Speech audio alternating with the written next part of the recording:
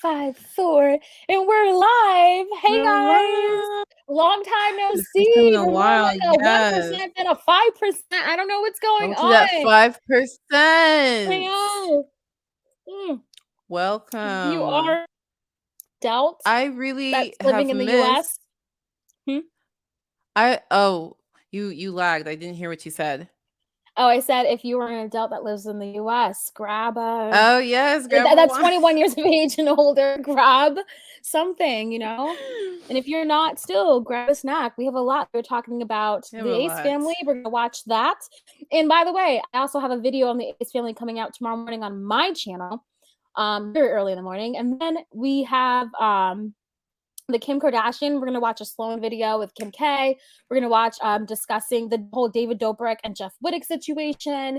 So yeah, we have a lot. There's a lot of crap that's been going on YouTube. Yay. So how have you been, Awesome. Udoka? I haven't talked to you in like 2 weeks.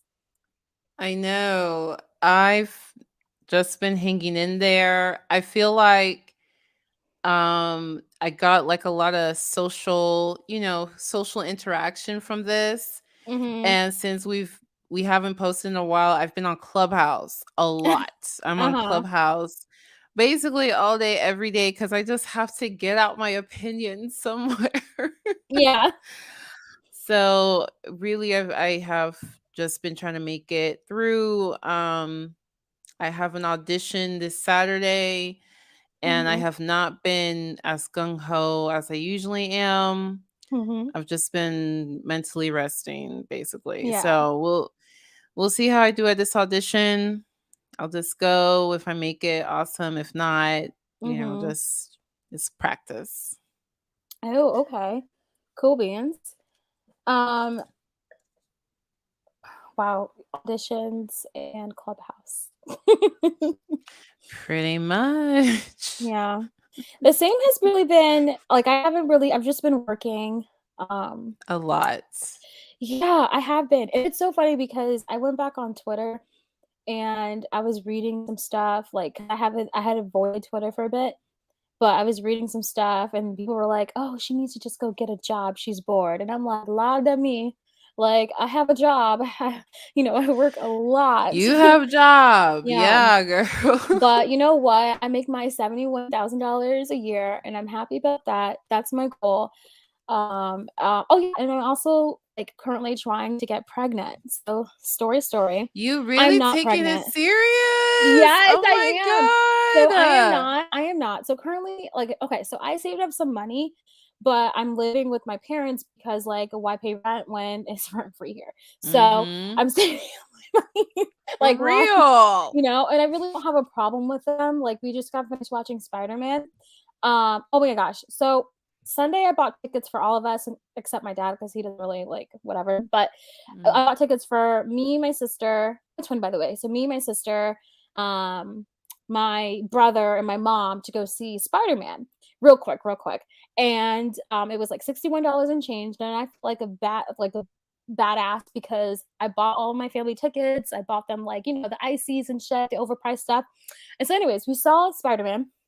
Then, like 35 minutes into the movie, my sister was like, "We gotta go, we gotta go, we gotta go." And I said, "Why? What's going on?" "There's mice, there's mice."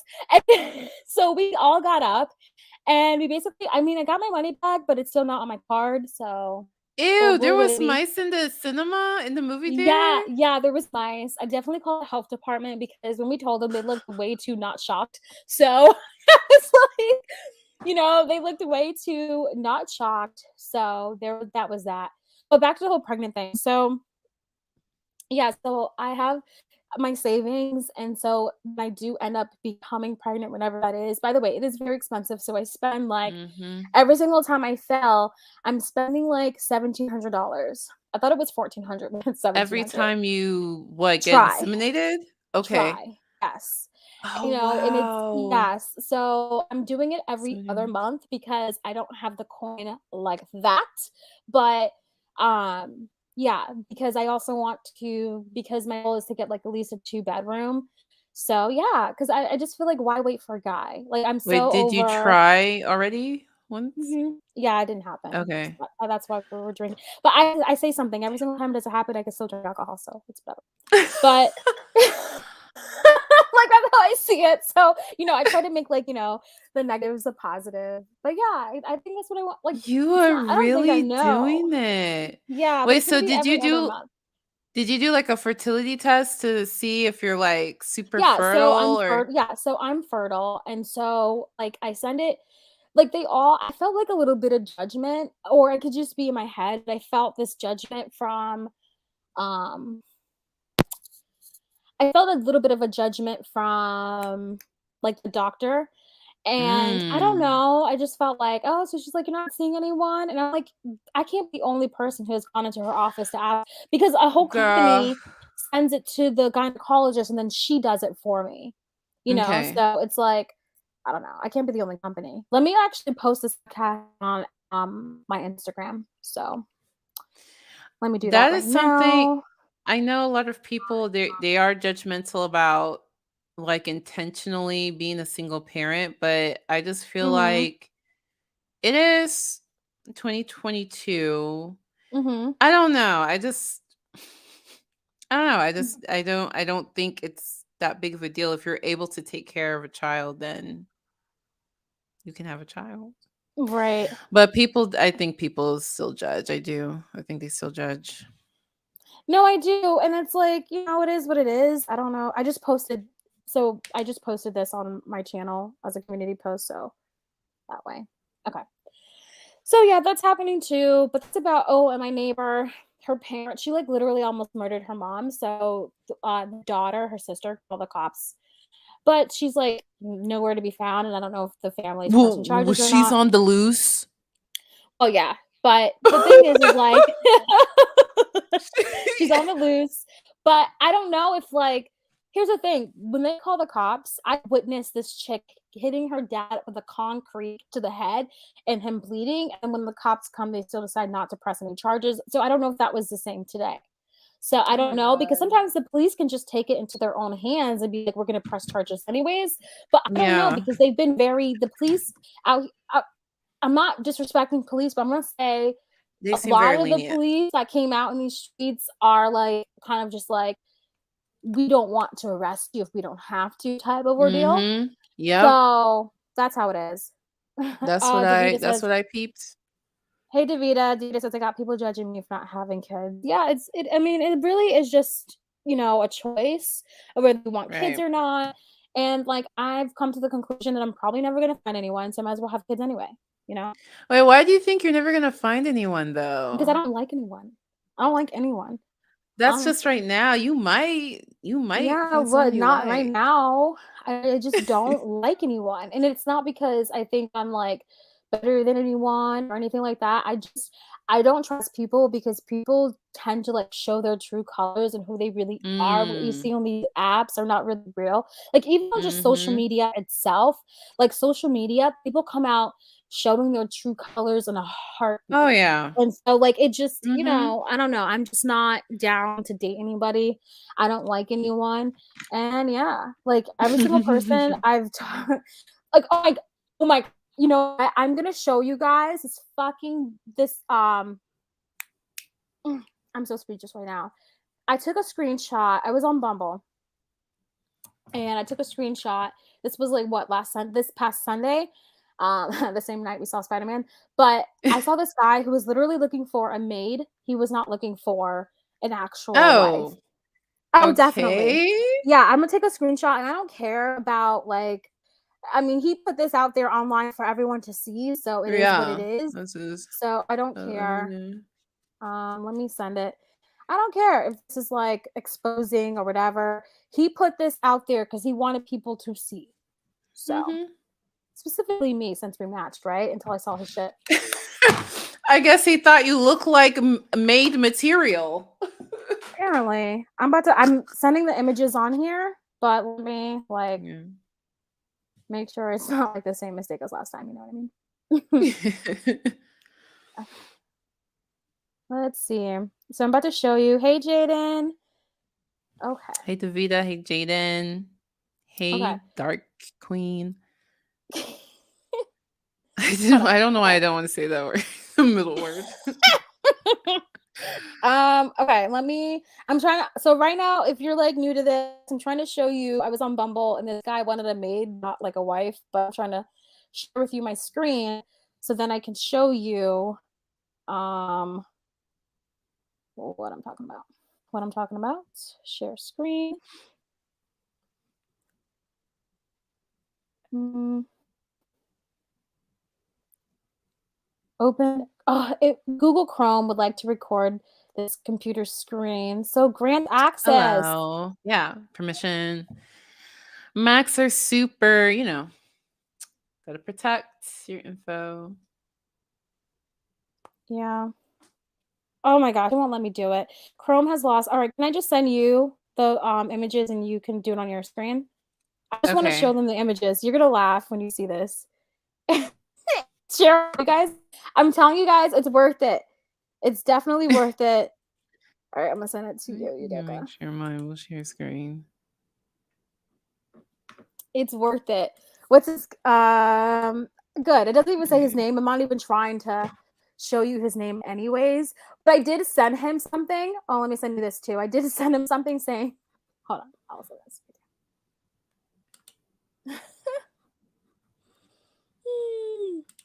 You're gonna laugh. These are the type of guys why I'm highly discouraged in Girl. dating. See, that's the other thing, okay? Mhm. It's also we know that a lot of these men are not of quality to be looking talking about, oh, I'm gonna wait until I find some. That's why I just feel like why would you be judgmental here in 2022 when we know Yeah, what it is? yeah. That's how I feel. Okay. Okay, Do hold you on. have Let me try the to. images? Yeah, let me see Hi, if Evangeline. Hey. Hello, Evangeline. It's so cool to see y'all because I haven't seen y'all in a while. I know, Let's see those right? And I'm names. so happy for the 4 people that are watching. Thank you so much. Thank you. I just want to show Okay. you real quick and then we can get right into it. But this guy, like, he just made me so like if I didn't end up seeing nothing was great that day because then we saw mice at or my sister saw mice at mice, a bunch of mice or mouse. Oh my gosh, I'm back in elementary. When it's plural, the mouse, right? Mice. When it's plural, Mice is it's plural. mice. Yeah, so saw a bunch of mice. There we go. Okay. I'm emailing it to myself because it doesn't want to show like the hmm screen of an Apple thing. Dark Demon Queen says, can't stay, but wanted to say hi, missed you. Oh my gosh, we missed you too. Nothing's happening, just busy work schedule and just so tired all the time. I'm not tired tonight, Yeah. but because I took a nap today. But Oh, good. yep. And then Girl, you tomorrow I should be only the work from 5 hours, which is nice. So It was 3 images, right? yeah, it was 3 images. So basically, Okay, for anyone let's who's pull it up on new, my there's this guy on Bumble who I took a screenshot of, and he's asking for a maid, not a wife or not a girlfriend. And so I just have to show you his bio, and then I'm going to show you the message that I sent him because we matched. But I was like, I don't know, like this dude, like I just want you guys to see it so that way see for yourselves. browser can't try capturing a different screen. Okay. If this shit doesn't fucking go, I'm a Well, in the meantime, I Okay, got okay. Share okay. my screen. Was about to share this So, little thing, which is from Michaels. It's so cute. It's like fall vibes. oh yeah, it's cute. Mhm. Okay, we have it. We have it. I don't see it on the screen. Okay. Oh, sorry, that's You've me. got Okay, Okay, so he so says, he goes, let me "It's see. meant to be if you." Oh wait, it's too big. If you cook, clean, do the laundry, put it all away, parentheses, put it all away, do the dishes, mow the lawn, wash my truck, book my golf tee times, let the dog out, take care of kids. Simple. Simple. And I thought he was kidding, but he really wasn't. Like, he wasn't And kidding. then And then, um, oh, yeah, here this another picture of him. He yeah. said he like whiskey takeout. Sir, if you like takeout, what you need the maid for? To cook. I can't believe I matched with him. I can't believe I matched Golf with him. concerts, bars, takeout, whiskey. This Yeah. man. Then Yeah, okay, like, what he what? say? I said, What's the time? "You're looking for a maid, housekeeper, you can hook up with" laugh out loud, "Try putting that in your bio, good luck." He didn't respond? No, but that's fine because Oh I my didn't expect him god. to. I did not. Okay, let me stop sharing. So, yeah, there's that. That is so funny. I Mhm. that is I've never seen that before, but I guess Yeah, they're I out know, here. and I was like, "What?" On Match right away. Like, okay, I waited a day to see if he would respond, and he didn't, which is fine Huh? because I just wanted to know if it was a snarky comment or not because I planned on sharing this with you guys anyways, so that's what I was really waiting on, but he didn't say anything, so That's but something yeah, else. I we talk a lot Evangeline about hmm? we talk a lot about this kind of stuff on Clubhouse, and I feel like guys, because there's some guys who just think your wife should not work and she should just basically be the maid and the caregiver of the kids or Yeah. whatever. And I Mhm. just feel like you're only saying that because you don't have money. Like you want a maid and all of that stuff for free. Mhm. And you're just trying to make it sound like, oh, that's the way the Bible says it should be, and did it you're just trying to make it sound nice, but Yes. really you just want services for free because you can't afford it. Right. It's Exactly. crazy to me. So, yeah, exactly. And I was just and so I haven't been on the app since. Like, I don't know. Anyways, I'm okay with being alone for now, I guess. But, oh, yeah, and another thing, guys. So not another housewife, Marissa wants to come on. Um, I wanted her to come on today, but it was just, like, everything was late. Short But notice. do you know what your schedule is for next week? For next Wednesday? Yeah, I could do the same time. I So just keep 9 saying, what is her schedule like? Because then well, trying she to was asking what time, so I wanted to give her a time, you know what I mean? yeah, like 9 So, p.m. now I'll give her a time, 9 p.m., and I'll let her know so that way hopefully she can come on next week, because if you don't know, not another housewife YouTuber, Marissa, like, her husband does blackface, and my channel's called and or did blackface. My channel's called An Honest Conversation, so I did actually a whole video on that. And I just like went off in the video and I gave 0 fucks. So, but yeah, now she wants to come on, and we have a mutual friend, Susan, or Bambi Rambles. So we have a mutual friend, and so yeah, so she wants to come on, and yeah, why not? We're gonna be respectful. Yeah. I So got some questions I ask. I'm gonna ask her. I don't, so it's oh I just see it again. But yeah. So it's gonna be interesting because I didn't even think that she wanted to come on, but she's the one who like was like, "Hey, we'll come on," and I think she was saying that in like December. I think I don't know. Yeah, she's been asking for a while, Mhm. so she really Well, wants to she come hasn't on. like continuously asked, but it was the comment that was in December. I think it was. I'm not sure if we even Okay. talked about her, but yeah. But yeah, so that's that. Yeah.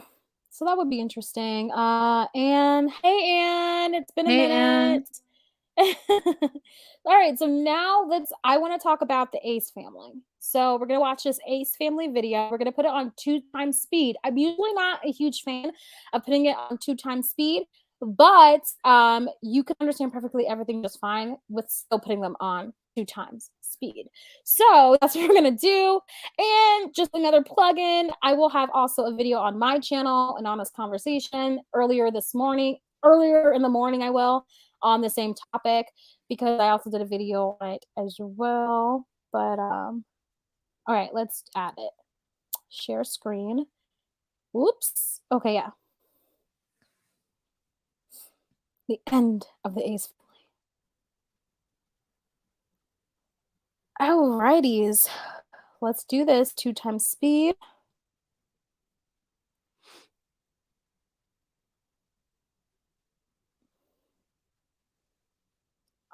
Hey, welcome back to our channel, guys. What's going on, everybody? If you are new to this channel, make sure you hit that subscribe button and join the family. So, I know you guys are probably wondering what's going on with the title. Today we have some good news and we have some bad news. Well, I want to say bad news. Bad news? Maybe? Yes, sad news. What do you guys want to hear first, the good news or the sad news? I feel like I would want to hear the sad news first. Yeah, just get out the way. Yeah. Okay, so the sad news is, which is today's title. How do we say this? This is the last year. I'm like, you say it like I don't want to say it. This is the last year that the Ace family will be on YouTube. That sounds weird saying. I know. So let me explain. We actually wanted to make this video a year ago, and we wanted a year ago to be last year, but we just can't seem to stop doing what we love. Real quick, I hate how fake Austin McBroom is. Like, can't you tell? Like, he's nothing like this from just how he's acting. Like, you know what I mean? Like, you could tell like, he's the 100% opposite of this because of how he's acting. Like, okay, now I gotta get into family mode. Hey guys, like, you know what I mean? Like, it just, it's so fake. So fake. It doesn't help that there's so many.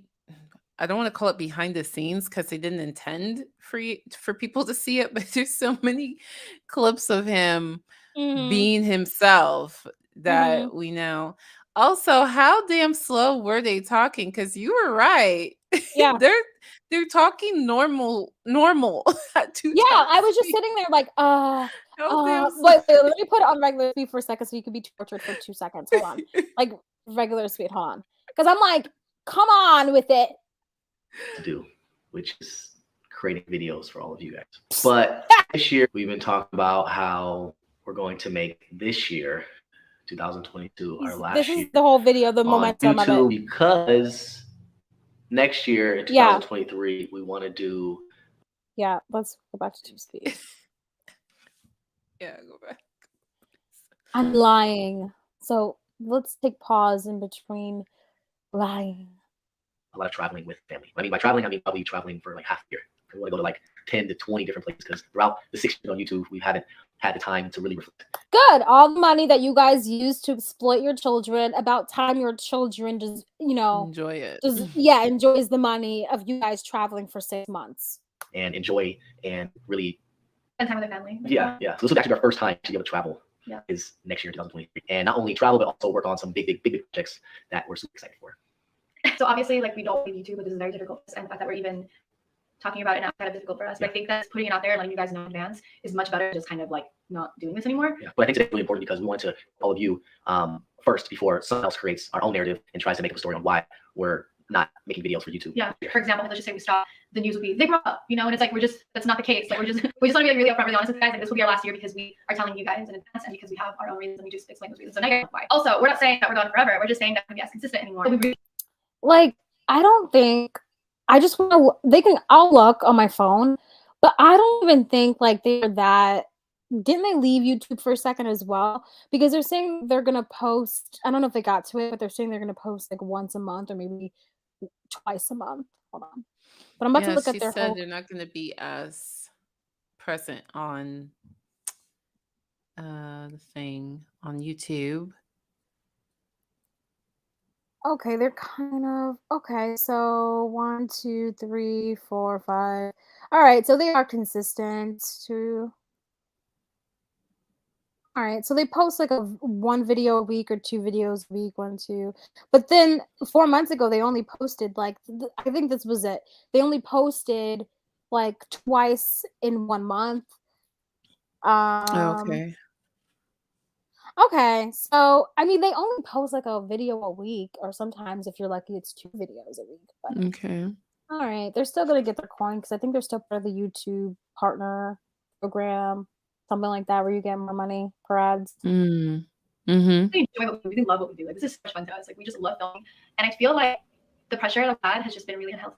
And I think traveling, spending time with our family, doing all the things that we really want to do, the things that we want to focus 100% on, that will bring us a lot of joy. And I think when we do film and make our video, you'll feel the energy, feel good when you watch us. Yeah. So that's we got 100%. Like we will ghost on you guys. We'll still post here and there. Maybe I don't know, once a month or once every month. We'll just see how it goes. But I'm glad you guys open up and share with you guys now. Oh, it's I pausing. feel like weights lifted off my shoulders. Yeah, this year, guys, 2022 is a really, really big year for Kathleen. Like, this is probably our biggest year yet on YouTube and in our lives. And with that said, now that the sad news out the way, that wasn't even sad news because they're still posting. Like they're still posting. And I think honestly too, I think this is all like a strategy to what the good news is about to be. Because I think that if they tell their fans that this is like our last year for us, that this is also going to be, so they have to purchase. Let's get to the good news. Hold on. Now it's time to tell the good news, the exciting news that all of you have been before. So fake right. and fun. Now, wait, before you say the good news, I have one good news I want to share that we were actually planning on sharing. But everyone knows it already, but I'm just gonna say it. Okay. Our wedding this year. Oh yeah. I feel like we haven't shared that though. We've always talked about it throughout the years. We've shared it but this year. It's happening this year. It's Like officially. Finally. So like when we're like, let me put it this way: when we have the wedding ceremony, and we're doing that, that's kind of when we'll slow down with the YouTube. Yes. But we're gonna leave with a big bang. So yeah, we're leaving with a big bang. Okay, family, and now our next event announcement. Are you guys ready? I'll be ready for this one. A lot of you guys guessed it correct. For those of you who have no idea what we're gonna do this year, and you guys have been waiting, I'm actually gonna do it for you guys. Here it is right now.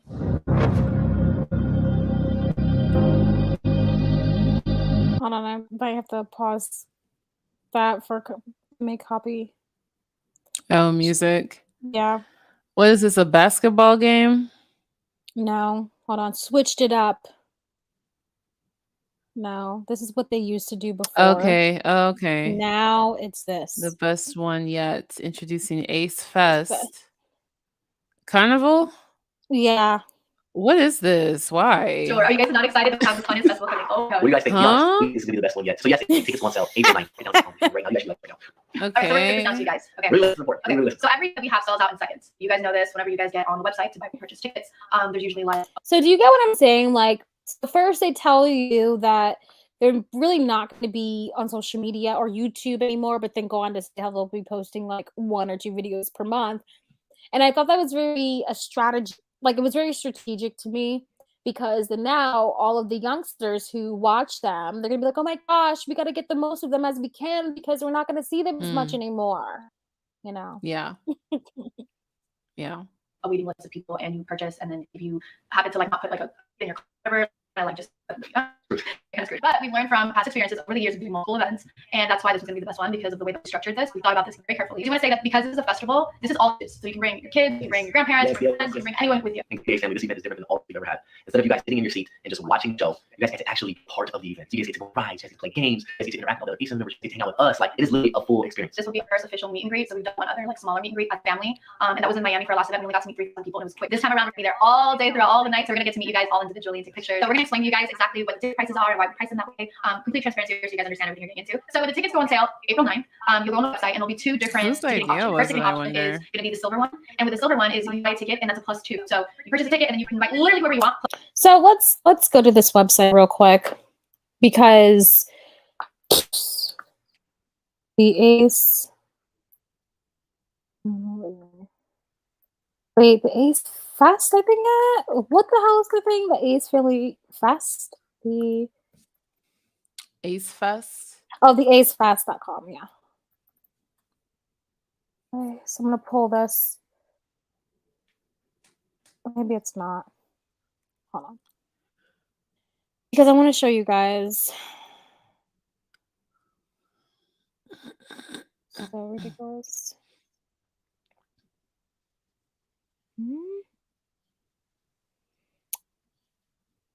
Wait, it's in this YouTube video down below.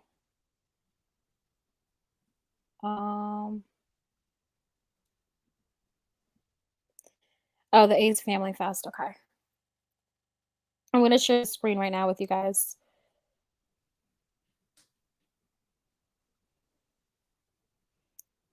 Jada goes, ain't that the last scam event? Yeah. Yeah, I mean, I have so much to say about them.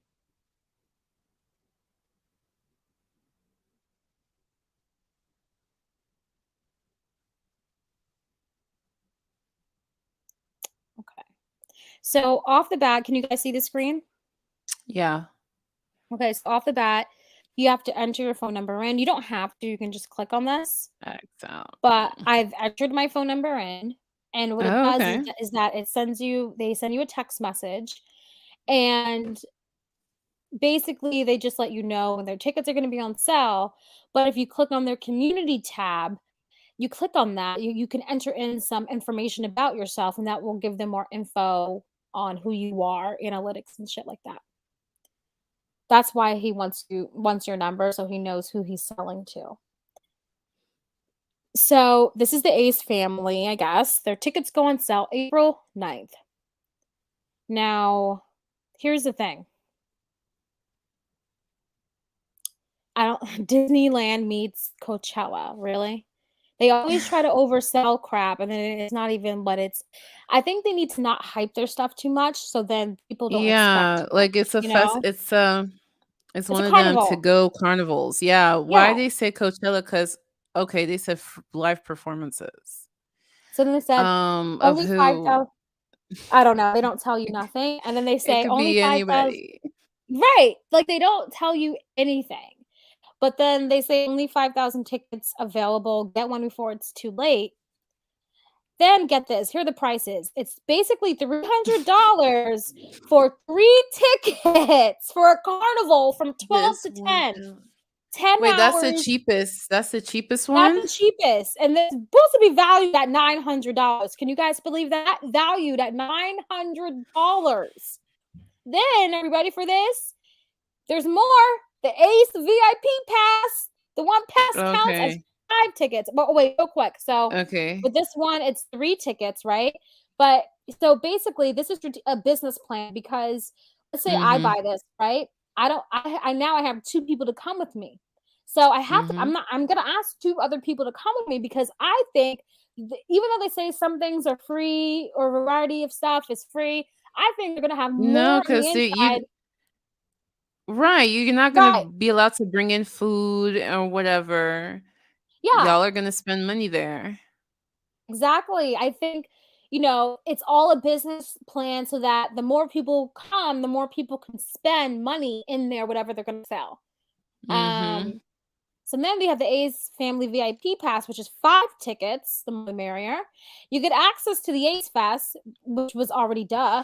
This one pass counts as 5 tickets, duh. Okay, free autograph poster, family poster, guaranteed to meet and take pictures with the Ace family. Now this Okay. pissed me off. This pissed me off because oh my god, because like my thoughts. Okay. So in Hollywood, when a child is acting or whatever, you have laws put in place where parents can never touch their shit. Like, never. Parents can't touch their money. Mhm. And, I think the same thing needs to be for these Ace family children. Like, the Ace family is the reason why there should be laws in place for children on social media. Because it's Hmm. frustrating to me that these kids, they're young. So you're going to have them be up for 10 hours, probably prior to that, right? Because they got to get ready. So they're going to be up for 10 hours or so. And these people who paid $500 want to take a picture with the family. So it's so interesting to like, you're going to have your kids up and it's like your kid, I want to, and I think it's a fair statement to make that we don't know if they're actually putting aside money for their kids because of their eviction, their recent eviction, their lawsuits and stuff. We don't know, but the like children that's in Hollywood, they actually have laws in place where parents cannot touch their money. Here they are exploiting their kids. To me, like my thumbnail for my video, it's literally going to be a kid in a cage, not them, but just like a cartoon kid in a cage in a circus. Because that's what it is. Like you're putting Mm. your kids, hey guys, love my On kids, display. so we can, it's ridiculous. So Yeah. that's my problem with that. But added bonus, watch Austin's next fight for free. I don't care about Austin's fight. I don't care who he fights. Fight himself. I don't care. Picking 2 VIP pass members to join us at Austin's next fight. Don't care. Plus your 4 guests. Don't care. Picking 2 VIP pass members to join us at our wedding. What? Your wedding? Like your wedding? Like that's weird. That's weird. So $500 for your wedding? I don't believe they're really gonna do that. They are. Because isn't this the same one? Isn't he the same guy that he was like giving away a Tesla, but he gave it away to his friends who already own Teslas or something like that? I don't Isn't this the remember. same guy?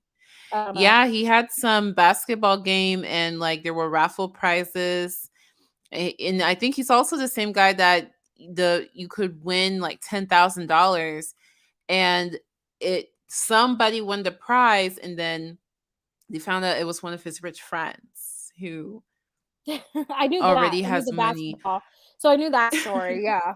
Like I knew that story, and it's like I want him to give money to people who don't know you, who can't. You know what I mean? It's just That's what I'm weird. saying. I don't think they're going to actually pick just some random VIP member. They're Yeah. going to pick like their friend who bought a VIP ticket.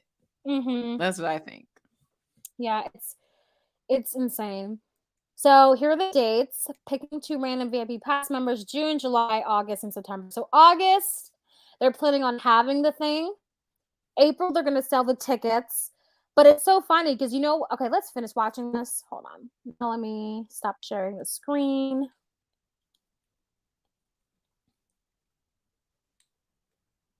What's so crazy about all of this is that I'm trying to put it back on the screen, is that he doesn't tell you where it's gonna be. Or, where the Where it location is gonna be. is. Like, who does that? But he does say April 9th, when the tickets go on sale, you will know where the location will be, but he doesn't tell us where the location is now. So That is weird. Sophia, Yeah. we have They scampered all don't over it.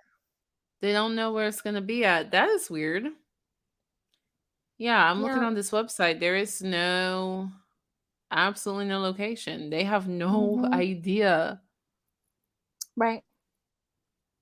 So normally, and you guys know this because you guys it's common sense and you guys know, but normally when you have events like this, you have a lineup. If they say people are going to be, Mhm. Singing stuff, then these people should already know who they're going to have. And I'm not saying that they're not going to have these things. I'm accusing them of just not being organized with all of this. That's what I'm accusing them of. I'm accusing them Okay. of just not, because look, this thing may be a hit. I don't know. But I'm accusing them Or of it may not simply, happen like Fire Festival. right, it may This not could happen. be That's true. It may not happen. It's giving me that right now. That's what I'm feeling. I don't know. I feel like, I'm just going to say, I think if they were going to do something like this, at least have like where the location's going to be at, so we know you put down money on a location. You know what I mean? At Mhm. least have, who are you working with for the rides, because they don't have usually stuff like this. They have posters Yeah. of what the rides are going to be. They have of all that stuff, and we don't have nothing but them two sitting down in front of a camera like they normally do. Like we don't Talking, have yeah, any of and that some stuff. stock footage in their commercial. Yeah. So But it's yeah, just, I was really thinking, okay, that must be stock footage from whatever carnival company, but they don't have no credits. There's no carnival company right. listed here. So there really just might be nothing. I think there'll be something, because I think, they're too stupid to not have, after what they went through, I think this will be something. But I just think their whole organization of how this is, we don't have anything. All they showed was, you're right, stock footage. And that was it. They didn't show anything like, yes, get excited. And it's just like, you told us too soon. Like, or at least get it together, then tell us. So that's how I felt about it. Well, they want to get these So pre-sales. once ticket counts, Can you What? buy a ticket right now? No, Maybe you they're trying can't to get until these. April 9th. Okay, April 9th. I get what they're doing. They're trying to get, it's like when the album is coming out, people get hyped. But what I'm saying is that they should have done that when they had something. That's what I'm saying. Mm-hmm. Yeah. 3 tickets basically. Exactly. So that ticket is $299. So that's basically like $100 a person. So with you get free rides, free games, every festival has to offer. You'll get. And then the second ticket option is you get a ticket and then you get a plus 4. So it's a total of 5 people, and that's for $499. Yeah. So it's $100 a person again. With that ticket, oh my god, that ticket. So with this ticket, super unique, and sometimes I come to this idea. This VIP Pass Gold ticket is something special. It is valid the entire year of 2022. So everything we have going on this year, you guys get to be a part of. So with the ticket, you'll get the same thing as the ticket one, which is access basically to everything, free rides, free games, all that jazz. And this is the best part, you're guaranteed to meet the Ace family with us. To meet you guys. So that's like really special to us, because this will actually be like our first actual meet and greet, to where we're gonna be there all day. So anytime. Really, your first meet and greet? You That's didn't have, crazy. This is the I first thought they time. No, I thought they had meet and greets. They're lying. I thought they had It's meet their and first greets. one. Mm-mm. No, they definitely had meet and greets. You guys and meet you guys who purchased the ticket. Wait, there's more. You also watch my next fight for free coming up very No one cares. soon. I'll be making an announcement very soon. We're also going to be picking 2 random VIP pass members to join us at my No, fights. you You'll be able to know. be around us in the locker room, literally wherever we are. I will never Then we're also believe picking it. another random 2 VIP pass members to join us at our wedding at the end of this year. Okay, so I thought of this idea. I'm literally just like so excited for this because what? Quick, the last thing. Oh, is, there's more? I forgot. yes, this is the last thing. Everyone who purchases the VIP pass is everyone gets an exclusive wedding gift from us. So I think a lot thrown at you, but like this is, this is something we've been working on for a long time. Like we've been talking about this every single day, just making sure we get logistics right. Really want to add that this event is going to be really, really safe and have tons of security, extra security. As you guys know, all of our events super safe. All transparency. Again, just to let you guys know, there's a lot of costs along with these events. I mean, we've done so many events now that we know what it entails, but we never really like talk to you guys about what it entails. We do want to say they're going to be completely 100,000% safe. So we're gonna have a lot of extra security, making sure that everyone feels good, feels safe. Also, we kept going back over the pricing, trying to find happy medium, just to make sure that we cover all the costs and everyone's really happy with it. And then also the fact that the way that we're selling it is we're selling like one ticket, but it's like 3 people, and then another ticket is 5 people. So basically $100 per person. Also, we reached out to some of our East members, some of the supporters. That's kind of scary to me. And we That's some weird shit. That you can't. It's not everybody has a ticket. It's one ticket is 3 or 5 people. I feel like that's a recipe for disaster. That's weird to me because because then they would hate they didn't want people to be like, oh my gosh, the Ace family is charging $100 per ticket. They didn't want people saying that. So instead they were like, well, let's combine. But at the end of the day, the Ace family is charging $100 per ticket. Yeah. But what I'm thinking is, how do you, if it's only one ticket information, how are you gonna make sure that the right amount of people are in there at a time? I feel like somebody in the chat said, Astro World. I feel like this could very easily become an Astro World situation. Yeah, like, so yeah, it is weird, but she's saying like we're gonna have security, and so Astro World has security. TanaCon had security. That doesn't make me feel. I don't know. I don't know if it'll be Astro World. I don't know, because it's not like that too many people can come in. People could be bum rushing in. Well, we'll see. We'll see if it even happens. So if everyone bought the most, I don't think everyone's gonna buy that $500 VIP ticket, but the most they can sell 5,000 tickets times 5 people. So the most they could have is 25,000.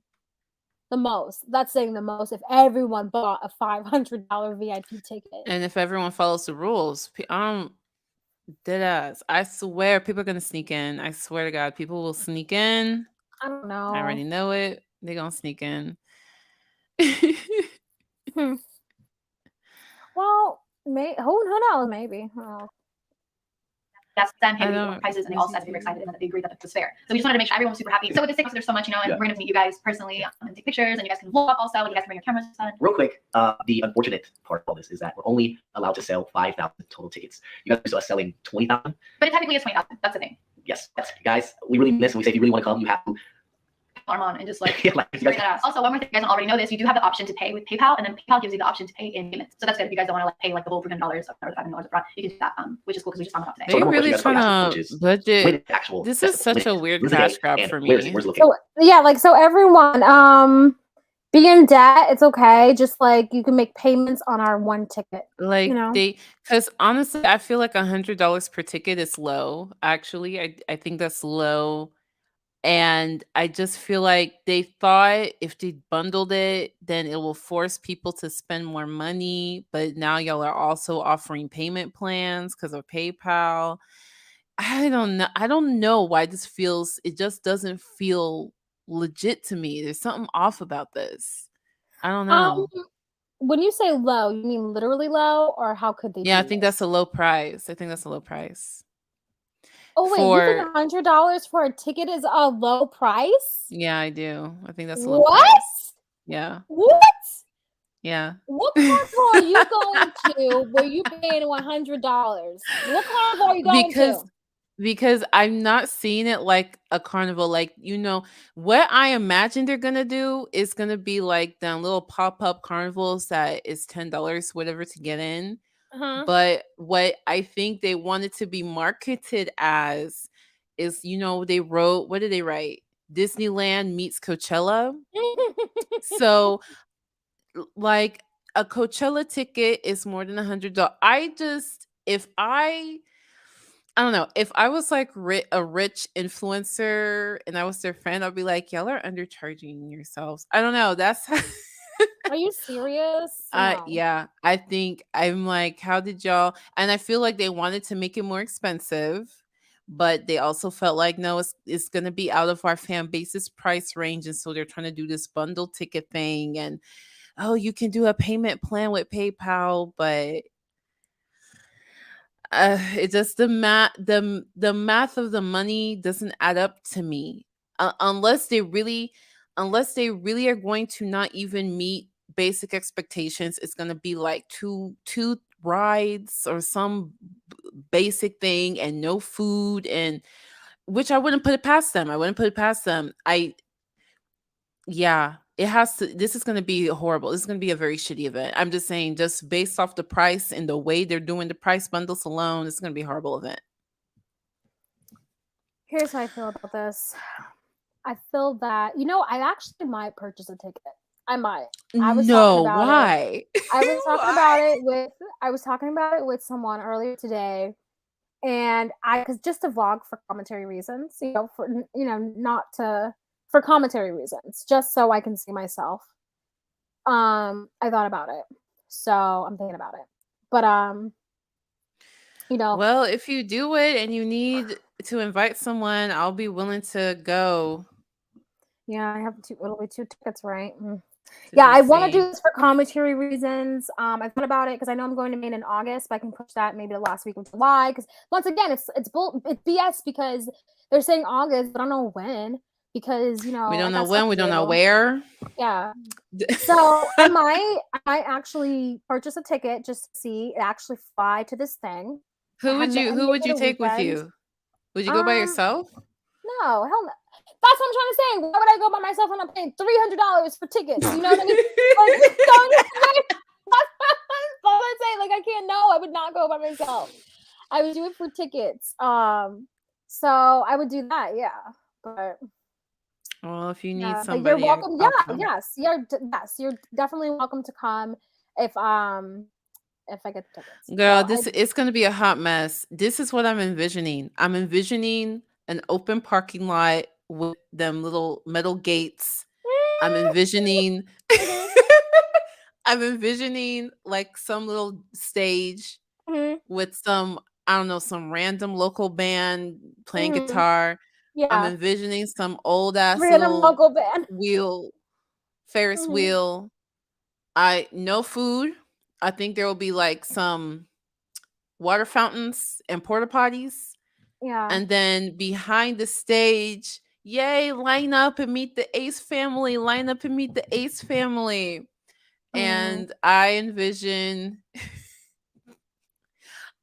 I don't know. I feel like they won't be there. I feel like it'll be like just they already took pictures and just here $50 for a picture that's already taken. Like, they're not even gonna be there. Like, Austin will show up on the stage.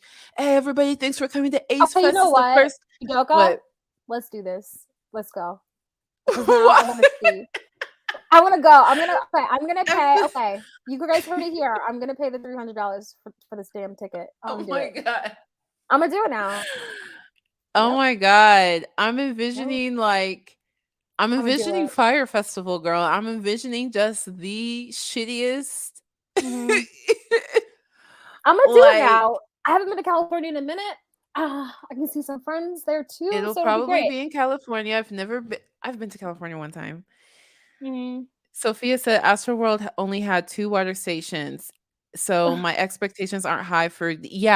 I have very low expectations. I feel like if this was going to be a real event of quality, the tickets would have been way more than 100 per person. I feel like it's going to be a crap show.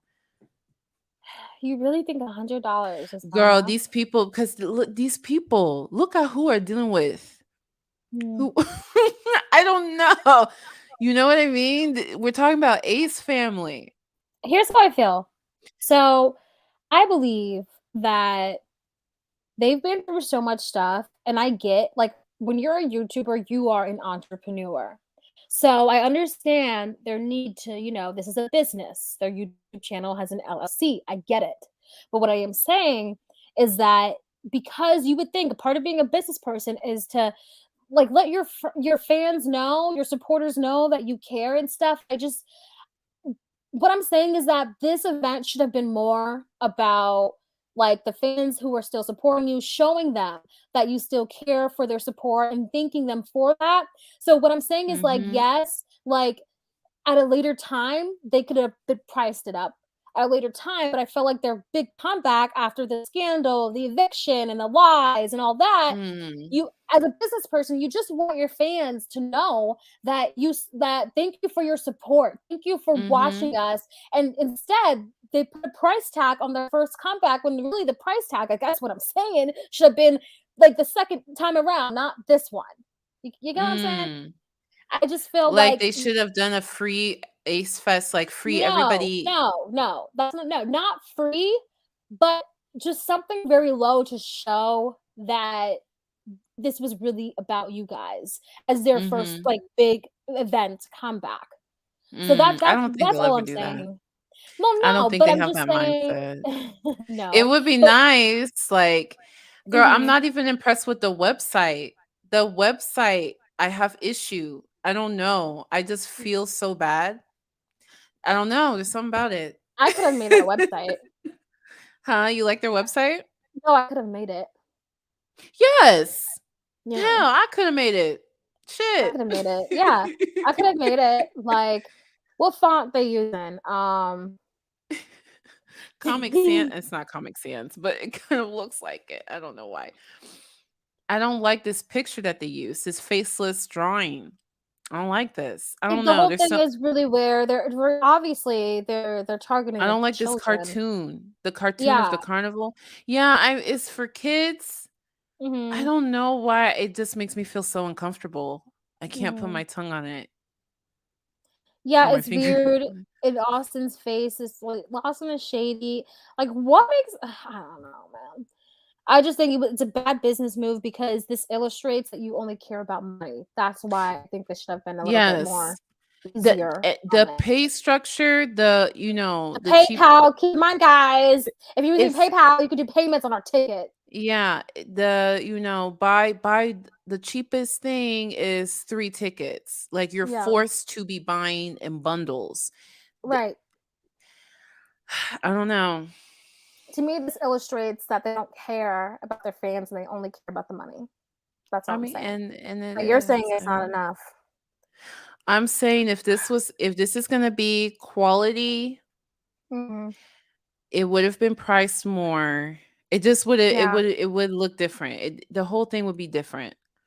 I mean, Mhm. maybe one ticket would be 100, but like, okay, the if this was going to be a quality event, first of all, you wouldn't be forced to buy bundles. There would be an option to just buy one ticket, Yeah. and then with this VIP, the VIP would not just be 5 times 100. Mhm. It would be more. I don't know. I just feel like I don't see how they're gonna get their money. How are they gonna put on an event of quality, pay themselves what they think they're worth, Mhm. and have it priced this way, and also you have payment plans. I just don't see it. So I just because don't it's see not it. expensive enough, that means it's not going to be good. Yeah, yeah. I can't see these people pricing. No, no, it's not gonna be good, girl. I'm Uh-huh. just telling you. We're just gonna be prepared. Be prepared to be, if not underwhelmed, be prepared to be made very uncomfortable. We need to bring our own snacks, our own Mhm. waters, I know. good I know. shoes. Like, yeah. So, oh my gosh, I think I really am gonna do this now. Wow. You know what? I haven't Oh been my to god. California in like what? Ooh, 2013 was the last time I was in 2013. Yeah, 2013. So Ugh, yeah, it's been a minute. It's well, been a minute. Mhm. I Sorry, I guess had you to did give change them my your phone position. number. So I they'll did. text you. They'll Yeah. text April you. 9th. April 9th. I'll put aside $300 Oh my for this. God. I'm certainly not doing $500. Shit, I'm not doing that. How much was their their basketball event and their I have no boxing idea. event? How much were those? I have I just no want to see idea it. how much. I'm looking at their little trailer again, and like the stock footage of the carnival, it's not going to be that. That's why there's no way they're going to do $100 per ticket and have it all like that. And also, they'll be there to take photos with people for free. No, I just don't. Oh my No. gosh, like I can't. Oh my gosh, like $500 to take a photo with their kids. Like that's insane. Yeah, I feel like there has to be. I'm like, how are they gonna? It says access to. I don't know, why did you say access to? That sounds so weird. But access to free rides, free games, free prizes, free wildlife park. If they Mhm. know there's going to be a wildlife park, then why don't they tell us where it is? This is weird. I just get bad Yeah, vibes. I know, me too. Oh my gosh. Oh my gosh. Anna asked a good question. Udoka Blossom, will this be the first time y'all meet? I guess Yeah, it it would will be be. the first That is I feel so like we talked weird. so much that we didn't even really think about it because I feel like how we meet is gonna be the same, like, nothing different, but it'd be cool because we like talk so much that I never really even occurred to me that would actually be the first time where we would meet in person. That's Yeah, funny. actually, I didn't even think about that, Anne. That's That's funny. funny. But yeah, I'm thinking about going now. I'm actually thinking about Airbnbs now. But Okay. yeah, August. That'd be nice. Only 'Cause I get like 5,000 4 weeks. tickets. I know. I haven't been on vacation all year, so I get 4 Me weeks. neither. I haven't been on Yeah. vacation. Okay. Mhm. Okay, well, technically I was in Ireland in December, but now we're in March. So That was December. That was last yes. year. Yes, last year. Not this year. So 4 weeks I have, and so I need 2 weeks in December, and I can use a week because when I go to Maine, that's a weekend trip. It's not like a whole thing. So yeah, looking forward to it. Okay. Don't go on any rides, Savita. Yeah, Davida, no, I'm not going on no fucking rides. Uh-uh. I might if it looks safe. If it looks Oh, safe, I might. If it looks safe. I don't Like know. I don't trust these people at all. Sloan I can't do not go. trust them. Sloan won't be able to go because they'll notice him. They'll be like, watch out for this guy, and they'll have his photo. Oh, they don't like Sloan? He's on their bad list? No, they do not like Sloan. They Oh, won't even they'll mention take his Sloan in their money. They'll take videos. Sloan's money. Really? I think they'll take his money. And okay. Oh wait, let's finish buying. Hold on. Oh, they got more. There's more, and there's more. So we can't give that to you today, but you'll obviously have it when the tickets go on sale. We'll say that the event is in the Los Angeles area. And we will say that the event will be happening sometime in August. So if you guys like everything we said, right? You guys are like, I'm going to this event, right? You guys are coming to ASAT, you guys are going to meet us, personally take pictures, have fun, go on rides, eat food, bring your family. Tap the link in the description. Click in the description right now. And before you take a look at the website, make sure you enter your numbers. There's going to be a pop-up that stops you from looking at the website. Put your number in right there. Guess what? You guys will know the exact time the tickets go on sale. You have an advantage of securing a ticket before it goes out. And just know your number is also very important because we're going to text you all the dates for my fight, for obviously the festival, the wedding, and for when we're going to be picking. See, girl, this is to fight the wedding. So the number is really key, guys. It will allow us to really directly with you guys on all the details and questions. Yeah, the number is key because that's their marketing. That's why I was like, girl, you put your phone number because they're not just going to message you about this ACE event. They're going to message you about everything. They're going to message you and hassle you for money. Well, I'm going to press the stop. Usually with these things, you can just yeah, you can just type stop. You just press stop. So I'll be tortured until, April 9th. And then after that, stop. So yeah. Oh, okay. Jeez. Oh my god. Yeah. Oh my gosh, we're gonna go on a commentary trip. Awesome. Wait. Okay. What if I chip in money? Then we can get the VIP, and we can see if if we'll get picked to go to the wedding. No. No, I hate the idea of giving them anything. That's honestly the truth. But I mean, we can do the 500. I know I'm good for the 300. The 300, I'll do the 300 because I hate giving them more than I have to. You know, that's Mm-hmm. really what it is for me. We'll see. Okay. Mm-hmm. Oh my gosh, that's gonna be exciting. Between now and that Exclusive time, wedding. you get to really pick and choose who you're going to go to the event with, how to structure the payments, all that kind of stuff. I mean, this is a lot of information to get together before that day. You have time. And then from the day that the tickets go on sale, you also have another couple of months. Also, take off work, take off school. Whatever the case is, if you're going to find from somewhere. Wow. So you got to find from Did somewhere. she They're say take off school? Yeah, she did. She did. She said take off school if you have the clients. No, ma'am. Our event is from 12 noon to 10 p.m. So when the kids get off, but you know what? If I was paying $100 for a ticket, you're missing school. So Oh my God. So that's my. We're take on missing that. school for Disneyland. Okay. know. Disney World. Not even the land. The Mhm. world. Mhm. not for Ace Fest. Oh no. Mhm. Oh my goodness, this is gonna be funny. Oh my I'm actually. They're making me excited. They're making Oh me my excited to go to God. California. Not for them though. They're just making me excited to fly to California. Just go. Disneyland meets Coachella. Mhm. A lot of our Ace family members fly in from different countries to our events from the UK, from Canada. Different countries. Wow. Well, we definitely got to be on this. April 9th is on what day? I definitely want to interview like the people there. Yeah, April How long have you 9th been a fan? is on a Saturday. So basically Friday night, waiting near the computers and Oh trying my to sell God. out. You think it's going to be sold out? Yes, because 5,000 people. How many people are gonna look? Yeah, fuck. Let's see. We'll see. Oh God. You know what? I might do the 500 because I feel like many people are gonna click on the 300 first before the 500. Girl. Yeah. You are so serious. What?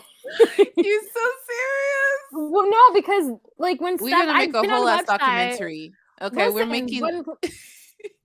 Listen, when Selena Gomez, like her stuff, her hoodies came out, her rare hoodies came out, and like the actual rare hoodie was more than the other stuff. And so I realized to get that one first because all the other stuff, like you couldn't really get it.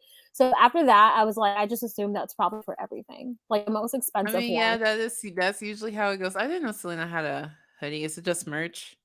Yeah, it's merch, rare. Does it say Selena Gomez on the hoodie? It's pretty. It says rare on the hoodie because from Rare Beauty, she's rare. Justin Bieber. Is it like multicolored? It's like tie-dyed? Yeah. Mm-hmm. Oh, okay. I like this other one. This other Selena Gomez hoodie is really pretty. Anyway. Mm-hmm. Anyway. Yeah. So yeah, we should. I'm actually kind of excited now. Wow. Not for them though, just for like going somewhere. Documentary, making a documentary. Okay. Mm-hmm. Definitely. Make it worth the while. And the Airbnbs. So this is in August. So we got time. Okay, cool. Mm-hmm. Okay, cool. Australia, Germany, France, Spain, you name it. Everyone's coming from everywhere. So yeah, you have a lot of time to discuss and decide and plan that. We cover everything. I hope so. Ace family. This year is big. Big. So we have my fight coming up first, months. Then we have the festival right after that, and then we have our wedding right after that. That's a lot of excitement. It's like we're planning. We have so. He's so fake. We gotta after that. Like no, he's very that. fake. Yeah, he has a YouTube persona for sure. Yeah. Like he's so fake. Like stuff that's planning right now. That like it's exciting. Yeah, that's why we're gonna stop YouTube because we're doing so much behind the scenes. Yeah. I don't know for us. It would be good for us. Do you guys think it'd be good for us? And you guys need a break from us too. Do they though? They do. You guys tired I love you sometimes. guys. Maybe not. If you're not, hear me out. Make sure you enter your number website right now. You have to do that because You you'll get really to know want the to know exact time things on sale. So you don't miss out. That's important. Put in your number right now. I would your number, I'll put your grandma's number, I'll put your teacher's number. So thank you all for tuning in as always. Again, you guys will know the exact time, location on April 9th when the tickets are on sale. So just know that. Before we close this video, we do have to post a shout out to it. Okay, so today's post notification shout out goes to. Okay, I don't care. All right, so that was that. Okay, well. We'll see. I know. Wow. I'm excited. LA is dirty, by the way. Not all of LA, but it's pretty much dirty. LA is what? It's filthy. Oh, yeah. I think I've been there once. Yeah. No, I lived in LA. I lived in downtown LA, and then I lived in Santa Barbara County, Lompoc, California as well. And I honestly preferred the northern. But anyways, Yeah. not all of LA is dirty for anyone who lives there. I'm just saying, just remembering my walks because I didn't have a car back then. So Oh, yeah, but Lord. LA Mhm. life. Oh my God. Yes, LA life. Yeah. I remember I was I was actually in the hood. I was near the hood, and where was I at? Lincoln. I was in something Heights, and I was getting Popeyes. I kid you not, this homeless guy followed me for a good like Oh my 30 God. minutes asking me for a piece of chicken. And I was so hungry because I didn't have a car. And so I was like working this job, living paycheck to paycheck. And I was like, I'm eating all of I think it was like popcorn chicken I got. I was like, I'm eating all of it. And then finally, this other guy saw him um, across the street. He was like, man, stop. And then he finally stopped. So, yeah. Wow. Okay. Yeah. Like I was poor too. And so I was like, no, I want to eat all of this. This is mine. Yeah, if you're in LA, I just assume you're poor if you're a regular person in LA. Everything no, it just no, seems but like I an was like expensive one job like poor. I was living with roaches, like ants were roaches. coming out of the sink. God. It was that bad. Like ants were just coming out of the sink constantly. I had to go in the bathtub with I lived in like the hood and like Mm. you hear gunshots, like yeah, it was crazy. It was intense. It was intense. But you had some nice people, so I don't hate it fully. But I'm sure it's anyways, interesting people. yeah, you had some nice people. Like, yeah, there were some nice people. So I don't want to. Anne goes, yeah, I always heard LA is really bad. Like what they show on Yeah. TV, I'm like, where was that? Like when I went to LA, I assumed like the first thing I went to was Beverly Hills, and I played the Weezer song, Beverly Hills. That's where I wanna be. be. Yeah, so I played that, walked down the street. It was great. And I want to go to everything, yeah, Beverly Hills. We're it was definitely great. gonna drive through Beverly Hills. I want to go there. I've It never was been there totally before. great. I mean, But it's yeah, the basically, rest of Los Angeles, I assumed is not like Beverly Hills. and then I thought Melrose Place, guys. So I didn't know until I went to California, but I thought Melrose Place was like a city. No, Melrose Place is in like LA. Like they always say, I'm thinking, oh, Melrose Place is a city, and then when I got to there, the whole strip is just like no, not Melrose It's a Place. street. No, Santa Monica. So Santa Monica. Oh. Was it Santa Monica? I think it was Santa Monica, the one where I was like, oh, it's not a city. Hopefully that's the one I'm talking about. I think it's Santa. Oh my gosh, guys, don't listen to me. But I think it was Santa Monica, where it was something that was very familiar, and I thought it was a city, but it wasn't. It was just like a street. So, Okay. but yeah, don't quote me on that because I grew up in the valley. Wasn't too bad. Cool beans.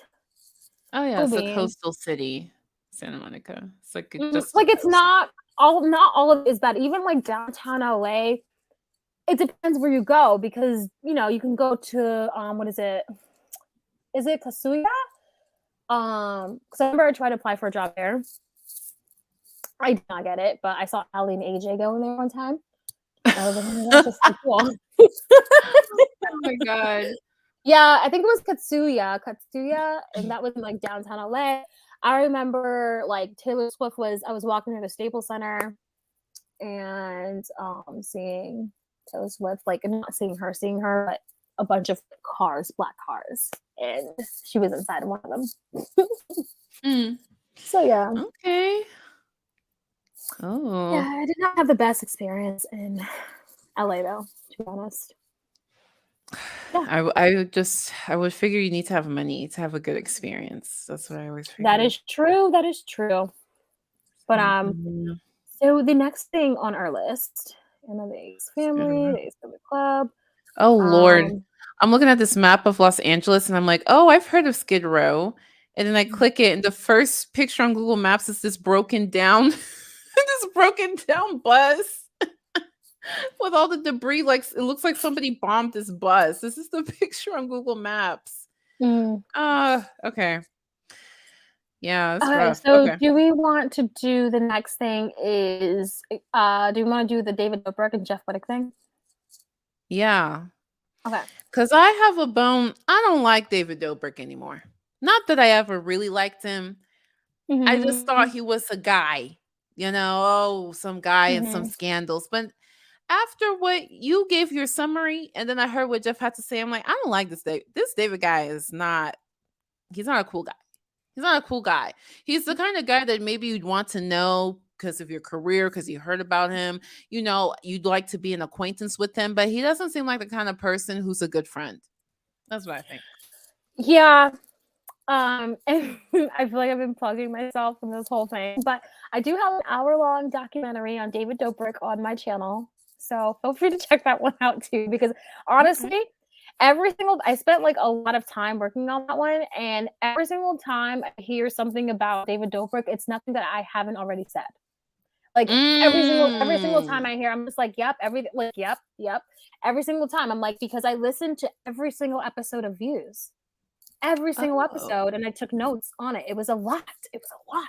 It took like a week to get through it. girl, you And should make yeah, an update. That's gonna trend, and I will watch. so You'd be like, yeah. I told you so. I Cause told this all of them. David, and I remember like during some of the scandals, we were like, yeah, David is this, David is that, and I was Mhm. like, I don't know him well enough. I don't know, but yeah, Mhm. I Mhm. don't think he's cool. I don't think he's cool. Yeah. So Jeff's video. Oh, let me share it. Hmm.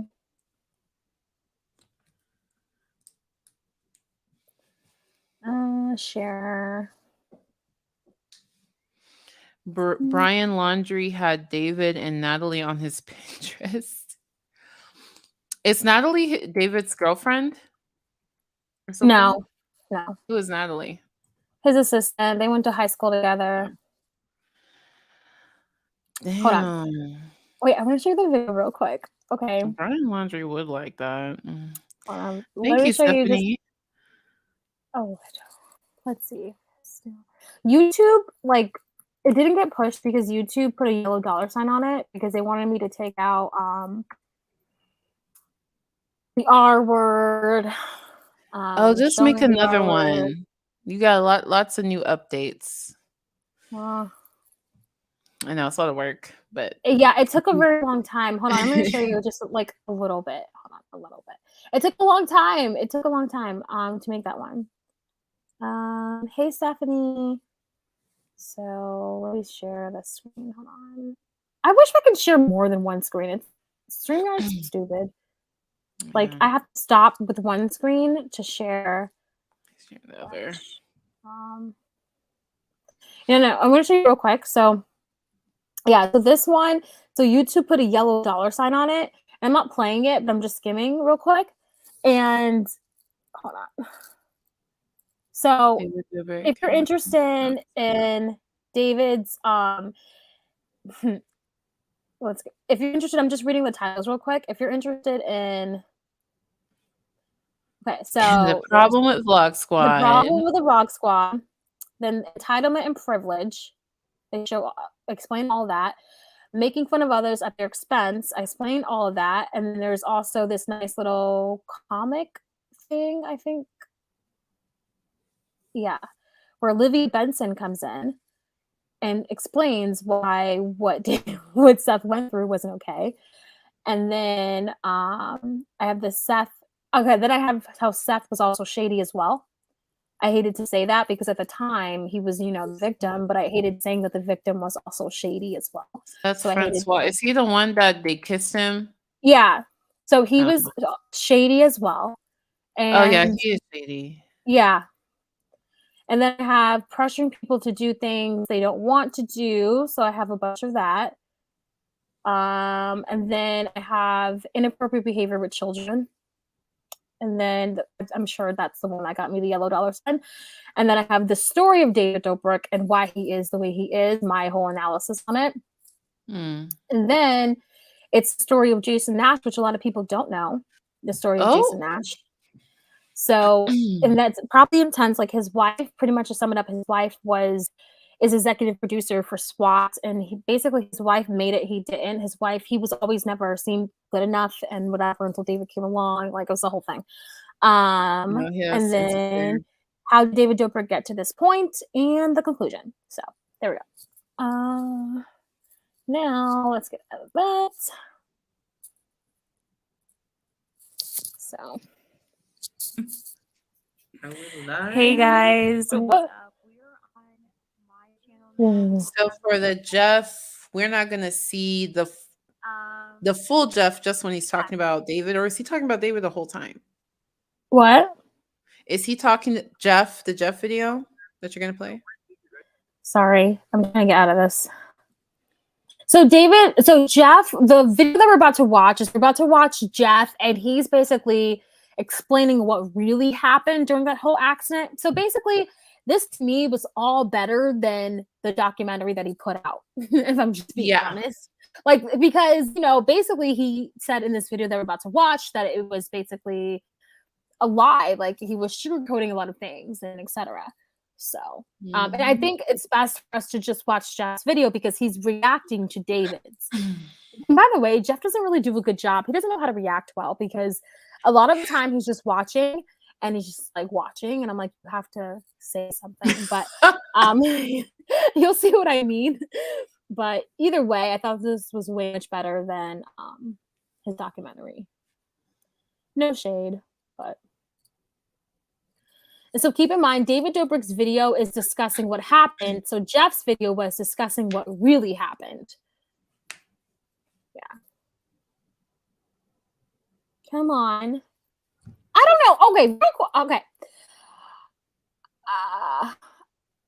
Never mind. I was going to talk about Observe, but I'll save that for another time. Wait, what you going to say about Observe, though? Wait. I want to hear. This is loading anyway. What are you going to say about Observe? I don't like, there was a few, I didn't like him. Like, I love him, right? But I just, there are some things that are pushing me not towards him anymore. Like, I felt it was very inappropriate. He took it down, but I felt like it was very inappropriate for him to do anything on Gabby Petito when she wasn't found yet and all that stuff. Like, I just thought it was inappropriate. I thought that was very inappropriate, and I was really disgusted with it. And he finally Wait, took it you mean down. when he did the police? Like, Yeah, the police pulled him over? Observing anything. Yeah, observing anything without, she's missing.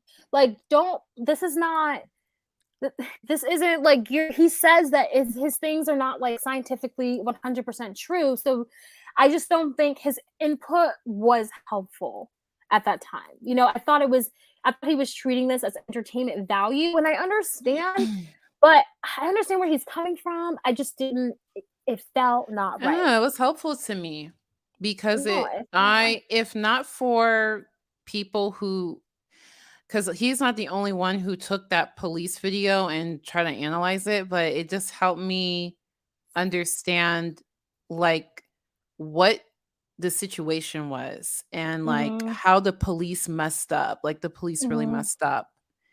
And I wouldn't have understood. I wouldn't know. And I felt is it important for me to, I felt some type of way about it. It just something it felt like he was using someone who we knew was kind of like gone as for entertainment value. But here's the thing, like, because then I'm thinking, what's the difference between him and then people who talk about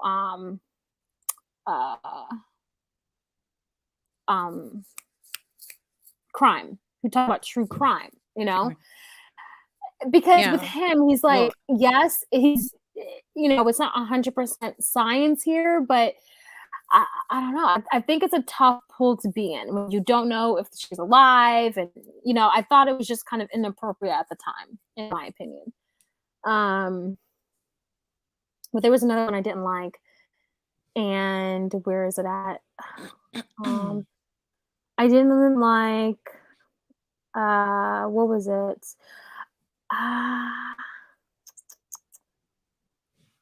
Maybe it took it down because I don't think I see it anymore. You know who it was about? No, but I would have he just had posted it recently. Yeah. So you know what he does though? When he gets enough backlash, he'll take stuff down. Um. Hmm. Maybe he took it down. Oh, why try? Uh no, I don't think I see it. I thought it was Travis Scott I was talking about. I don't know. I don't know. Like with the whole Santa May do, I didn't like. Um, I just feel like there's some stuff he shouldn't be doing, in my opinion. I don't know. Mm. Because I just because he says it's not 100% true, you know. Because I think there's a difference between what he does and what we do. Because what he's basically saying that this person really means this, then obviously puts a huge disclaimer. Mm-hmm. But we're just having our opinions, and we're like, it's. I think it's different than this is what this person is thinking and saying right now, or because he did this. So I don't know. I just think some of it. I do like him, so I don't want anyone to think that I don't. I just think for some topics, like he should probably not talk about, in my opinion. All right, this thing has been loading forever. Let's see. Okay, today's gonna be a little bit different video here. I don't know what we'll do with this, but Jason Nash just called me and told me that him and David made a podcast about the situation, and they asked me to go on. I don't really feel comfortable going in the same room as David after seeing the, just what he said in the documentary and stuff like that, and just the way things have been unfolding over the past couple of years. I kind of had given up. But this is the first time I'll watch this video. I never really did an actual real reaction video, so we'll see how it goes. He told me that I'm either gonna love it or hate it. I did not like how Jason Nash, probably- when he was with David, he kept saying Jeff is gonna love it. I'm like, what the? I know. He was like, I think Jeff will appreciate this, and Natalie's laughing like, no, like, no, yeah. like... And then it was Natalie. What I don't like, I've said this before. I never liked Natalie either, because. What did she say? It was just this one thing that she said. So I don't necessarily like have this huge hatred towards her or any of that. But it just made me like, it was when she was talking about her last year of college, and she basically lied about her credits because she used her credits to be an intern for David. She went on a podcast. Yeah, she went on a podcast called Pretty Basic, and I listened to that podcast, and she happened to be a guest on there. And she brags about how she finished up her college by like pretending to be David, talking to her professor, saying, yeah, Natalie's doing great. Da, da, da, da. So basically, she was just bragging about getting her way through. I mean, it was her senior year, but I just was like, really? There's senioritis. There's people who are like struggling here with their 3,000 higher level courses. And here you are bragging about how you were able to just get away with it. And so, honestly, there's something like if her college was ever to find out about that course or something like that, they could actually take away her degree. Yeah, they could. But it's not that deep, but I just hated how she was bragging about it. I hated it. So, there's that. Hate it. Let's be optimistic. Who knows? Maybe I'll love it. I just can't see what possibly would have changed after 2 years have gone by and I didn't see any of this shit. And then finally, after I make a video, this happens. I'm going to try to start this out with an optimistic outlook, but, I've had a rough week. So let's just get into it. What's up, guys? Welcome back to Views. Nice. Sounds good. Good tone. Okay. Good register. Thank you. You're already in the pocket. Bro, my hand is shaking. I already don't like it.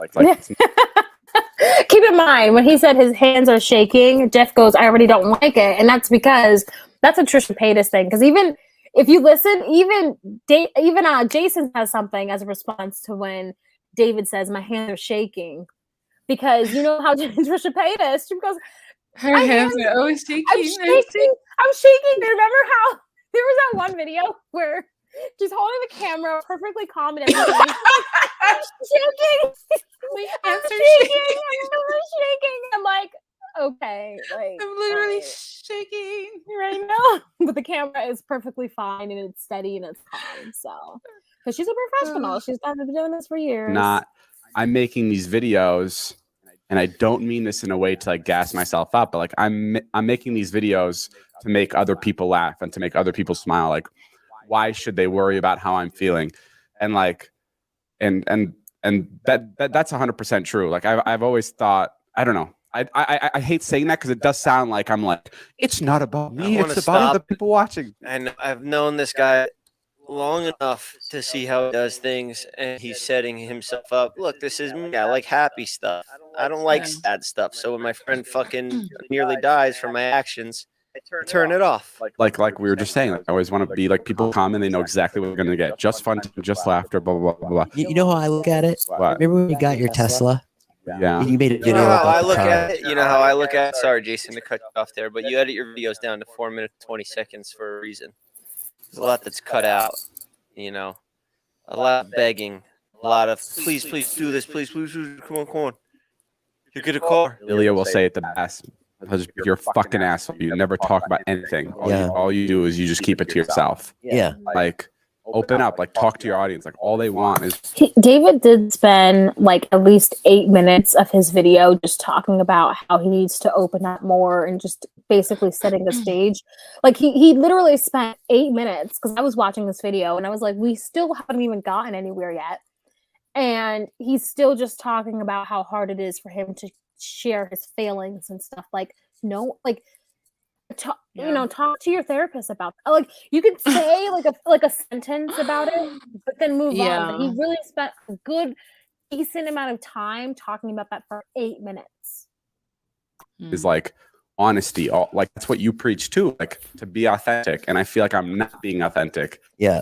By And the I feel like we're just like leading these people on. Haven't Can we been get talking past about this? like nothing for 10 minutes? We're 7 minutes in about how he's going to try to have feelings for the first time in his life. It's like a setup to see where his motives is. I'm happy I was Right. there because this goofy Right. little fucking trying to arm his way out of it is just bugging me. You know, like I know that's what he would try to do to me if I was there. Like I don't know what we would have got to if I was there. Just because it had to take 2 years to get here and it had to take me making a video publicly to get here, it just feels disingenuous so far. I've never spoken about the surgery or the incident in general.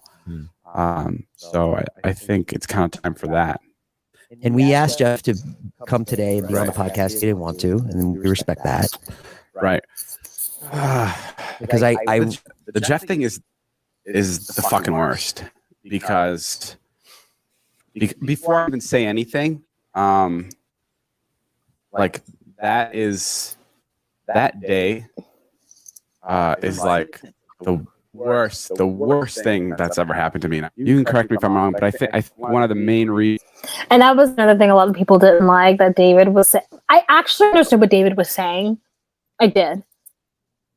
But, you know, when people were like, really, David, it was the worst day of your life, you know? Right. But I understood what he was saying because he was the cause of ruining someone's face, almost, you know, killing them. So I understand why he would say that. It's like getting into a car accident and killing someone. You're like, oh my God, I don't want to get behind a wheel because that was the worst day. Like, you know, like that obviously was the worst day for the person who's not there anymore, you know? So I get what he was saying. The issue is also people know David's MO now. Because like I said before, I used to think David, he's just a guy, you know, he's just a guy. Yeah. But I feel like he is more calculated than that. Right. So I don't like that he said that. I feel like he's been in this game long enough to know that when somebody else almost died, you do not say that was the worst day of your life. Right. But two, I feel like and two, I feel like I don't trust him enough to even feel like he just said that without thinking. I feel like he was calculated in that. Right. No, I agree. Like I felt he spent like 8 minutes building up himself, saying, guys, just let you know, I don't really share about my feelings. Like he spent a good time. Like, and I think that's one thing David Dobrik hates about this whole entire scandal is that we now see him for who he is or his true colors. Mhm. So I think he now has a hard time coming back, but not really, because SeatGeek actually is now sponsored with him again. And Okay. sponsors are basically, they're like, Let's see okay, back. I mean, he has a yeah. show. Mhm. So. Reasons Jeff is bummed with me right now is because he saw me do an interview where I said something that I promised him I'd keep between us. And that's something he told you. Yeah. And I figured that that's what it was, and then Hey, you Julia! reaffirmed it when you told me that he's pissed that I broke a promise. This is so hard to talk about because like I don't want to fucking sound. Yeah, okay. So it was the day of whatever it was. It was. You've never talked about the accident. You want to go through it? Yeah. I mean, we were filming a video, like my comeback video. I haven't posted in a while, and we wanted to do something exciting. And there was a YouTuber that we were collaborating with for it that like did these really cool like really cool visuals of like people doing the coolest things. One of them was people are like wakeboarding. I don't know what that's called, while holding on to an excavator. And that was like one of like 5 things we were gonna do. That was like the first activity that we had planned to do. Is that Justin Bieber's hat? Oh, I don't know. I was looking at that hat because it looks familiar. It's not even that. It's like he's talking about something so serious, and all I can be now focused on is his hat. It's his hat. Like, I think that's Justin Bieber's brand, like with just a smiley face. I don't know. Anyways, I know it's not important. It's not important. It reminds me of College Humor. I don't know if anybody remembers the company College Humor, but that's their colors and the font on the side of the cap. Okay, I could be wrong. No, I don't think it's College Humor, but it looks like College Humor. Okay. Either way, the hat did distract me too, because it did. Because all I'm staring so at is the happy face, and all I can think is how ironic. Like, it's not happy. Right? We're not talking about happy things. But anyways, and the morning came where we were in Utah. We were filming, and yeah, we're getting the shots, wakeboarding, and then I remember Jeff came up to one of my buddies, one of our friends. I don't know why I say it like that. And then later to me, and he was like, "This is fucking boring as shit. What are we, like, preschoolers? Like, let's do something cool." And he said he wanted to swing from it, and he said that I wanted to swing around it. And wasn't Corinna on it he first? says it very vaguely that it was like I wanted to swing around it.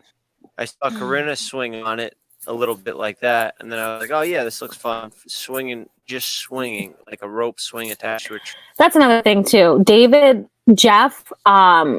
was making it sound like Jeff was saying, "Hey, let's go on this thing." And Jeff did say that, but what David failed, and I think he purposely did mention that, he was already swinging Corinna around this thing before Jeff went on. Yeah. So that's one thing that we can see from the footage that happened, yet David failed to share with us because he wanted this attention in this moment to be Jeff. And I think it was important for him to say that. Like, no, I was swinging, so I was also being irresponsible with someone else on this thing as well. Tree. Not whipping the fucking thing around 60 miles per hour. I agree. I hopped on the rope to fucking do the first part, which was just a simple, like a fucking rope swing off a tree. You just swing back and forth. It's a swing. Not while the fucking thing is swinging fast. That was never discussed. That was completely on you. I hope he gets there. It's not over. Just play the video. And I remember you took one van in the morning. And then, I took everybody else. Keep in mind, sorry to keep stopping this. This was all to help you, bro. Like, yeah, the vlogs benefited all of our careers, but it's not like we were getting a fucking, it's not like we were employees, You don't pay anybody. So, like, that was the first trip. That's weird, too. Why does he not pay anyone? Like, That was weird because I know like his idea of payment was, hey, I can make you famous too. But it just amazes me that for someone on his status at the time, like, David Dobrik, collaborating with like Kylie Jenner and all these famous people, knowing everyone, doing TikToks with Kourtney Kardashian and Mason. It's like you were at this like A-list level and you still weren't paying people. That's like, I don't know if that's like bragging rights or what. Like, it's interesting. Damn. The big trip that I wanted to do a lot, like all these big stunts on that required a lot, and like, yeah, you paid for like at school, all that. I didn't like. I was a team player. Natalie and Todd were team players. These were your ideas. We even asked you to go skydiving, and you didn't want to go. You wanted to send us out there and stay home and play video games. So just keep in mind that we just wanted to help. I don't know. I'm like 50-50 on it because it's like on one side, like that's how things are made that are great. Like everybody wants to contribute. Everybody wants to make it bigger. Everybody wants to make it better. Like that's how great things are made, is like people have a motive and people have a desire to make something amazing. And I think that's what helps, bro. And we were all there. We were all there to support you and help you and make this the best video that you thought you needed to make. And we skydived. It was a fear of mine I wanted to overcome.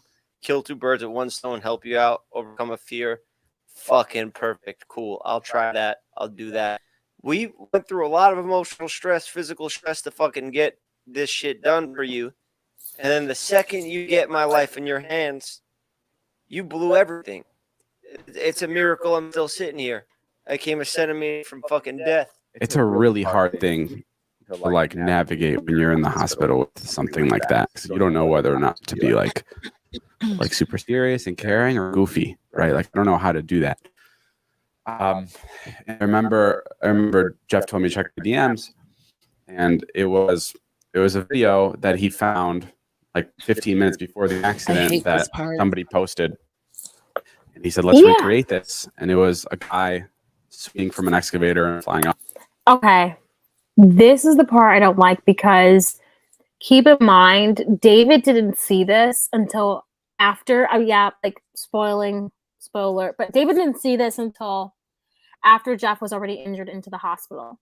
So regardless of what Jeff wanted or sent him this is actually 100% irrelevant because you didn't see this until he was in the hospital. So you were already holding the excavator crane and spinning him 60 miles per hour without seeing this. So shut up with this. For you to put the screen recording on this, like, you don't give a shit. You don't give two shits about Jeff. This is all about saving face. It's like, it's so irritating because you act like you care. This is all acting and pretend. Right. You don't care. You never cared. When I saw this, that he had the fucking audacity to put this on his fucking thing, and he even put the little screenshots to make sure that we see it. I was like, I know you fucking lying. You really think you really think you slick. You really gonna pull he would have wanted it anyway. That's what he's trying to pull. It reminds me of when Alec Baldwin did his interview when he shot that lady, and Alec Baldwin kept saying, "Oh, she asked me to point it directly at her, and she asked me to do my hand like this so it looks real." Like, and then Alec Baldwin was like, "No, I'm not saying it's her fault. But the fact that you're even bringing this up, you are trying to." And that's what David is doing. David is trying to spread the blame onto his victim. And that is gross. Like, oh my God. It is. It's another one. Like, I almost want to do like another comic on Olivia Benson. Listen, David Dobrik, here is what it is. Jeff, even though he sent you this, David, Jeff did not give you consent to spin the damn thing 60 miles per hour. So can we understand that? Comprehend that, David. That's at the end of the day, that's what this is all about. Jeff did not give you his consent. You are literally no different than Dom. You're not. And also, it's a joke. If 50 Cent posted this, 50 Cent is such a jokester. I mean, I think if my friend said, "Hey, we're gonna swing on the excavator today," and I follow 50 Cent and I saw this, I would also send this to my friend, like, "LOL." What if we did this? LOL. Like, not meaning or intending for you to literally do that to Right. me. Right. Right. It's like almost like a funny TikTok or something where you're just like, oh my Right. gosh. Yes. Oh, like, oh my gosh, that's another thing. I definitely want to. There's so many things I want to talk about. I'm Like what so I like, sent you the other day. I w- forgot what it was. Something about blocking blocking people, but like I didn't see it's that. no, I sent you I just don't know how to describe it right now. It's about like Huh. how come like the people you follow on Facebook, like people on Instagram, they're doing this and doing that and traveling here and there, and people on other social Mhm. media, all this and that on Facebook. Oh, so Yeah. and so finally got out of jail. I don't know. I just I sent you don't. something. I have to go look back. No, I was You just. thought I. whatever. Just know it's something similar to this, where this reminds me of such and such in real life, even though it's Mhm. an exaggeration and it's funny. Okay, like people Mhm. do that. You send funny crap to your friends that reminds you of your life, but it's not Mhm. literal.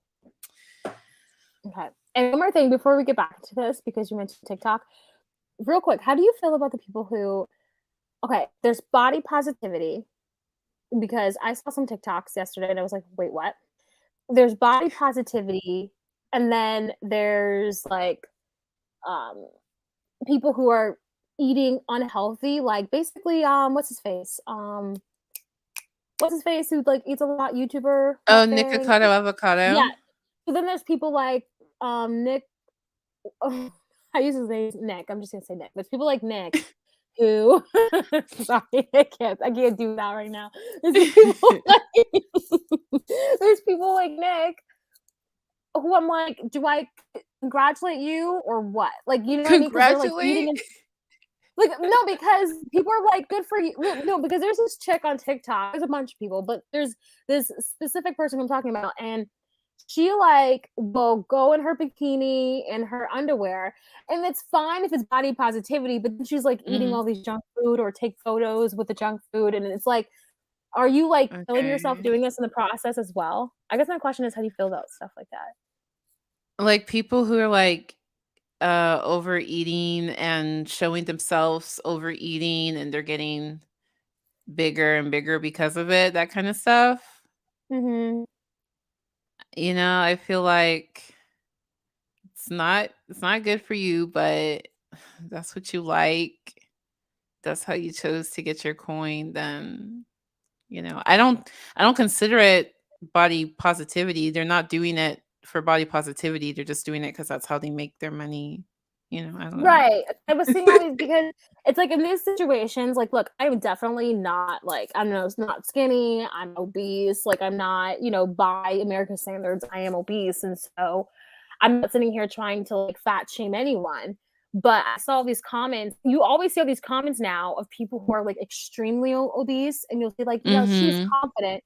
She's confident. She's this. But I'm like, is she really confident or is she just doing this for views, and that's always a question I have, but I'm Yeah. so scared to talk about it because of like, you have people who are like, you're fat shaming, or would you say this about a skinny girl? And sometimes I do think it, but I will But never like, yeah, I'm never one to we like write a mean comment either. I won't write anything, mhm. but Yeah, but I do say, I mean, I watch a lot of vegan stuff, mhm, and there are people who promote this diet called the raw vegan diet, and they yeah, they do post themselves with their big ass bowl of fruits, and they're super skinny, and if you watch them long term, you see they're getting skinnier and skinnier, and mhm, mhm, I to me that's even worse of a problem to me, because they are trying to promote themselves as like, you should look like me. At least I haven't seen any mukbangers who are gaining weight saying everybody should look like me, but those skinny raw vegans, they're really trying to push this narrative that actually every human should be as skinny as me. I have a mhm, huge problem with that. But I mhm. haven't seen anybody who's big or fat who is like trying to say everybody needs to look like them, or I don't know. I just haven't seen anybody just be like Mhm. inappropriate, overcroaching about it. So I personally Yeah. don't have an issue, but I do think, that's just what they're doing for their Mhm. money. I don't view it as part of the body positivity movement or something. Okay. That's Cool how I beans. I that's mean, how I've seen it. cool beans. Cool. I was always just like afraid to ask someone because you don't want to be offend anyone either. So. Yeah. Off. I didn't see that DM till the hospital, and he jokes. He's like, I didn't mean literally, haha, like he joked. That was the first time I saw the DM. That was the first time I opened it. Okay, then stop he it. asked, I didn't Stop mean it. literally. Yeah, I didn't mean literally. I'm sitting on the beach. I'm watching Todd wakeboard for 6 hours. I scroll down. I see 50 Cent posted the fucking same thing.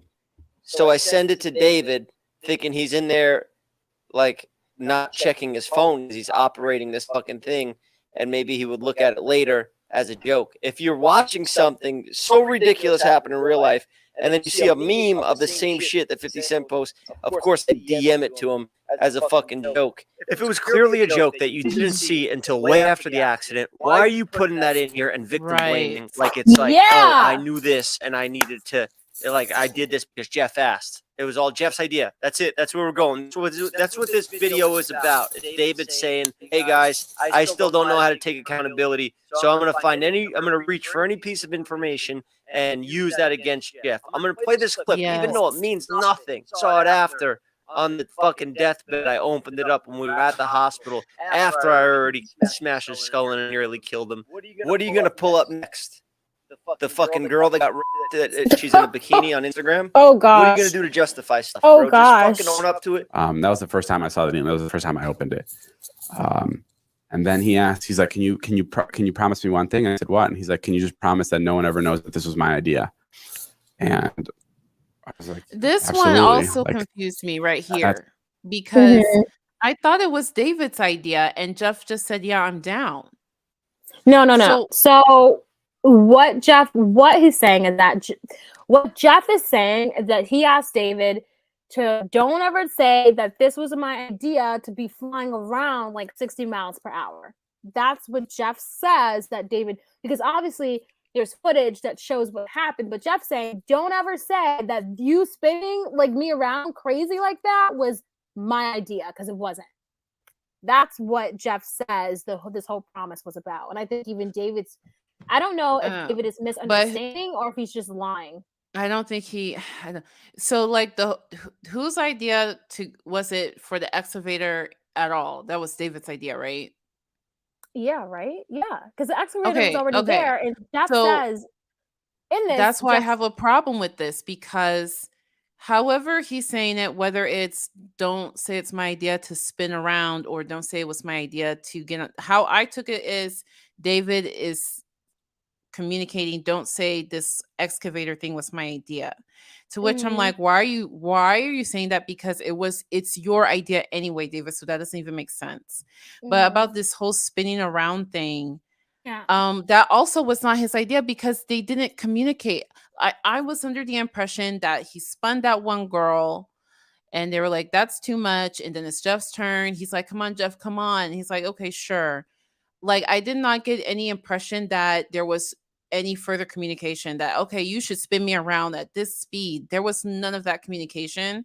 So I just feel like any way you slice it, why the fuck are you saying this?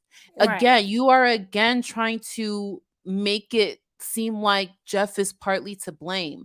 But we have seen the videos, we have heard the accounts, and there is nothing in the way anybody has told the story that we would ever imply or think that this was Jeff's idea. But you want to bring this up now because oh, you've already spilled the secret, so might as well tell the secret on here. It's just too many things, like one after the other with David. That's making me like, now I understand what everybody's fucking talking about this boy. Yeah. Like I don't like this guy. I don't like him. David doesn't understand that Jeff didn't give him consent to go that fast. David thinks just because Jeff wants to go up on there that he knew the risk. That's how David sounds. David is pretending right now. When I say pretend, because I 100% believe fully that he's pretending. Like this whole thing of just pretending to be shy is for the cameras, for us. But in reality, David, I believe, blames Jeff for his career being over. I think David blames Dom as well, when in reality, that was also David's fault as well. Like, you know, that was not fully his fault. But David had something to do with the cover up of that. You know, if David would have been like an adult, if he would have been an adult, and once Dom sent him those screenshots, those messages, then he should have handled business right then and there of what to do and go to the police and all that stuff. And he chose not to do that. So that's his fault. And I know David doesn't think, I feel like he just doesn't think any of this is his fault. That's how I believe it. That's not a big deal. And then that's the promise I broke recently. Bro, this is complete fucking bullshit. I swear to God. Breno was on this, and then you hopped on. Okay, so right now David is saying that I'm there, head smashed open like a fucking watermelon, fucking exploded on a hospital bed. They cut all my shit off, my chain. They fucking give him my chain. He's the only one allowed in the hospital, so he's the only one there. My brain is hanging out of my skull. But my one last wish was, David, please don't tell anyone that this was my idea. Are you fucking out of your mind? Are you that fucking sick in the head? I've never once in my life said, David, I know I might die right now, but if I die, make sure nobody ever knows that I asked you to smash my head into the crane. You sick sociopath fuck. The only time I could think that he's mistaken that, if he is, even if I'm trying to give him the benefit of the doubt here, would be the Kourtney Kardashian situation where he got the phone call. I'm in the front seat. He pans over to me and he's like, hey, look what he did. He did something stupid. Like, he was being an idiot. And I told him, I was like, that's not how this is going to go. Bro, all people want to see you do is just be like, I fucked up, but I'm working to make myself better and learn from it. But you still can't do that. Yeah. Why can't you do that? Why is it hard? Like, no, he wanted me to do it. That's like literally. I just can't. Victim blaming. Because David has this David has this pride. Like, he has this thing to where he was so used to, for a very long time, of people giving him what he wanted and getting. He's been privileged for a very long time with this YouTube stuff. You know, he's gotten to be with so many A-list, just about him casually saying Kourtney Kardashian. You know what I mean? Like, David was so used to the idea of being a privileged YouTuber, privileged person, that, you know, it feels, in my opinion, he can't take accountability because that's not who David Dobrik is. That's not who David Dobrik is. Like, no, I can't completely just say the 100% was my fault. Let me show these motherfuckers also that Jeff sent this to them, you know? I'm sure that's like his tune before he pressed the record button. I don't think for a second that he actually even likes Jeff or any of that. You know, I think David should have been, man, they say the reason why Jeff didn't press any criminal charges, or, you know, that there were some criminal charges pressed against David, is because he would have been deported if that was the case. That's what they say. It's like telling the girl, like, it's your fault, you know? Situation, I hate to compare the two, but a victim of something completely, but the guy who caused it is now telling me it's my fault. It's just, I don't know if you guys can comprehend that, if you hadn't ever been in an experience like this, but it just makes me sick to my stomach. Just push everything aside. Oh yeah, this is all bullshit. This article, this insider thing. Like, I did the same shit because you lied to me. You never told me what happened. You covered up that Dom had done that, and that made us all look terrible. And here's the thing, I don't understand why that bothered him so much, because at the end of the day, I was the one fucking driving it. It was my video. I was the one sitting there. It's fucking clear as day. I am the one controlling the thing. He got hurt because I was driving. That's it. And I fucking know that. And like I said, I would, any chance. See, here's the thing. On the inside, though, he doesn't feel like it's a 100% his fault. Mhm. Like what he's saying and preaching now is what he knows because of the online backlash, which is why he's saying it. But I don't believe he actually believes the words that he's saying, because he wouldn't have, agreed or told the editor to post that screenshot of, Jeff sending, if you truly believe that this whole thing was your fault. If you truly believe that the Mhm. only thing we would be hearing is a I'm sorry, and and that's that. We wouldn't be hearing all these excuses and what Jeff's part in all of this was. Mhm. That's how I would get. I would take that back. Any chance I would get. And You've been driving it for 9 hours, so you know how to operate the thing. You know how fast it goes. The whole bullshit fucking automatic stop thing was a fucking lie that we try to throw in there if that comes up later on. You knew exactly how fast you were going to spin me. The first time I got out, we agreed to do a little bullshit spin. Not a spin, a swing. Same thing as Corinna did, but the rope started falling down. And then you wanted to fucking whip it like that, scream for my life. And that's the one mistake I made, was putting my life in someone else's hands, in your hands. That's it. That's what I fucking asked, is for you not to tell people this was my idea. Not to tell people that I'm a fucking, like, I deserve to get hurt like this. I didn't want you to frame it like that, which is what you're doing right now. And you saw that while you're on the beach too. It's not like you set up the whole event to that stunt. Right. It was like the carnival swings, but they come down and swing down slow. I should never been parallel with the earth. Here are some of the things that he's told me that. And real quick, I think Jeff mentions it or not, but Jeff does mention, he does mention it in here that David was also doing this thing for 9 hours the whole day. Mm. Yeah, I wish someone would have told us that, so he knew what he was doing, because he was playing with it apparently for 9 hours that day, the excavator. That are legitimate. They're legitimate gripes, like he came to the house to do a Hawaii video, and he thought, and you had planned the Hawaii trip the same day as one of his surgeries. So there was no way that he could go to Hawaii. He was here for the return of the video. So, which is, we didn't plan that trip. We didn't know when he was getting surgeries. We never know. And we didn't plan that trip until way Hold up. Okay, this I never even wanted to tell because it's just so embarrassing for you, David. But you told everybody you were depressed back then. We have a group text. You told everybody you were going through stuff and you just wanted to meet up and talk and get everybody back together. At that time, I was trying to forgive. My mother's a Christian woman. She told me the only way to move on is to forgive. I wanted to go there and talk to you. You sit us all down in a circle and you say the same shit you started this video off with, that bullshit pitch. Guys, I love just making videos and making people laugh. And then he pulls out his camera. And we're all there, like, whoa, what the fuck? Even Jonah was like, yo, what the fuck? Like, you're vlogging again? Like, we need to talk about this. And he was just like, you're already on camera, so you don't want to be, like, acting like a fucking weirdo because he's going to use the footage anyway. And we're like, I guess he's starting vlogging again. I thought I was coming over to have a group meeting and talk about whatever the accident, the fucking that he had filmed and didn't tell any of us about. I thought we were going to get into all that, but it was him saying that, no, now we're going to have HR.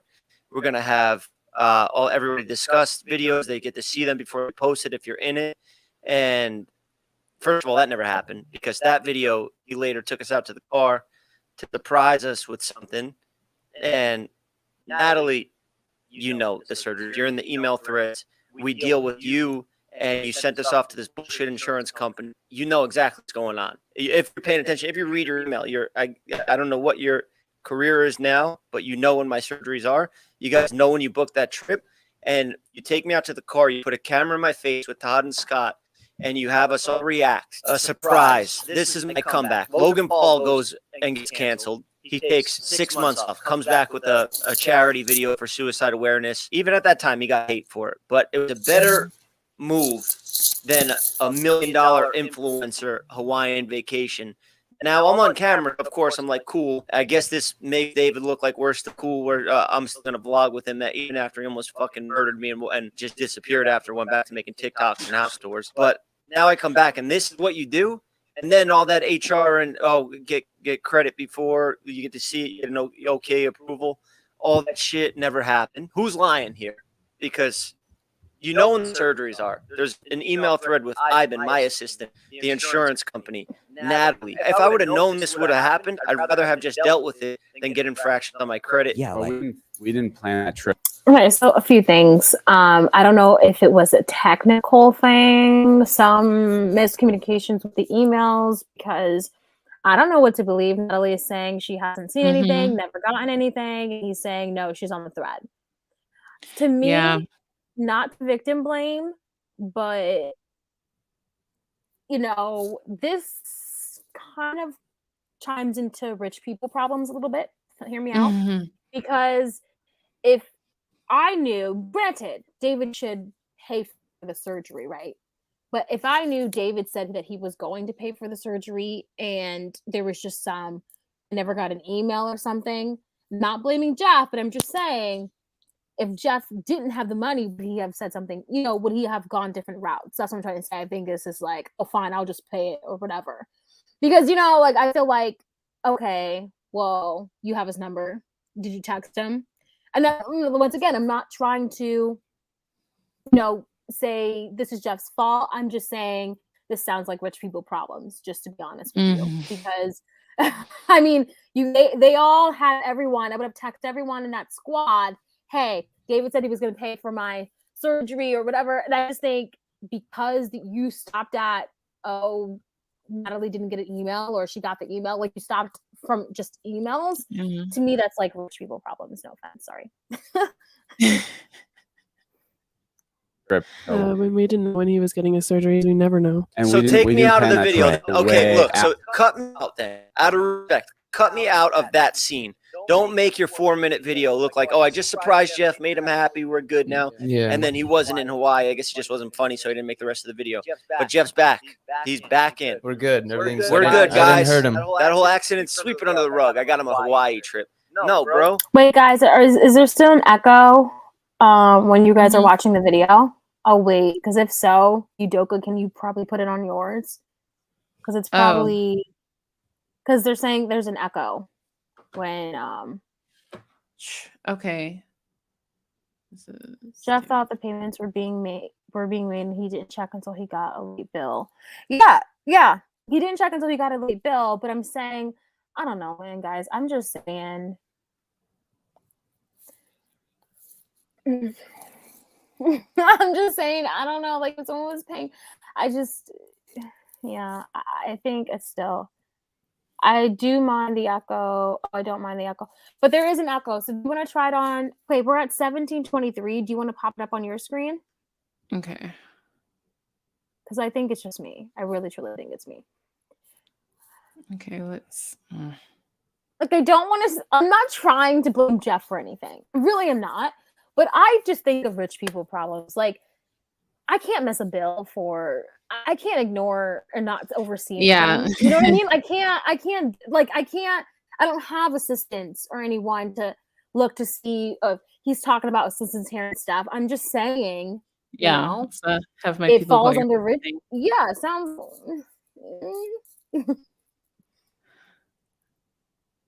Okay, you have mine up? Yes, I do. No, bro. I had surgery planned that you can't just book these surgeries like haircuts. You have to book them months in advance. you guys are saying that you have tried to pay the hospital bills, right? But his assistant hasn't reached back out. Bro, Ivan is the most efficient assistant in the world. He used to work for president of a major film studio. This guy is like, what the hell's going on? Nobody responds. He's on it every single day. He's the one who brought it to my attention that there's an infraction on my credit because they won't respond. Ivan said, do we have to go to litigation with this insurance company? Natalie goes, oh, are you suing us now? If you fucking pay attention to the emails, Ivan's on it every single day. Jeff wanted to keep the accident to ourselves for a while. I think he also just wasn't comfortable with like the way that he looked. He didn't want to show people until, he was ready. That's understandable. Right. And what bums me out is I see a lot of things. I don't know if he said it or where it was like put into the universe that like I kept this from people. Like, I mean, for multiple reasons, I wouldn't keep that from people. One, it's because you're talking about it 2 years later for the first time. There was a documentary that came out. you didn't fucking even mention anything about it. Where I spent so much time trying to make you look good, begged you to skydive when you didn't want to, and you did all like to go solo. He almost backed out, and I had to fucking beg him. I said, "Look, we need a redemption arc for you. Otherwise, this is going to be a hit piece, and that's not what I'm trying to make on you. I'm trying to forgive you." You did that in his favor. I don't even know what the fuck he's talking about right now, and how the fuck. I mean, I'm not surprised why these two are sitting there letting him just say this, because they don't really have a choice. That would just be extremely stupid of me trying to hide something as brutal as that. Like I would never ever do that. Like, I needed time to process what happened to me. It's a like lifelong injury that I didn't even realize at first. Like I'll be getting eye surgeries once, twice a year till I'm fucking 80. I understand. Yeah, I asked in the beginning to keep it a secret, but afterwards, after like, you know, obviously you got canceled for the stuff. Like that's what got you canceled. So after that, nobody told me anything about this. David kept a secret from everybody. I didn't find out till the Insider article. It's like fucking, I was there, I went to a party and something bad happened in a room that David directed us to look into and pretend like we were looking at. You know, I know it doesn't look like that because of the way he edits his videos, but they spray Dom down with water, all that shit. When it came down to him saying that he was going to go down with the ship to cover up, because he knew deep down, everybody knows Todd and I didn't buy the alcohol. David was a liar. Remember how he would be like, "Oh, all my vlogs are real," Yeah. and like bullshit, like lying ass, because spraying stuff down with water and everything. It's like this was like a production. Yeah, it is a production. He probably didn't feel bad about it when he said, "No, my stuff is real," because I'm sure that's the norm. Like that's what Jake Paul and Logan Paul and everybody was doing that kind of stuff. So he probably didn't feel anything when he said, "No, my stuff is real." He probably thought his stuff is more real than his competitors. Okay. That's how I take it. I mean, I'm just glad that he thought he couldn't be touched. So I'm glad he knows he can. Good. Yeah, I'm glad too.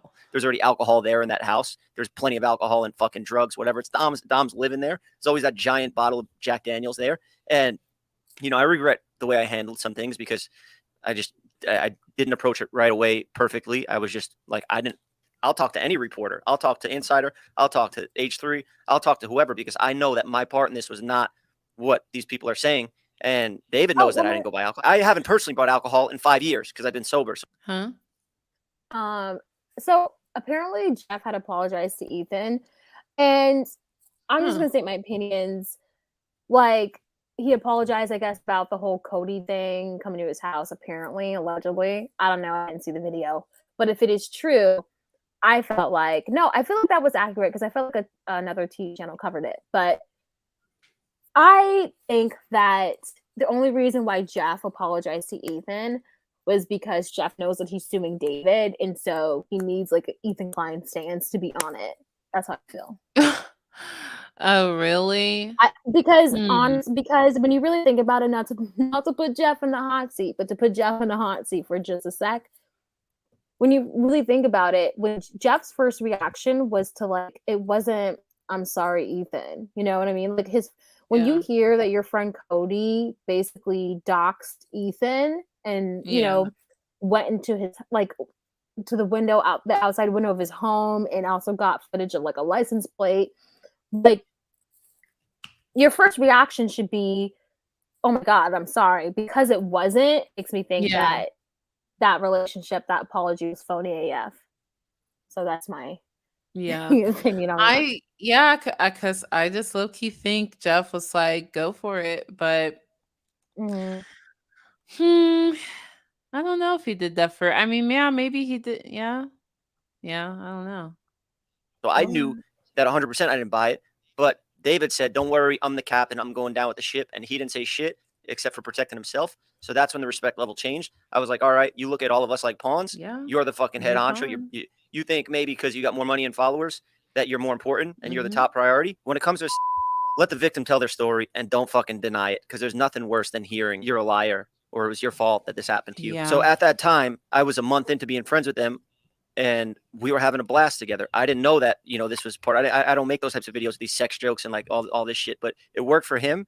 and we thought he had all the answers because he was unstoppable at the time. It turns out in the middle of that, we went out and we took the golf cart from the Beale and we went into the Hollywood Christmas parade, and I have videos of it. I have time-stamped videos of it. We could even put them in here if we want. Where like that's where I went when I was like confused talking to people in the interviews. I was like, I don't even know. I was there for a little bit. I left. I went somewhere else. We came back.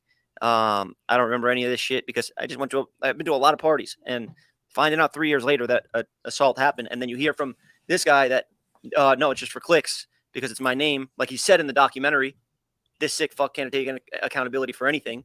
He can't even let the girl who was assaulted say her piece without him saying, oh, well, you shouldn't have showed up and answered a message or something like that, Right. you know, or you shouldn't have fucking drank too much, or, oh yeah, Jeff wanted me to never tell anybody it was my idea. I'm just pissed off because it's like, now you're victim blaming. And how is Jason and Natalie not even smart enough to tell him that you're doing this? We were following his lead. So when he wanted to make a doc, like I was there. Like I was like, whatever you need me to do, like however I'm going to be in this, like I'll be in it. What did you want me to blur your face? The guy driving the excavator? I couldn't cut you out. It's either you're in it and we try to make you look the best you can, or you don't show up at all. And you just let me make the fucking documentary I would have liked to make, which is a story of me and how I got in this mess. But that wouldn't have ended too good for you.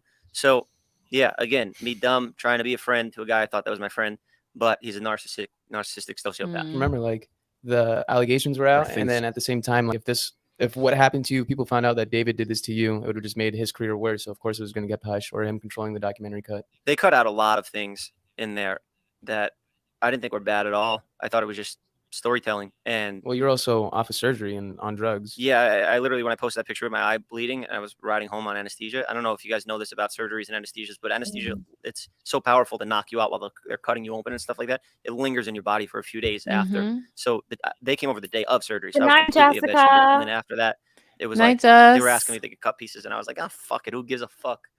I don't care about nothing. Yeah, my eyes stitched shut. I was like, bro, I don't even care. I just fucking get the documentary done and post it. We went to like 3 or 4 surgeries with him. I'm not sure, back to Utah.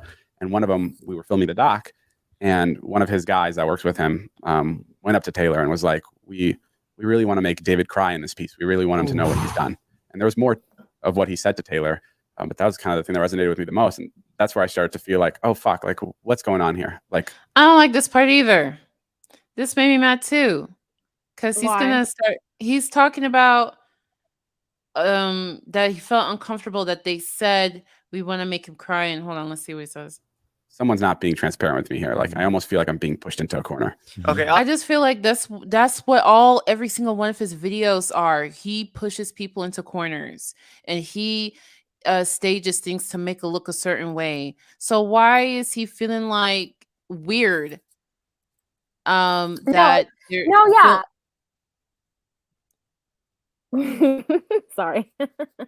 No. Yeah. I just feel like the way he said that, like if he was just like some regular guy, I would get it. But this is what you did like every single day. Yeah. So what? It just feels like fake to me. Why are you saying this when this is what you do? Yeah, I remember when I made a video about this, I remember saying like, I think, okay, so eventually David, I guess I'll just say it when we get to it, but yeah, I agree with you 100% that David, he's acting brand new to YouTube. Like he's acting brand new to how shit's supposed to go down in a video.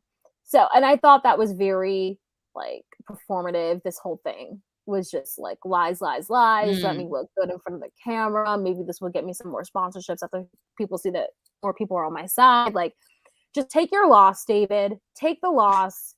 Take accountability. Move the F on. And if he honestly would have taken accountability a long time ago, he would have been able to just come back, and yeah, he would have gotten hate, but we wouldn't still be talking about this. It would be moved on. You know? Yeah. Oscar's not the best communicator. He's very awkward. He's very good at tech stuff. Obviously, he sits in here. He's not the best, but we went through about 30 hours of footage, and we had no empathy of David at all. He never said sorry in any of the footage. He never said just anything from day one with the Kourtney Kardashian thing. Like, look at what this idiot did. Like, it was always him never accepting any blame for it. It was always him, just no admission of guilt, and it felt very strategic. So Oscar said, like, bro, show something. Like, we need something out of you, because in this documentary, you're just laughing like it's a joke the whole time when you nearly killed a guy. Like, we were looking out for you, bro. That's why he said Yeah. that. But frame it however you want. What was wrong with you crying in the doc? Well, because it's just like a weird thing to say. No, I it's felt not. like it was like, Really? and correct me if Really? I'm wrong, but like that to me felt like, I don't know, like it just didn't feel, it just felt weird. Really? Yeah, bro, Yeah. that's I annoying. hate that. I hate that. Really? I know. Really, David? Like, you do this all the damn time in your vlogs. Come on, please do this. Please do this. Come on, please. Like, really? Yeah. Ah. Even, Jeff recounting the situation with the girls and the alcohol, and y'all had to pretend like you were watching, and then you doused him with water. I just feel like, what do you mean that felt weird? This is what you're used to. Or does it feel weird that now you're not the one behind the camera? Is that what made it feel weird? Right. Did you get a taste of your own medicine? Huh? Like, and then the thing is, like, look, and the thing is, David's acting like Jeff asked him to do so much more. And whereas David has asked people to do inappropriate things so much more. It's like, David, stop trying to play the victim, because a victim you're not. You're just not it. Yeah. He really is reaching to victimize himself. And for what purpose?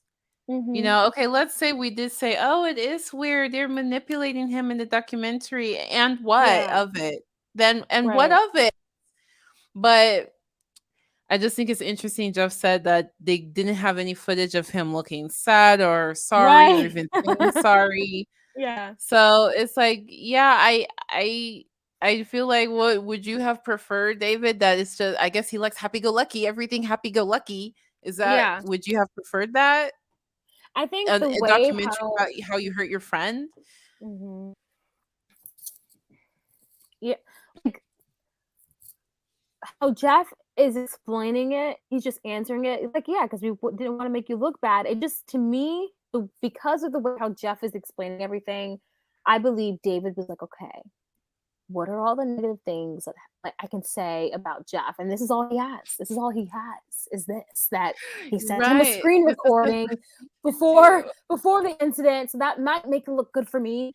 Oh, and the producer or someone, his team was like, you have to make me cry. Okay, I think that will do it. Like, I honestly believe he's just sat there and was like, what can I say that's somewhat incriminating but doesn't sound too bad? So, yeah. God. Normal human emotion. You said it's the worst day of your life just now. You said it literally, you have nightmares. It's the worst day of your life. But when you're asked about it, you're like, why would I cry? It's no big deal. And then the doc got into things like, I'm not there for him. Like, we don't talk enough. And a lot of that was true. Like, I've never had a harder time communicating with a person than I have with him during this. And it's for multiple reasons. It's for me fucking just being bad at that shit and not knowing how to handle like such a serious situation. And I also didn't know if he needed space. Like, every time I would talk to him, Jeff is like a guy who like is very tough when you're to his face and is like, I don't need this. I don't need you doing this. Like, I'm good. I'm strong. But then when you create that distance, it's like, what the fuck? Yeah. He's not talking to me. And then like, I was the most depressed in my entire life. I thought about, I'm not going to say it because you probably can't say it on here. Every day, my entire life was ruined. And also, hold on. How old? Let me see. How old is David Dobrik real quick? Because when I was younger, that whole thing David was saying was like, huh? Can I guess? Oh, guess. Yes. How old is he? 23? He's 25. Oh, okay. Okay.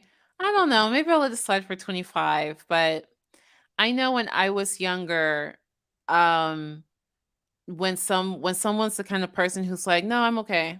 I'm okay. I would just believe it. I would just be like, okay, they're okay.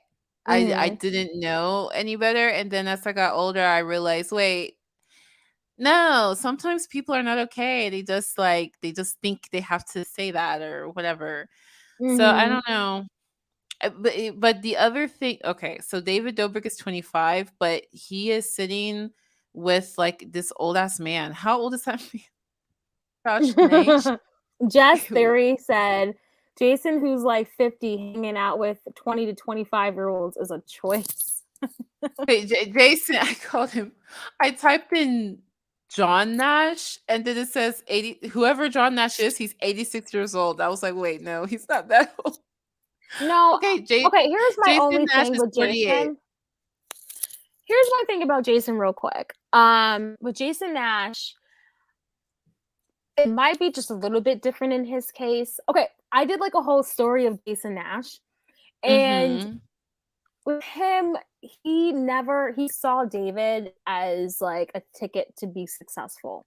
So to Oh him, it wasn't yeah. really about hanging out with, a bunch of people to be cool. It was about how could I boost my career this way, because Mhm. he just got a divorce, his ex-wife is with someone who is apparently doing better things than he is, and his Mhm. ex-wife is also doing better things than he is. I mean, they met, I believe, in college, and like here he is now, a divorced person, is nowhere, and where he wants to be feels like the only way that he can get confidence is if he feels like the only way to be confident is if he can get success, or that he's Mhm. not confident, and Right. I remember when David in a podcast was like, because they were talking about John Stamos, and David was just, and then Jason was like, oh, I just love how confident John Stamos is because he's so successful, because I guess they all went to a wedding with John Stamos.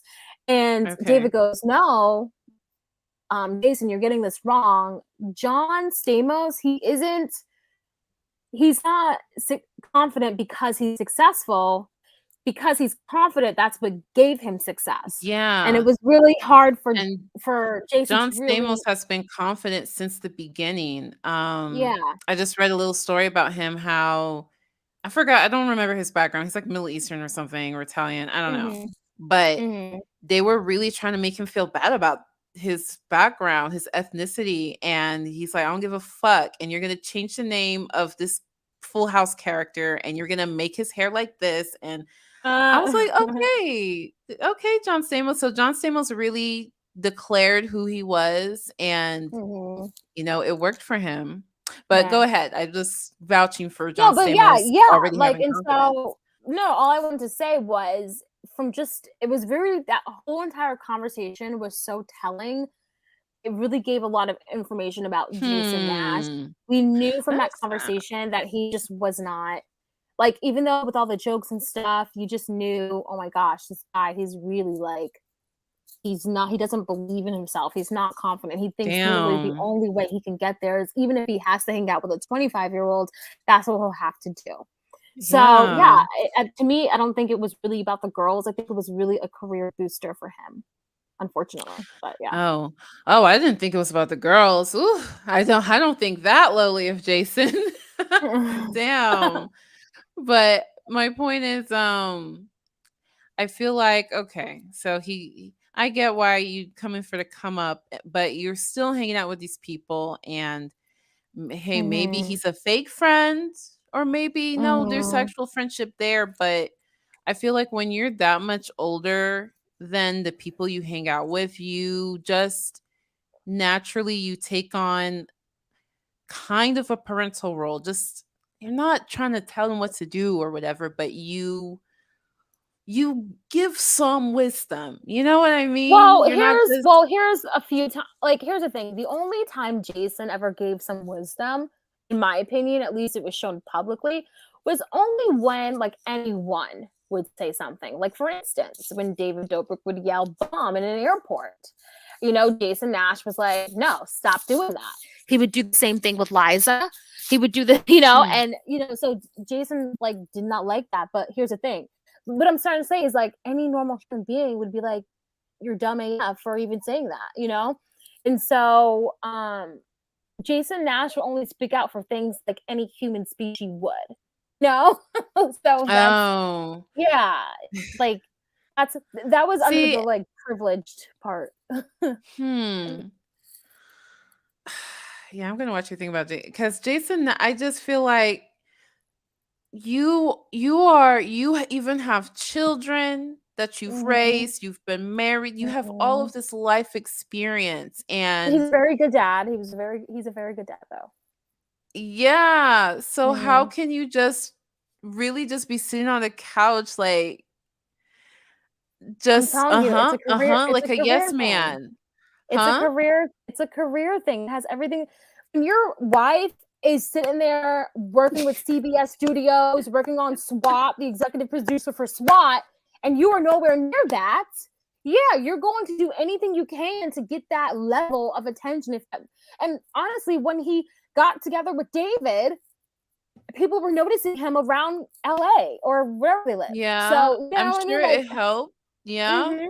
And I'm just saying, like, he was desperate, honestly. Why is he still desperate? Why is still though?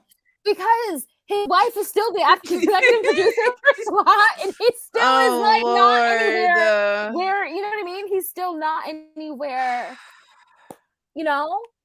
And think about it. Be in his shoes for a second. When your ex-wife gets a divorce, well, I think he felt like a nobody, and I'm sure that had a lot to do with the divorce. He felt like, his wife was like more had a better career and stuff, and just felt like Mhm. just a loser, so to speak.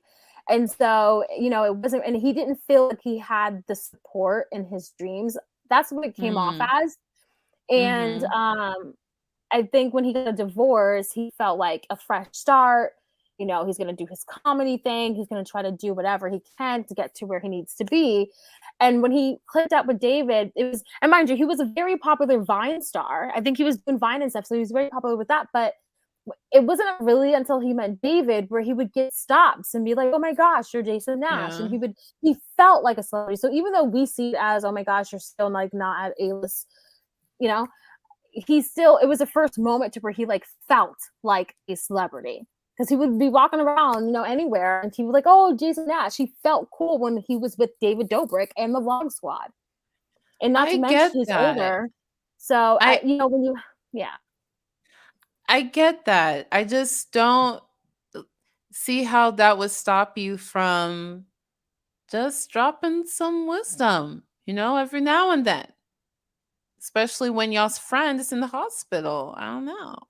Well, he claims he wasn't there. Oh my god. He says he was basically like, in the restroom, or not the restroom. I mean, that's more fancy. Well, Whatever they use on the beach or whatever, that's what he was in. he's there now on the Yeah. couch, Yeah. listening to all of David's excuses. Yeah. And I get that you want to maintain your yes man status. Yeah. There's ways of just providing just a little bit of feedback in a way that won't offend your sugar daddy. David's the sugar daddy in this situation. Just said Yeah. Jason wasn't even there. Yeah, Jason is kind of acting like Jason says that before he left to go to the bathroom to go potty, Jeff was like just swinging slowly. And then it wasn't until after he was done using the potty that he received like a message or whatever saying that they're bringing Jeff to the hospital. That's the story, at yeah, least Jason's but sticking to. no, that's fine. But now we're here in March 2022. Everybody knows what everybody knows, and you on the couch. Life in color. Mhm. You Mhm. I don't know. I feel like, just something. Hey, don't wear that hat with a smiley face. You about to talk about Jeff. I don't Right. know. Right. No, I get what you're saying, but I think Jason can only say so much, and the priority is protecting what's in his wallet. That's what I think. I think is protecting his I wallet, mean, protecting his money, his source that's of what I income. David is hope. his source of income. Yes, he has a YouTube channel, but David is his source of income. Let me go on social David blade. is his source of income. Let me see social blade. Jason, I keep messing up his name. Jason really strikes me as the kind of person who, like, I don't know what to call it. Mhm. You ever watch like cartoon movies and there's like the villain, and then the Yeah. villain has their little minions? Mhm. and then like in Lion King, like not Jafar. I'm mixing up the cartoons. What's his name? Scar. Scar had his 3 hyenas, and they just did whatever. And then I forgot what he told him to do something that one of them was like, so one of them just decided to speak up a little bit. Like, that doesn't seem right. And then Scar, I don't know if Scar threw a bone or I don't know. He like lashed out. They're like, okay. We're not gonna say anything ever again. That's how I feel about Jason. I feel like Jason is just like, oh, I'm just gonna stay in my little place.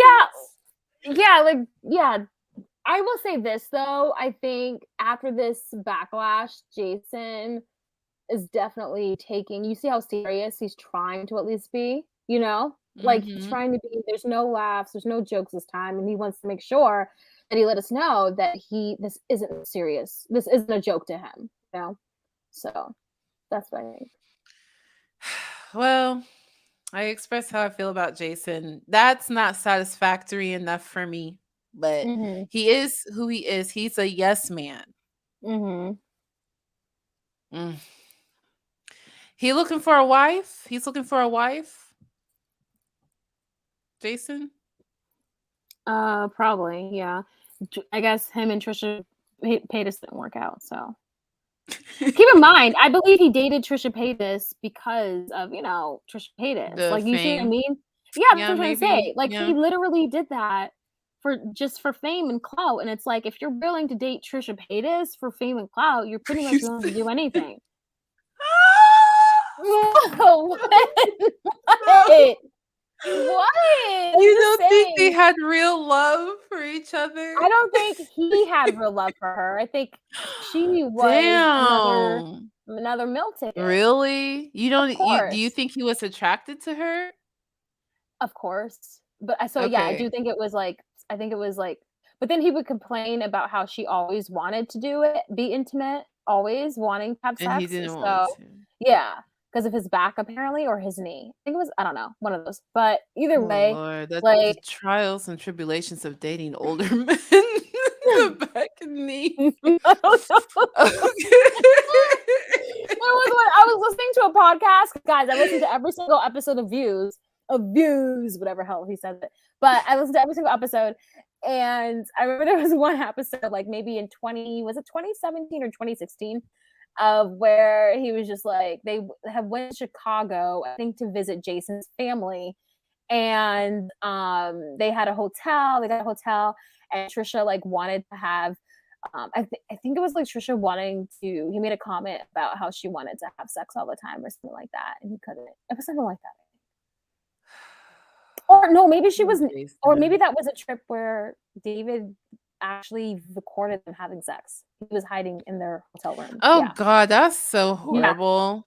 Yeah, it was one of those. It was a long time ago. But yeah, I remember Trisha talking about that on Frenemies. I was like, this David, how did I give this David boy benefit of the doubt so many times? Oh, Davida said having a successful or partner can be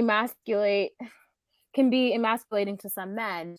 Yeah, but Jason is the kind of man that would. No, the way how I saw it, the way how Jason was talking about it, it seemed like the wife was kind of just like, you do this and do this and do this, because his wife never viewed him as having a serious career. I don't think it was because, he never said what his wife did. I Googled that crap up. But I'm saying like, he would say, wait, or maybe he did. But what I'm saying is that he never really talked badly about his wife. He just talked about how he felt. And you can kind of put it all together when you listen to all the podcasts, because each and every time he would say certain things, and you can kind of put together, oh, this is what's going on and this is why it's happening. But he never like talked shit about his wife, just to be clear. Like, and he never even gave me any reason to believe that he wasn't happy for his wife. He gave me plenty of reasons to believe that his wife was never happy for him. So yeah. Well, someone said Jason and Just said Jason and Moses are similar. They want that money. You know what? Who I'm annoyed with? Moses X. I'm sorry, but Moses X. Is she still talking? I thought I saw a video about Moses X says this or some shit like that. Oh, like I was just God. like, I just see the thumbnails. I don't actually watch them, but because I wasn't interested. But I was like, can you give it a rest? They're married now. Like, let them be. And whatever happened with you, take it up legally if you can. If not, I don't know. Like, try to cope with therapy or whatever, because she's already told her truth. She told her story. So I don't know what else she's trying to achieve here. It's not like he's just dating every single, he's just dating every single different lady every single night. He's married now to the same person who already heard everything you had to say. So he's either going to believe you or not, So yeah. I'm just trying to imagine what's it like with Jason. Anyway, let me push play. What do you mean? Never mind. No, not like that. You press play? Press play. Let's watch it. At the time, in my mind, that's how I felt. And I'm here alone. Luckily, I had you guys around. You saw what I was going through. But how are you going to know what somebody's going through if you're not around? It's all just poor excuses for being a man. It's just like, still back to like, I don't know. I've never dealt with anything like this. My life was always perfect. I don't know. I get a sponsor and then I'll give a car. When my other friends would go, yeah, that's also what I'm feeling. I'm feeling like David's like, I don't know. And I'm like, okay, you're a young guy. That's why I'm harping on Jason right now, because this is probably an experience these young people have never dealt with before. And you, as the older, more mature person with all this life experience, you're just going to watch your friends crash and burn for the sake of not rocking the boat or something. Are you really their friend? I don't know. I don't think I couldn't. Well, yeah. I hear you on what you said previously about, like, he should have just told him about the hat, make decisions now. This is 2022. He's sitting in the seat. But I think in Jason's mind, he's already changing into this adult person because he's not laughing. He's not giggling here. I'm saying to Jason's standards, he's changing. Standards! That's what I'm saying. I think in Jason's mind, he believes he is acting mature because we don't hear him laughing. And let me tell you, all of these podcasts, la de mi is what my grandma would say, because all of these podcasts is just giggle here, making all these jokes. And I was just like, I can't. It was torture. Like, it was just listening to Jason laugh was just so annoying to me. So yeah, he doesn't giggle, laugh, nothing at all. So yeah, I think in his eyes, he has changed. Well, talk to him. He'd tell him, he's like, if I ever see David, I'm gonna fucking beat his ass. Right. So it's like, and that happened multiple times. Wait, who multiple said different that? friends. He's like, if I ever see David, I don't know. No, I that's get a what. sponsor and then No, I'll give a so car. Jeff said, I can tell you. I know this video. what video? Hello? No, I can tell you. You're like, who said that? So right now, David is explaining that he didn't really know how to take Jeff because because when Jeff would talk to his friends, Jeff would be like, when I see David, I'm gonna beat his ass. So so Jeff said that, and David's just explaining that to us. Yeah. and multiple times from multiple different friends where he would like complain about. So like, I wouldn't know, like, do you want to see me more so you can beat my ass? Like, I don't know. Right. This is 2 years later, bro. After you being a piece of shit for 2 years, You're fed up. That's why I'm not here on your podcast today. Because imagine I was there and you said this shit in front of my face. I don't know. I'm not right. That's why I'm so disappointed that Jason was like, "Oh, Jeff is gonna love it." No, really, no. What would have happened if Jeff came on the podcast? I don't know if David would have shown what all he's shown and said. But do you see the standards here? What I'm saying is, in Jason's mind, Jason's standards is that because he addressed what Jeff may possibly be going through, because he claimed to be basically the voice for Jeff, and and say, like, look, Jeff was complaining about this. Jeff was complaining about how, you guys not paying for his medical bills. Jeff was doing, like, he believes in Jason's mind that he actually is being like the voice of reason and all of that stuff. I'm telling you, that's what he believes that he's doing. You've been trying to sound like a tough guy. But if you're victim blaming straight up, I hate even using these terms. I sound woke like you, Kyle. Like, I'm just so infuriated inside right now just to see this guy blatantly lie and have these two sit here and be like, yeah, you're right, David. You did give us our career. So whatever, we'll say, yeah, you're right. Sorry for you. Sorry you had a tough couple of years. That accident is so bad where like I would understand if he wouldn't want to see me because I'm associated with like such a shit fucking time. And back to the secret that he wanted me to keep. It's not a secret. It's just take accountability. It's a difference between a secret. He's making it seem like you did it to yourself. Like, keep it a secret that I didn't do this. What fucking secret do I have to keep? You're the one who was controlling the thing and smashed me into the thing at fucking 60 miles per hour. What secret? What secret are you talking about, David? Are you talking about accountability for you fucking up and this being your fault? There's no secret. I didn't tell you on the side. I sat you down in the car. I said, look, if I lost an eye, it'd be a lot worse. And then we'd both be fucked here because I'd be in a lot worse trouble. I didn't know how bad I was hurt. I didn't know I'd be getting surgeries every month. I just asked him, don't fucking blame me like you do everybody else. Even when Jonah jumped the fucking thing, you were like, yeah, you almost died and made a joke out of it. I just said, I don't want that to happen. I don't want to be clowned by everybody because this was a stupid looking thing. If you just see the video and that ends up on Tosh.0 of me swinging around this thing and fucking getting smacked, I look like an idiot I was like, let me fucking swing from this thing that fast. But this motherfucker has the nerve to say that it was my idea to try to clear his name and say whatever he can. But you know what? Even if this does work for you, bro, I guarantee another couple months go by and your true colors will show with somebody else and you'll be right back in the same boat. I can take 80% of the responsibility, 90%, 100% of the responsibility for the accident, whatever he needs me to do.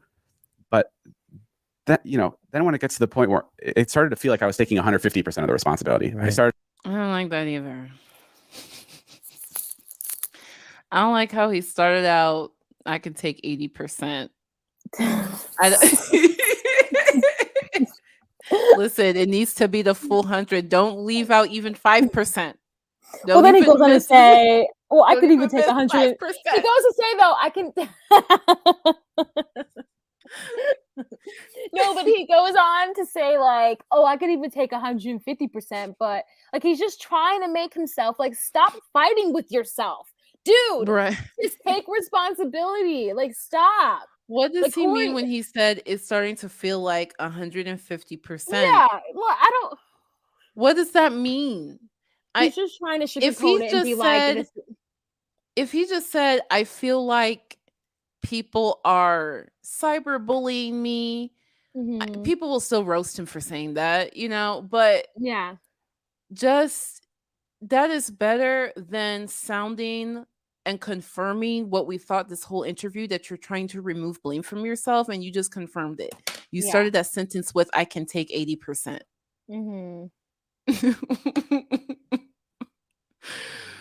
He's a to see things like this David fucking forced his friend up there, like all this kind of stuff, like that was just fucking insane. And it like felt like people thought I like literally sent him up there just so he can fucking swing off this thing. No, we understand you sent him up there because you're stupid and you wanted content for the vlog.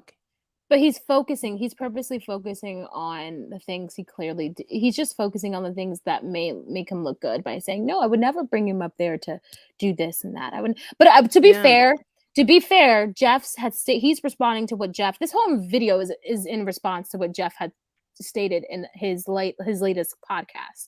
So that's why he felt like he needed this. So, but Jeff did say that he basically insinuated that David could have just brought him up there to die or to have like an accident, for the vlog. Okay. That's what he insinuated. Okay. So that's what he's responding to. Maybe that's what he means when he says it's starting to feel like 150%. That other 50% is intentionality, I guess. Yeah. He needed to write this down. I don't know. Well, no, because it's a podcast and they never do that. I don't know. Evangeline said, I think 150% means he's experiencing 50% more negative repercussions than the occasion calls for. Right. That's how I took it. That's how I took it. when he said it's starting to feel like 150%, to me, I interpreted that as y'all are putting it on me too much. That's how I got took it. it. But Oh, now yeah. I can kind of see that he feels like, oh, I didn't intentionally do it. And I think maybe that's what he meant. Let's see.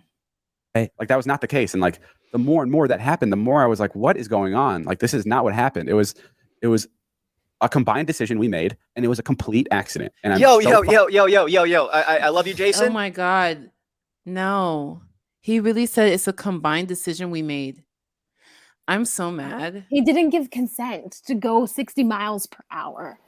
You know, he didn't do that. It was your idea to get on the excavator. Everybody said, yeah, okay. Okay, that's not, to me already off bat, that's not a combined decision. That was, I have an idea, and you were trying to get consent to do your idea. That's not a combined decision. It's not y'all were all brainstorming and y'all came up with this idea.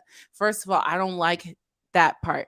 And then second, no, it was nobody's decision to swing it how you swung it. Even the first girl who went before him had a problem with it. Nobody gave consent.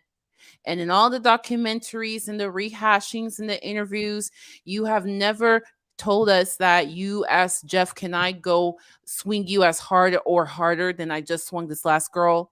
Right. Because he didn't swing Corinna like that. So how was he supposed to know? How was Jeff supposed to know that that he was going to be spun like 60 miles per hour?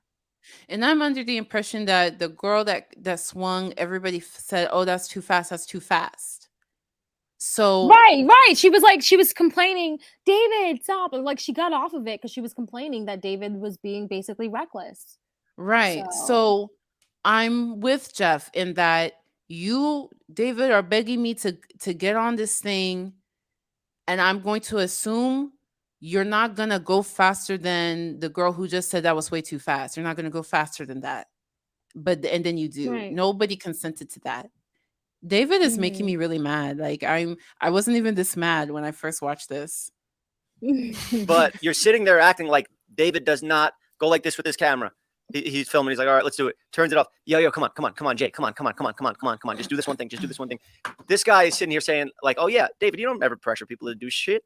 Your whole fucking career is built off pressuring people to do shit. Everything you do in your life is begging people to fucking film shit for your vlogs. I think I just had accounting check, and it was like $78,000 of surgery. And it's half a SeatGeek brand deal, bro. He's going around saying I don't pay for surgeries. Like that fucking hurts. Like, I want to help him. You stuck me with a lousy insurance company. Like it's not coming out of your pocket, dog. So what the fuck are you talking about, really? I don't handle that stuff more. I just give approval to spend that, whatever. Right. But like Natalie has asked multiple times, like loop us into all these surgeries, and we're just not getting looped into anything. And then we're blindsided when he goes to another surgery, and then he'll like come out and be like his most recent surgery, I didn't know that he had a surgery until he unfollowed me on Instagram. And that's because, bro, it's a two-way street. I posted a week before the surgery. I was getting surgery. I posted the day of surgery. I posted everything. I see you're active on Instagram, liking other Instagram posts, but you never wanted to associate with this accident. You wanted to sweep it under the rug. You never wanted to promote. Like I came by to bring my hair products. You never promoted them. Thank God, because your hair's all falling out. But it's not even the point. I don't want to fucking joke around right now because I'm pissed off. You just never wanted me to exist after the accident because it was a blemish on your record. But it's just not fair to say that we haven't been paying for it because we have paid literally every single bill that has ever been sent. Yeah, every bill and will as long as he needs it. Relax. Insurance isn't coming out of your pocket. And I even asked you for a fucking to do stem cells and next health, like brain things and shit like that. And he was like, oh, I'll go half with you on it. And I'm like, motherfucker, I'll just fucking do it all on my own. I don't care. And eventually, yeah, he did go half on me with that. But it's just like, just be a man, bro. You give away cars on videos when you have sponsors in them, but like off camera, what's really going on? You fucking can't even like give your friend who you also nearly blinded and fucked up his hip with a staph infection. You waited to get a trailer sponsor to give him the money for it. Now, I don't know the details behind that. I heard David whipped the pine cone out his eye and he ended up getting a staph infection. That is an accident, I guess. And I think it was his fault, the kid's fault. Who, the other kid? Yeah. Okay. I think he threw a pine cone at himself.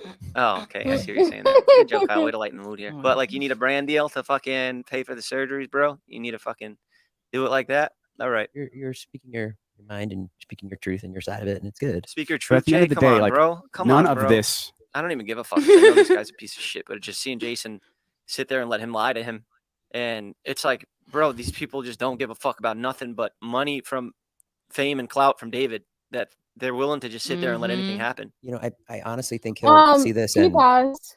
Yeah. To be fair, Jeff was one of those people. You know? Oh yeah. Jeff, yeah. Jeff 100%. was when Jeff was talking about those people don't care, they just, you know, and I'm like for clout and all that. He was one of those people. So I think that's important. Yeah. Jeff, you have to acknowledge that. You were in fact one of those Maybe people. that's why he understands them so well. Like even But, yeah. lying about the whole Dom thing going on frenemies at the time. So did you guys hear Trisha Paytas wants frenemies to come back? Like what? Hasn't she always wanted it to come back? Yeah. But now she's What, like she just said it again recently? Trisha Yeah, Paytas? she was like, I'm quitting my YouTube channel and I'm just gonna be posting my ASMR channel, but then post ASMR on her not her ASMR channel, but her actual YouTube channel that she said she was quitting. But yeah, she did mention that was in a tweet, but she did mention that she wanted frenemies to come back. I really hope Ethan doesn't do it. She's not worth it. Yeah, I was talking with someone and they felt like he might do it. You think Ethan might do it? Maybe not exactly at this moment, but I don't think off the rails, or not off the rails, the one he does with Hassan, I don't think that's really good. I think that's boring to me. I don't think it's good. Nobody talks about it. Nobody cares. Yeah, it's so boring. No one. I don't know why cares. he thought. I mean, I guess he thought, oh, he has a different opinion than me, but we don't know who he. Hassan doesn't have like, I don't know, his following. His following is not. He has a huge following on Twitch. That's where he's at. He's a Twitch person. Oh, Twitch. So every time I like, yeah. So. Okay, well, YouTube people don't care about him. We don't care. Well, he does have a good following. I think he has like what? Does he have a following? Yeah, but that's on Twitch. That's different. That's different. No, but I think I'm not talking about Twitch. I'm talking about YouTube. Now, sorry, you didn't know that, but now I'm talking about YouTube. If he has a good following, Hassan. Okay, he's almost at 1 million subscribers. Okay. Yeah, it's boring. Even when I went to one of his videos because I heard that he was like pro Russia or something, and then I saw a video where he's like, "Oh, I take it back." Yeah. I was like, this is not gonna last long. You know, when he first posted that, I was like, I'm not gonna be good. I was actually gonna make a video on that, and then I decided not to because I realized, like, no, this is not gonna last long. Yeah. But like even when I was reading the comments, I was like, you don't have a good fan base. I don't know. Like when you read Trisha Paytas' comments, it's like, oh my god, Trisha, oh my, like you can tell these are stans. Well, when I was reading his comments, they were they're his own fans, or I don't know. I was like, this is not. I don't know. It's boring. But anyway, I hope Ethan doesn't take Trisha back because she really causes them a lot of stress. Like, yeah. I can't imagine Hila even allowing it. Even if Ethan was like, you know what, let me give it one more try. I can't imagine Hila. I can, and here's why. I can imagine it Why? all. It's not because I want it back. It's because Ethan, the way how Ethan moves on the internet is that he moves with what his fans want. If his fans want to see frenemies again, if that's something that they truly want, that's gonna happen because he's the type of person that will do anything to just stay in his fans' good graces. So, you know, I truly believe, and I honestly, I don't get why anyone wouldn't believe Hila wouldn't be on board, because Hila, she literally co-signs a lot of the things I don't approve that Ethan does. Like, he literally recently just made fun of Moses, his physical appearance, basically insinuating that Moses was ugly. And I'm sitting here like,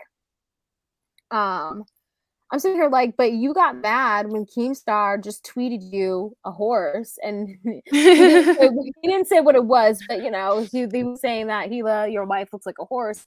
And Ethan was so mad just about that tweet that he actually called up a YouTube representative and got YouTube talk to Keemstar, and Keemstar couldn't Wow. post anymore. Mind you, this wasn't on YouTube's platform. This is on Twitter. This Wow. happened, but was able to YouTube was able to basically hush Keemstar up for the time being, at least. So, Wow. that was so for him to do all that. What was my point? I'm just trying to make a point here. I guess Hila signed off on that or something. You're trying to say Hila signs off. Oh no, I'm saying that Ethan. Yeah. Sorry, I had a point and I lost it. Oh yeah. So, oh my gosh, I'm so sorry, guys. I lost my point. Well, Hila is the only thing that's keeping Trisha's name out of Ethan's mouth, and even still, he still says Trisha's name. I think my whole point is that Ethan is a hypocrite, and that even though Hila can't control everything Ethan does, Hila also doesn't say, she says a sentence or so, then moves on, but she doesn't really spend time talking about the things obviously that Ethan does that's inappropriate. But I just feel like because she spends a second maybe addressing something and then moves on, I think she co-signs on it. That's what I think. I think if she really but I don't think she'll co-sign on Trisha. But it's not a popular opinion for anyone to say anything mean about Hila. It's just not a popular opinion because people are like, wait, Hila, attack, on the attack. And I'm just like, I'm not saying I hate the girl, guys. I'm not saying I'm carrying her with carrying something, a torch or anything. All I'm saying is that I believe that she co-signs on this shit. And I believe that if that's what's right, because I believe Hila does what's right for what Ethan's audience wants, And I believe if Ethan's audience wants that, then I don't know. I think she would co-sign on it. No, because Ethan's audience wants Ethan to be continuously roasting Trisha, and Hila's not having it. Mm-hmm. I don't know. I feel like Hila draws the line of certain things. I disagree. So why hasn't Ethan been roasting Trisha? But he does. But it's not the way he would want to. Right, but just because Hila draws a line with Ethan talking about Trisha, that doesn't mean that Hila would draw the line with frenemies coming back, because that's more coin coming into their pockets as well. Ethan talking badly about Trisha will only affect their channel in a negative way, because they could get their channel banned or taken off. There's more negative by Hila's doing a better thing by hushing Ethan up about Trisha. That's more good for them in a positive way with their channel and stuff, because keep in mind, they had just gotten suspended twice already. So it's their channel. So I think that was more for just their safety too. I don't think it had to do everything with Trisha, because keep in mind, during that week, it was the same time Trisha was like, Ethan won't stop talking about me. And then Ethan got suspended for a week. So, yeah, I'm telling you, I mean, you have your opinions. I got mine. I think you love it. Yeah. We'll have to see. I feel like just what I've heard of Trisha being in their life, I don't know, girl. Even outside of frenemies. I don't know. I don't know. When I heard about Trisha removing her pants in their fountain, and their baby son was there, I don't even know. I don't even know what I'm saying or how it happened. I just remember Trisha literally bragging about being naked in front of their kid or something. I don't know, girl. Or Trisha wanting Moses during sex to be Hila.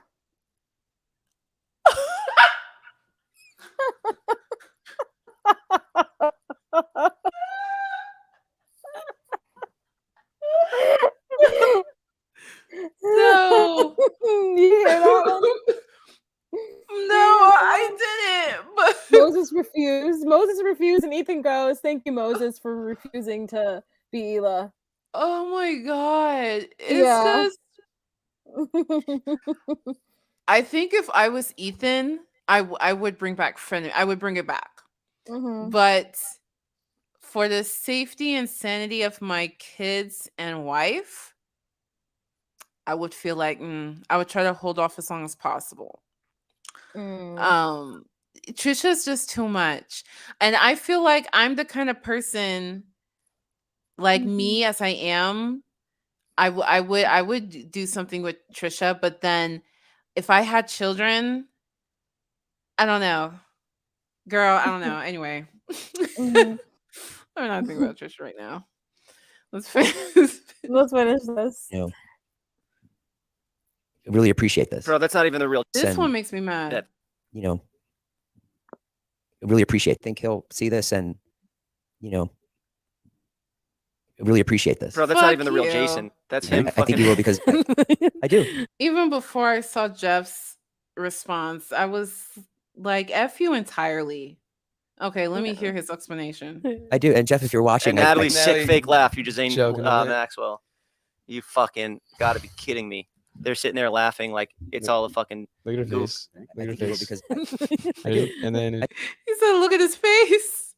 They're laughing like it's all a fucking. Look at her goof. face. Look at her face. because and then I do. And Jeff, if you're watching, I think that you will I was looking at David's face. David was smiling. appreciate this because I thought he was there referring to Natalie. He was what? I thought they were referring to Natalie.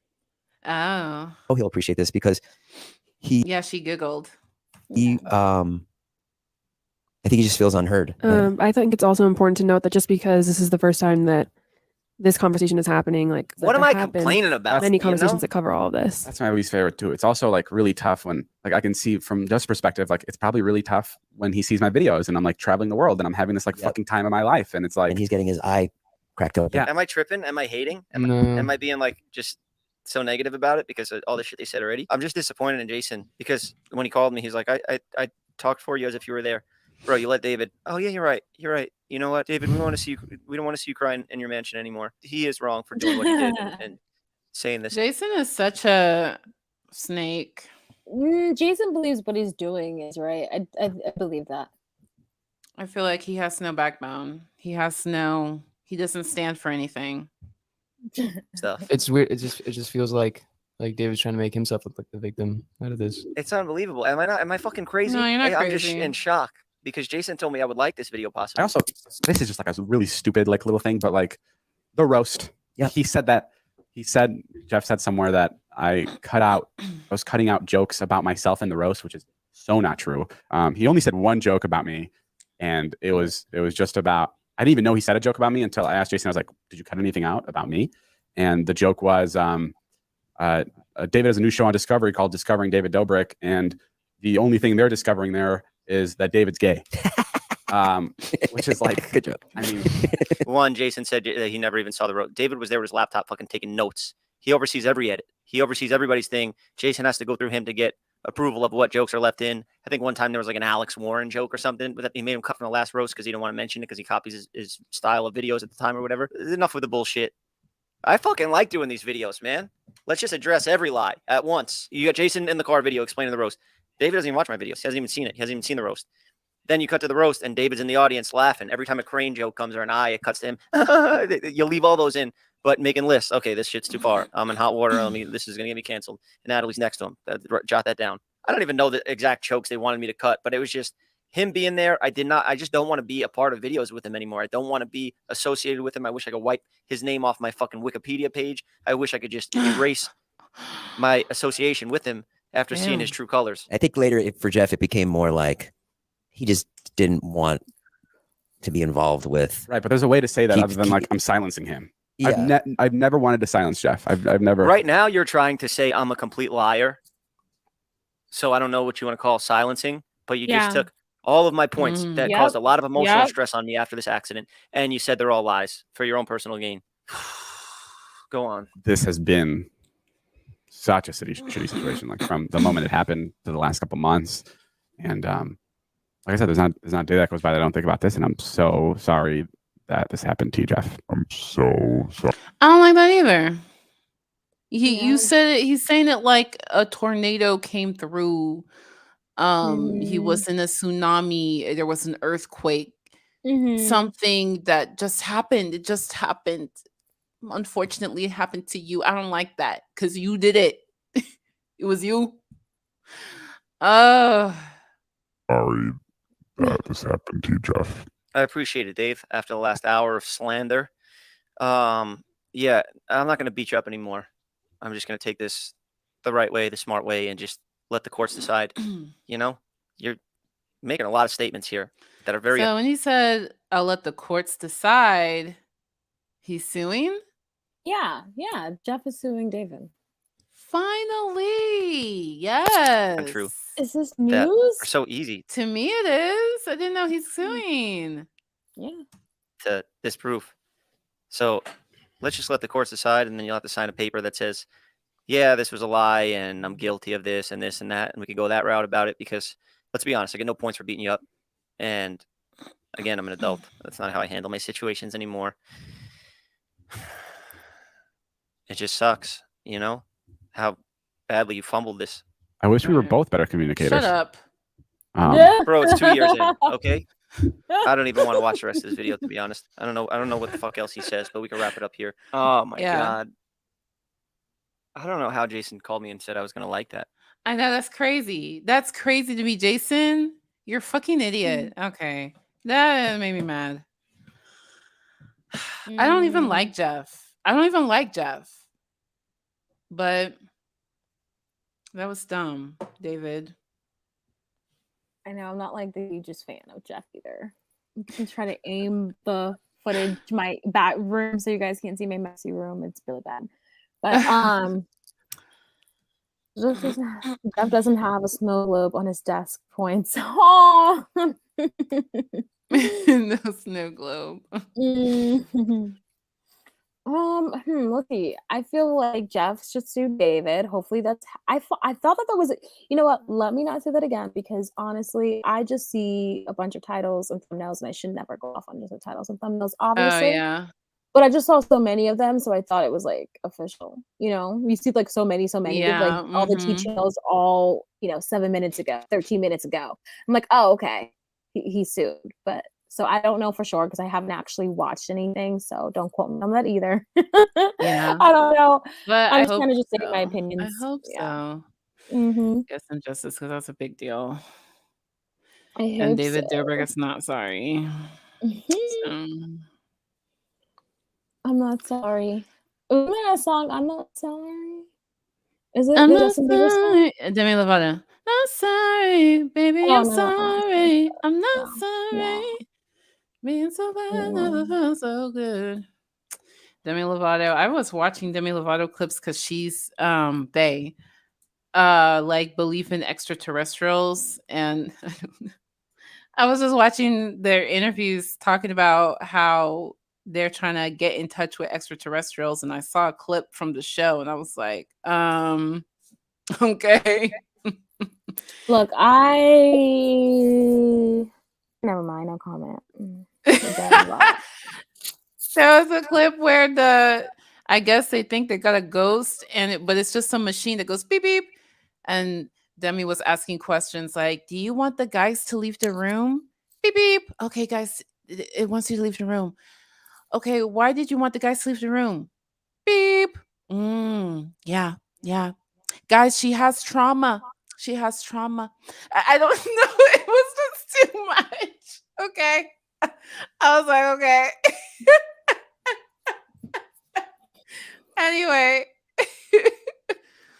I've been watching a lot of My 600-Pound Life. Oh, really? I kind of low-key want to be watching that. I want to watch.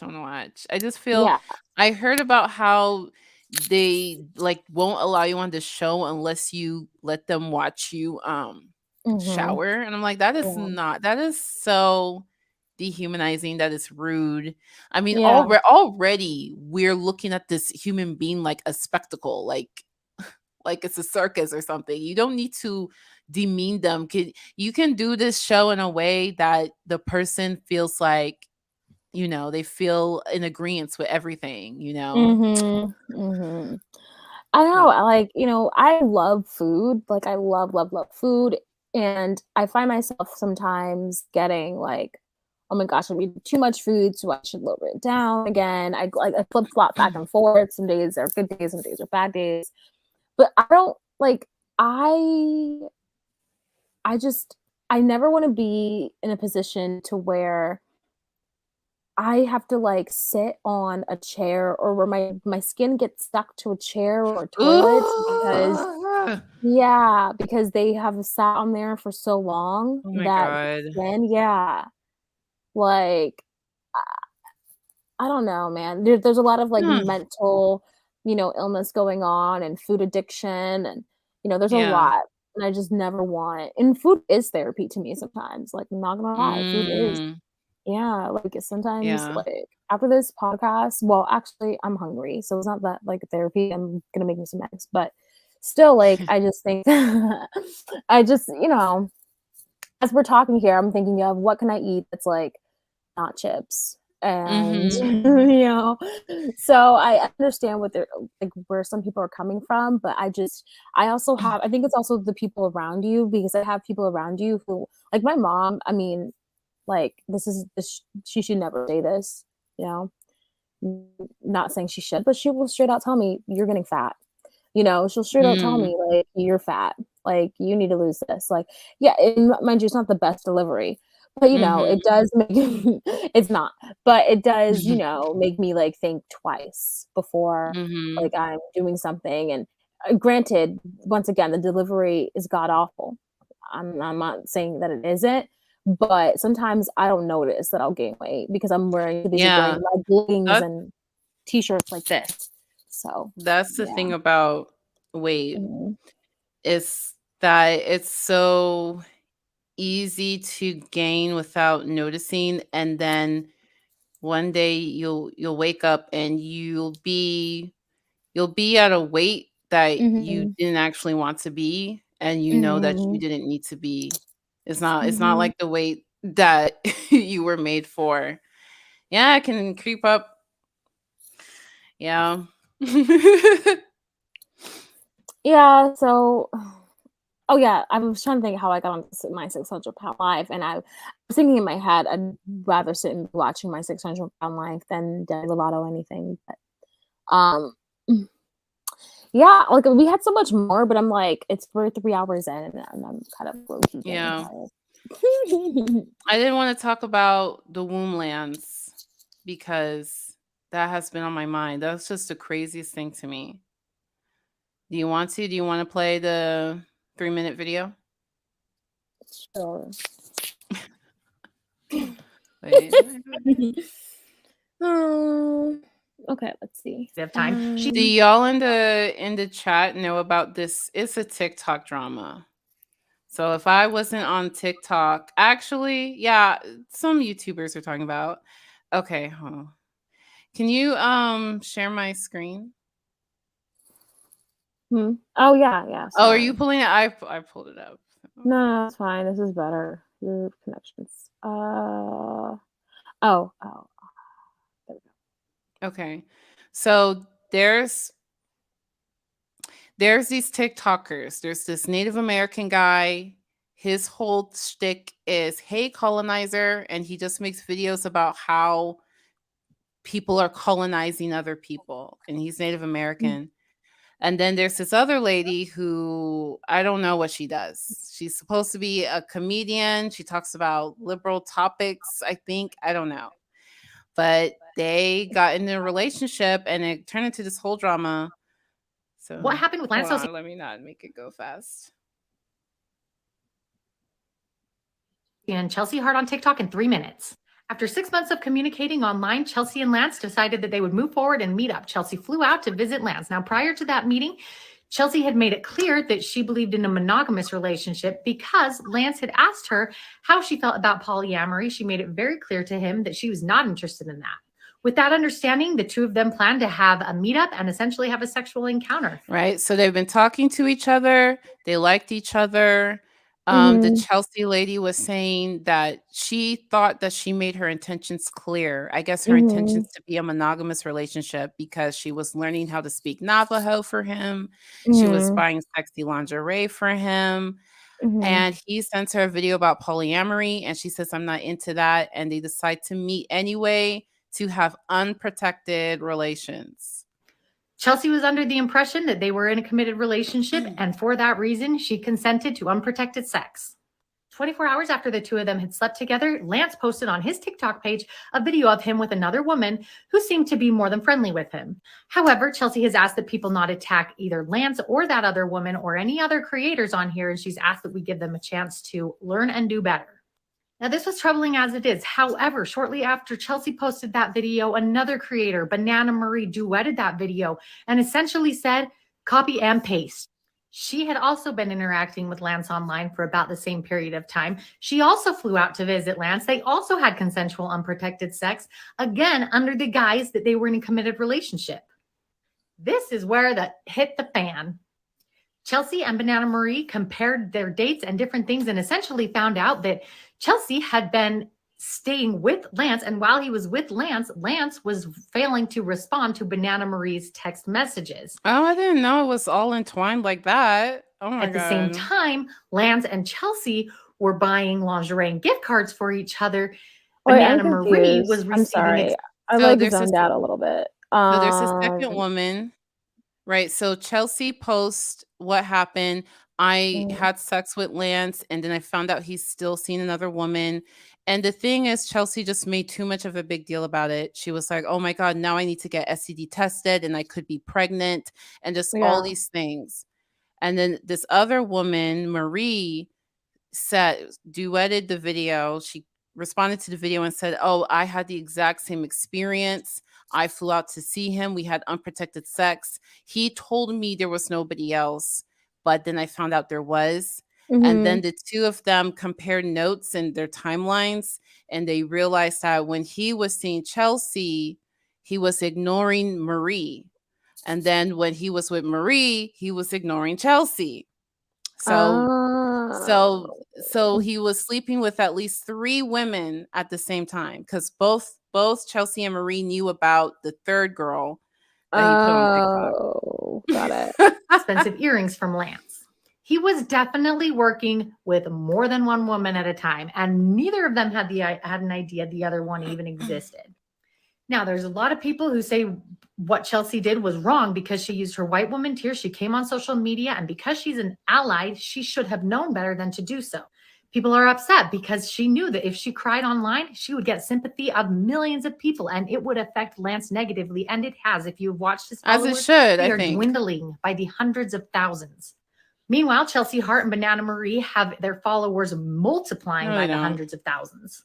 Lance essentially issued an apology to Chelsea, saying that he was sorry that there was a miscommunication there. Chelsea replied saying that she was livid, that he would boil it down to something as minimal as miscommunication, when in reality, she had made herself completely vulnerable to him and believes that he entirely knew that she would never have flown out there and had consensual sex with him had she known he was seeing other people. I've now seen people who are white saying that Chelsea is right. I've seen people who are indigenous saying that Chelsea is right. I've seen people who are indigenous saying this was a terrible idea for her to post this. She knew that she had a weapon in her DNA by being white, that by posting that, she was going to cause the downfall of him. I've also seen indigenous people saying you shouldn't be keeping that stuff to yourself. It's important to get your voice heard. The white thing is too much. The issue was Chelsea was making it sound like she had a miscarriage and that she connected with Lance because he provided emotional support for that. When actually she had an abortion. People feel like, oh, you could be pregnant, but Lance actually has a vasectomy. People feel like you're supposed to get STD tested anyway, regardless of if you thought whatever you thought the relationship was. So Chelsea was just way over the top with it, but actually more women are involved than just 3. I think there's like 5, at least 5 women involved. This whole thing, like I remember talking to you about this, and this whole thing is so stupid to me because it's like, David Dobrik, like, take accountability, responsibility for this. Like, you were the person. It wasn't just this guy. Like, you agreed to have unprotected sex, And, you Mhm. know, bringing it back to health class here, if you have unprotected sex, that comes with STDs, possibility of getting an STD or being pregnant, getting pregnant. And so it's like you have to, no one's going to baby you when you're having sex. That is an adult decision to make, which she did. And you know, she's not a minor, she's not a child. So yeah, like I mean, I don't feel sorry for her because these are the things that will happen if you do have unprotected sex, whether this dude lied to you or not. So I just, my sympathy here is maybe okay. I have one sympathy here. I do feel bad that this guy was, you know, clearly dating like a million ladies, Yeah, a million women. and lying to them. Yeah, So I and feel so like, mhm, yeah, it's worth. I think it's worth it to call him out because obviously he's using the connections he's making on TikTok to two-time women, and that STDs can spread. That even though you should be responsible, get tested for STDs. Obviously, people ain't doing that. So I think it's mhm, worth it to call him out. But I feel like that Chelsea lady was just doing way too much. The way she was screaming and crying and talking about mhm. my child and oh Yeah, I just, and like, isn't she a clout chaser because or a liar at that? Because if this dude can't actually give her a kid, then did she have yeah. unprotected sex with She someone she else? she was doing too much. I Yeah, don't know if she knew he had a vasectomy, but I don't think it's so. just she probably didn't know, but it's just obvious she was trying to word things in a way that will get her the most sympathy possible. Yeah. And okay, somebody said the neo-Nazis were searching for him. Okay, I get that. Like a white woman crying, will send the neo-Nazis. Mhm. Oh, really? Oh God. Oh, oh Mm, God. And I well, know Aunt Karen didn't stuck her nose in. Nobody's talking about Aunt Karen because it's not her business. She just stuck her nose in it. mm, And Word said, no, him lying is effed up. He's denying them informed consent, but the Chelsea woman was out of line completely. White woman tears. mm. Yeah, I agree. At first, I was like, this is not something you need to post online, but then more and more women came out. I was like, damn, Lance. Oh, Anne said no, they already were searching for him, is what she heard. Oh, wow. Ew. Interesting. Yo, I Wow. have a big forehead. Your forehead looks regular to me. Oh, really? It looks Mhm. regular. Stop sharing my screen. Like half of my face is my forehead. No? I think that's regular. Oh, okay. I don't know. It looked like I have a Yeah. big one. It I looks don't big know. though. Look. Maybe. It's a big forehead.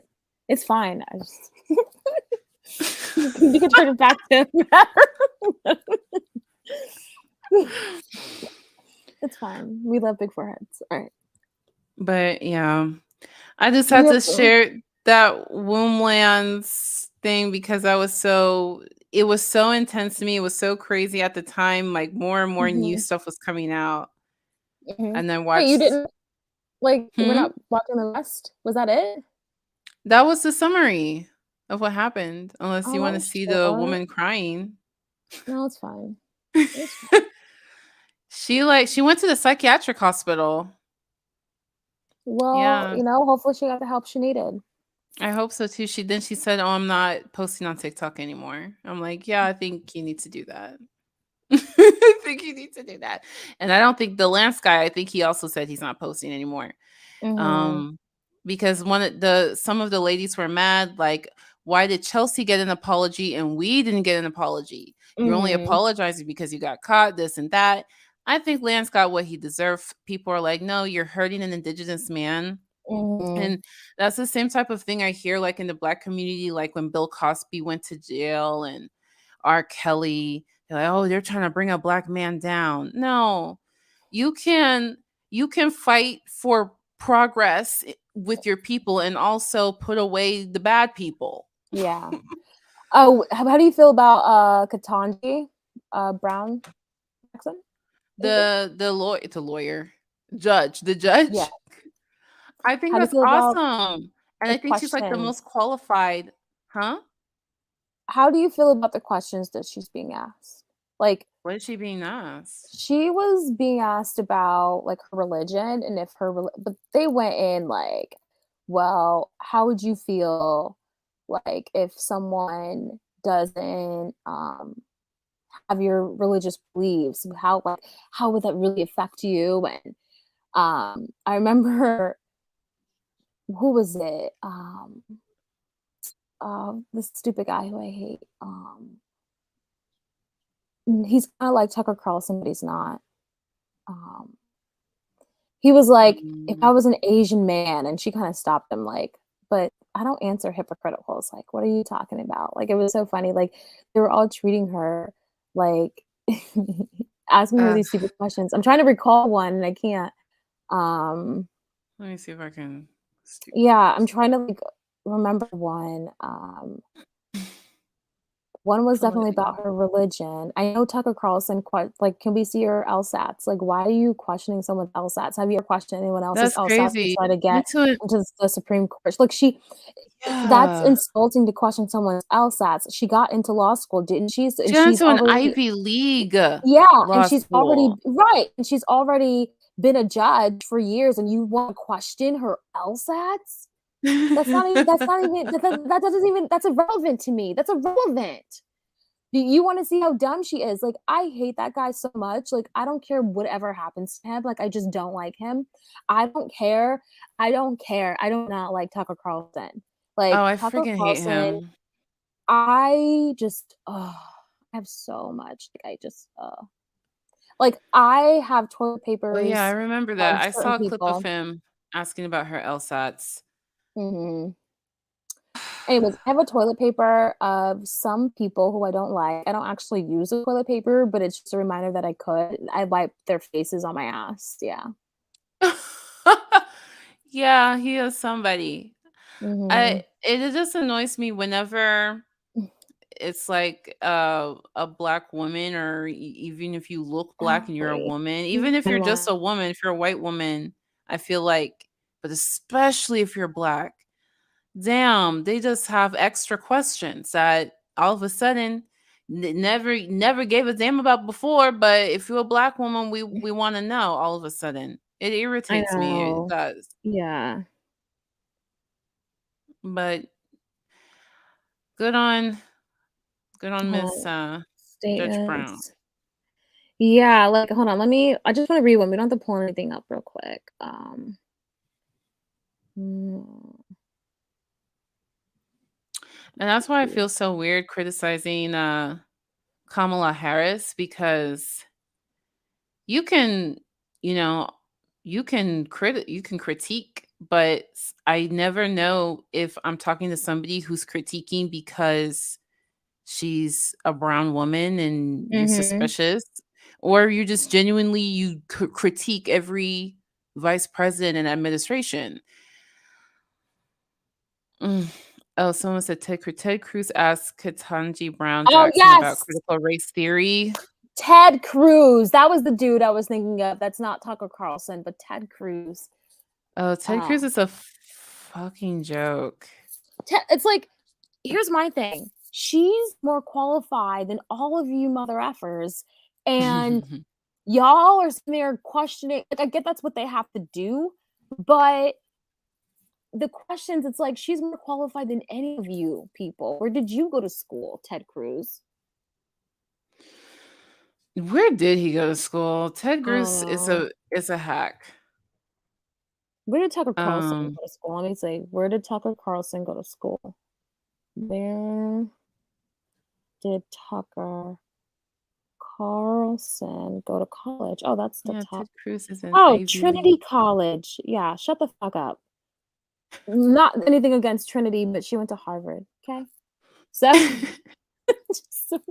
sorry, this is like the Trinity is a pettiness. good school. It is a good school. It's a good school, but he's acting like it's a good school. I'm not saying it's a bad school. But So, no, yeah, he's acting like you really need to know the LSATs of someone who got into Harvard. Okay. yeah. like, but I just couldn't watch. I couldn't really watch it because my heart was breaking for her. Like, she handled herself fine. I couldn't really watch it. So what I'm recalling is from me flipping the channel because I just don't like how they're grilling her the way that they are. So Yeah. I really admire Ketanji and Kamala Harris, and I appreciate them because it is important. well, And I'm not the hugest fan of Kamala Harris, but well, I appreciate them being in their positions because they are grilled harshly and more harshly than they would have been grilled if they looked some other way. And I think it's important that they be in these positions so that in the future you're not going to be looking suspicious because somebody is brown and looks like a woman. That won't be an issue. Hopefully it will be less of an issue. And they conduct themselves, they hold themselves, they're grilled and they hold themselves like the way they look like you think you ate. They really look at you. They really be looking at these dudes like you really thought you said something. I like Kamala Harris, and she definitely has a lot of grilling for sure. Like any people of color who enter into, or just brown people, I should stop saying, I hate saying people of color, brown people. My only thing with her is that even just during the election, she really fixated on, yes, we know that you're an African American female. We know that. And honestly, like, she was claiming to even not be an African American female, I think, like a couple of years ago, something else. But girl, she was an AKA, bitch. How can you denounce the black side of you when you was a whole AKA? Yeah, but she did. And so, Lord.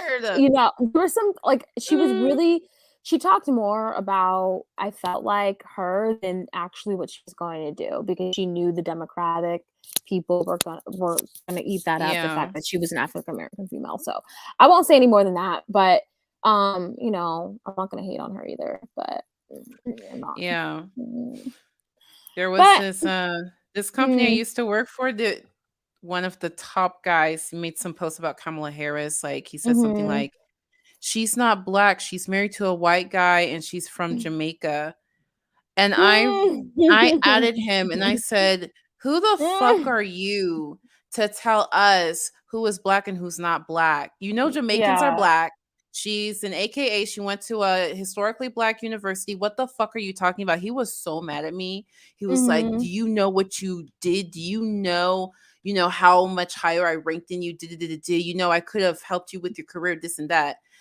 And I'm like, there's something fucking wrong with you. And if you wanted to help me with my career, you would have. The only time you respond to me is if you don't like something that I said politically. He's a hot mess. And then the president of the company made some announcement, basically because of that interaction, talking about, hey, you need to, just remember, if you're the head of a branch, you need to remember that people are looking to you and you can't be getting mad at people for political views and this and that.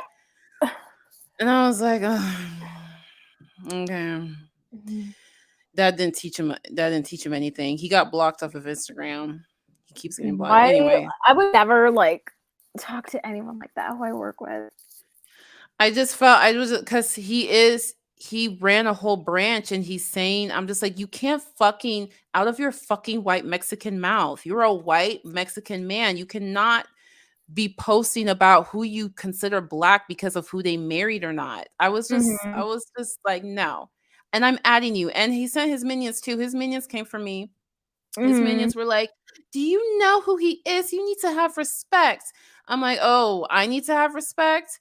Or I'm not gonna fucking suck his D because of how much money he makes. I don't give a damn. I'm not his bitch. Maybe you are. I'm not. Anyway, I'm ranting. Well, no, it's fine. Like, he sounded like an asshole. I'm just not one to be that opinionated about like my own personal beliefs when I'm at work. you know, but I'm not Right. He because wants to be Donald Trump. Bye, He Jess. wants Good to night, be Jess. Good night, Jess. Yeah, this is a guy who wants to be the Mexican Donald Trump.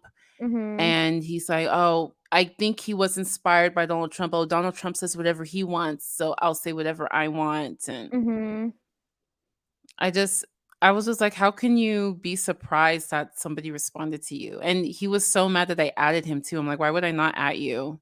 Of course, I'm going to at you. I want you to see this. And I want everyone to know that you posted some stupid shit.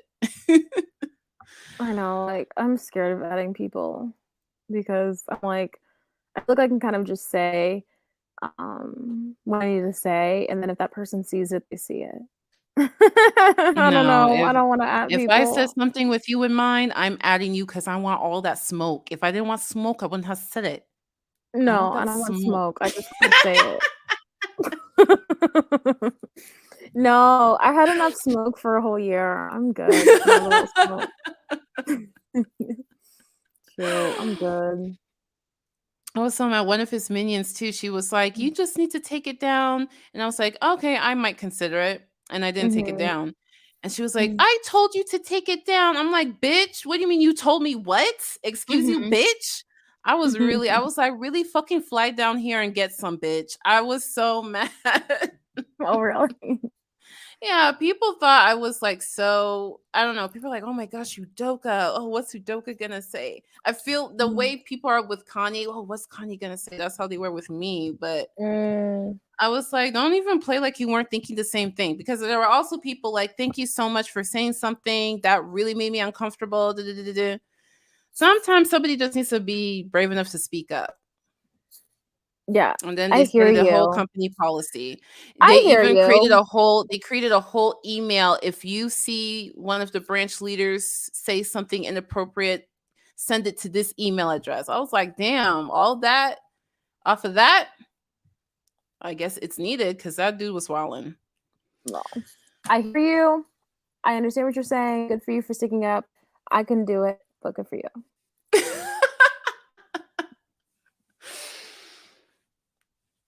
So, yeah, like, because I remember I told you, like, my boss was like, "Oh, I'm not racist or anything. I just want my kids to all marry white." And I'm like, "Okay, Okay, you know, thanks like, for I'm telling not me. saying Thanks for telling me.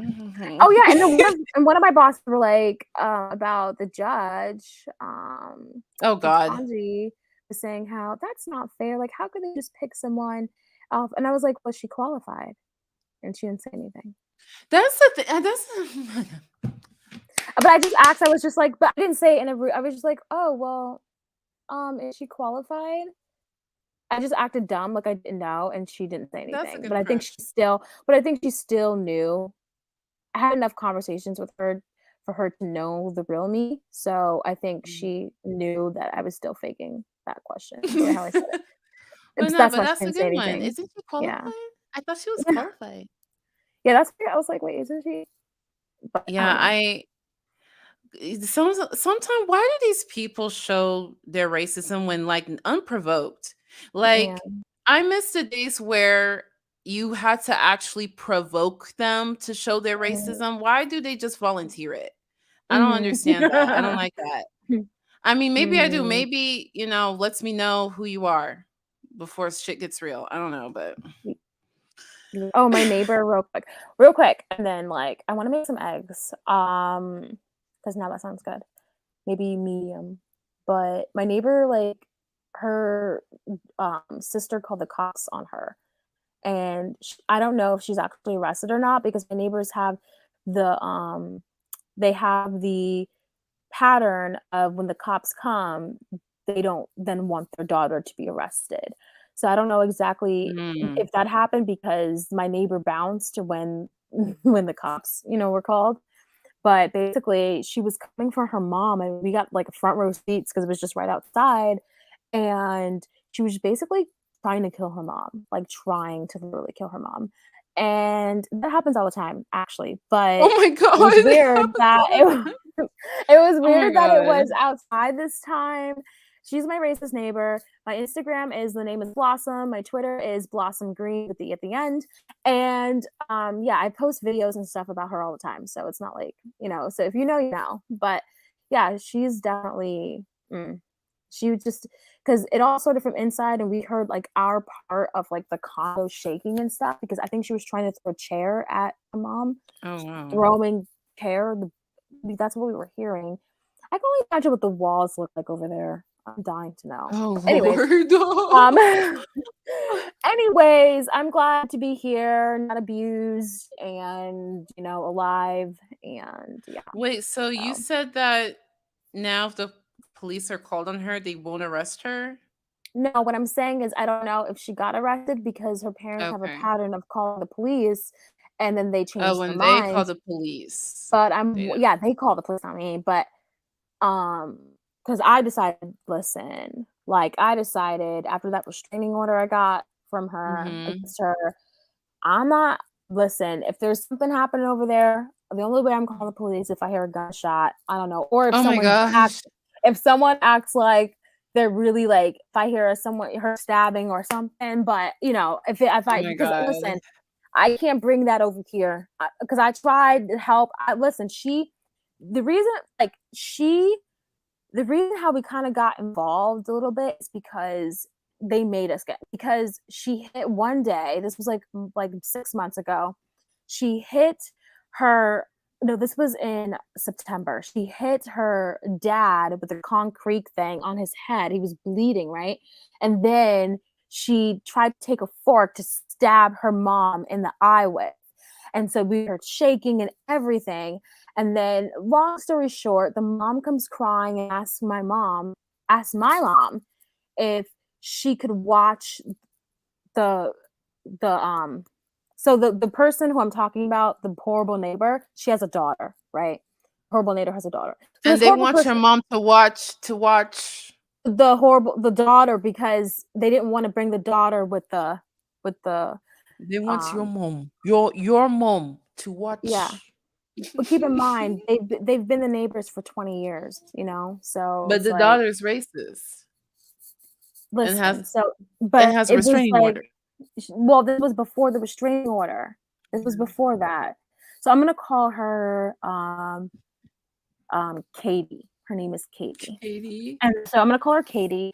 And Katie, you know, she has a daughter, and so the mom was like, please, to my mom, can you please watch Katie's daughter, because the mom was all in bruises and everything. And then the mom also asked my mom, while my other daughter takes a shower, the other daughter takes a shower, can you please just stay in the house? They had to leave for a second to figure out what they were gonna do with Katie. And So where was Katie at this time?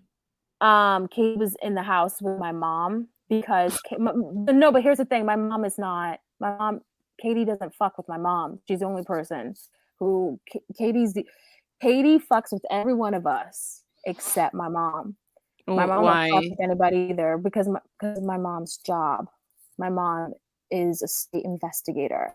My mom could easily get her arrested in 2 seconds. Oh, so she's not just completely out of it. She has some logical capacity. Yes, she has logical. She's manipulative, but yeah, she knows what she's doing.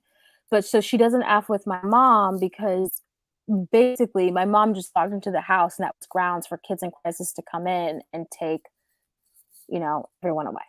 So that's why. But so that's why. And even then, my mom doesn't fuck with anybody anyways. Like, even today I was like, mommy, after the first punch, would you have knocked me down or what? Like, because I was I couldn't do half the shit she does. Like my mom would have dragged you by your hair. Yeah. I'm like, how much stronger is this girl than her parents? Because I would have. My mom would have given her. Yeah. See, here's the thing. She hasn't been checked when she was younger, basically. But my mom, listen, yeah. Anyways, so long story short, that all happened where, you know, my mom was staying over there, but when she started spewing the N-word like a few days later, I wasn't having it. because she just, I don't know, she's not like she's crazy, but she's not like, or she has a mental illness, but at the same time she's very manipulative. So because she knows she knows she can't hit me, but she can hit like her mom or so. But one day I think she's just gonna lose it and just, come for whoever she comes for. I don't know. Yeah, So that's what she sound like to me. I'm just waiting for her to spit one more time so she can go to jail. yeah, no, I would love for her nothing more than to go to jail. I want to see her in jail. So yeah. But that's my crazy neighbor for today. I didn't take any video footage. I should have. It all happened at once so fast. Damn. Because then they ran outside and they never went outside and finished it. But The yeah, parents ran outside? the mom was running outside for her life, basically, and the daughter ran by to try to basically push her over. So basically push her off a cliff. So in my backyard, we have a cliff, and it falls. It's like it's really rocks that builds it up, but you can push someone over the cliff, and it's basically like your death once you fall over that. So that's what she tried to do. So how did she get stopped? Who stopped her? The dad came out trying to grab her and trying to contain her while the mom was able to get away from the cliff, and then the daughter came out calling 911. The daughter. How old is the other daughter? She younger? she is younger, but she's in her master's program right now. So she's 23. Mm. Damn. That's sad. How long are they gonna live like this? I That's don't not know, life. but listen, I said it in court. Everyone typed, the person who does the typing in court, everyone heard when I said in court, I said, listen, I said this September 28th. It's not a matter, Judge, of when she's going to kill one of her parents or her family. It's not a matter of if she is, it's when. That's what I told the judge. I think that's what I got. But I mean, I was one that was training order because listen, she's not about to come over here and kill us. Like, I mean, it's a matter of just when. When is it going to happen to where she spirals? Because I honestly thought she had killed her dad with that. I'm surprised he didn't. He could have had a concussion or something. Like she took a concrete thing and went boom. She doesn't even know what could have happened. She's absolutely she doesn't know. Here's my thing. She's never hitting to kill. I don't know, man, because I could say she's never hitting to kill, but I don't know what she was doing with Maricela on that cliff. So I don't know. But she's This is sad. This is sad that she's still. You said she's on the run, that she's out loose. Well, okay, listen. So I don't know. I could look in the front to see if a car is there, but it's raining, so I'm not. So I'll see tomorrow. I just think this is why she's still. I was about to say why she's still alive. I mean, why she's still.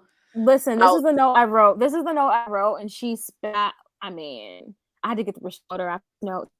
That come for me when he was like, "You shouldn't have left this note on her car." But I left it. Let me see. Let me read it. It says, oh, this is her. You guys can hear. Oh, whatever. She's so dumb. Okay, I said, dear blank, if you call us the NIGGER word one more time, I will make it a personal goal. I will make it a personal goal of mine to call the police so I can finally have your actions documented. I always minded my business because what you choose to do in your household is your business. But the moment you call us NIGGER and then to repeatedly call us NIGGER is crossing the line. You are a coward. You are a sad, pathetic excuse for a human being. And sometimes at night, I question why you were even brought into this world. Now, that was rude. And I got yelled at for that shit in court. That was rude. I shouldn't have never. But this was after she continuously kept calling us that and she wouldn't stop. And so, yes, I did act a little bit erratically. I should have never said that. I know God has his reasons, but sometimes I find it hard to understand. You are rude. The fact that you think it's okay to put your hands on your mother, your father, even your sister, you need help.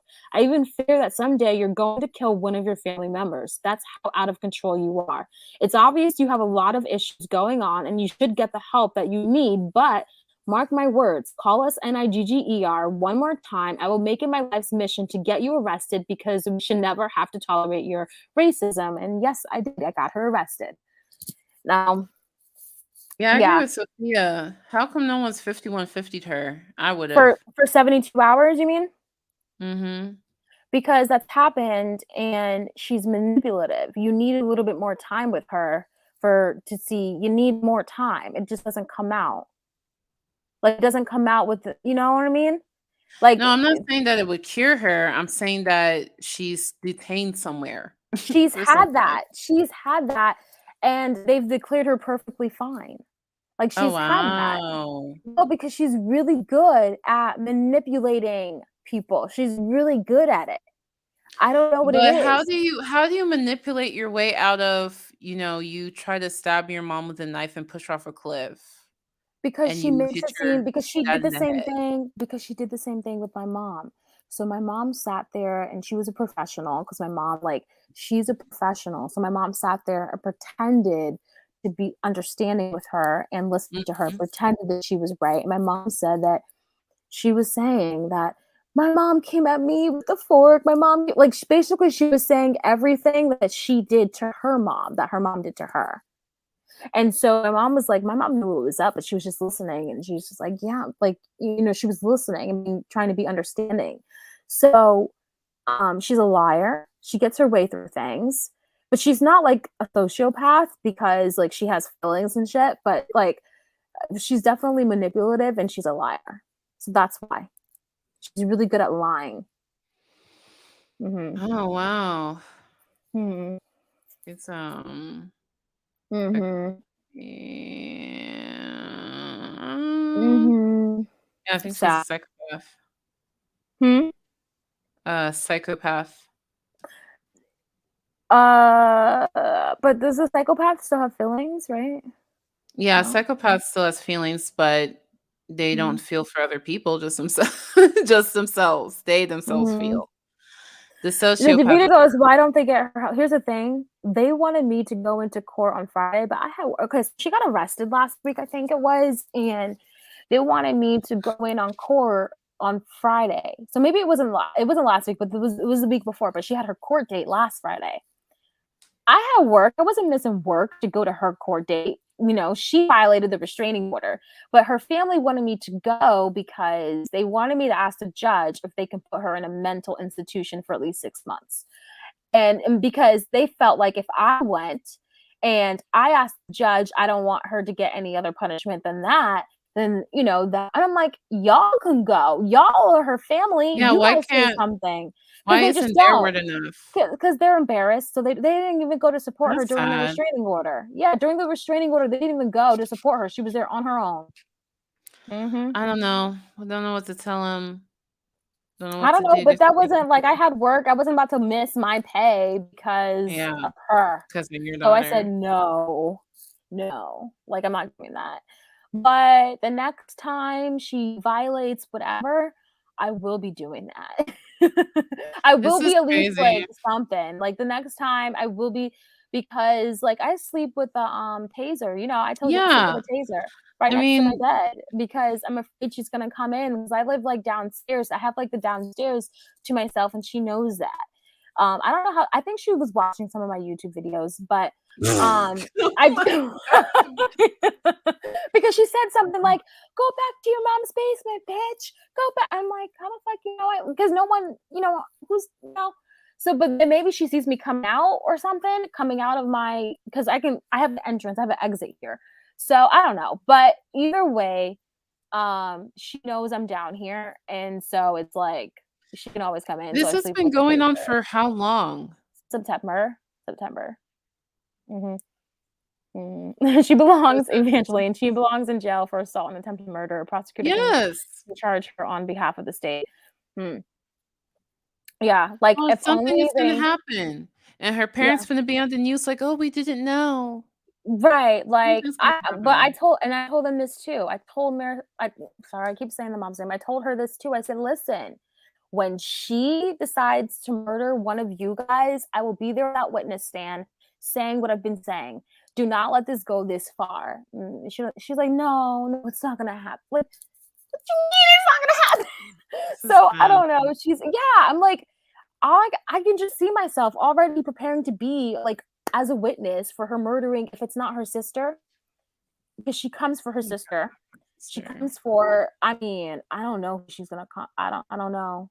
I don't know. I think I don't know. I think it might be either the mom or the sister. I don't think it's gonna be the dad. I think it's gonna be the mom or the sister. I hate that we're even talking about it, but you know, it's what it like. How many injuries can the dad? I don't know, the dad too, because how many injuries can the dad take to the head? I don't know, man. Oh my god. So, Crazy. fear thy neighbor. She needs to be on there. I've been taking enough video.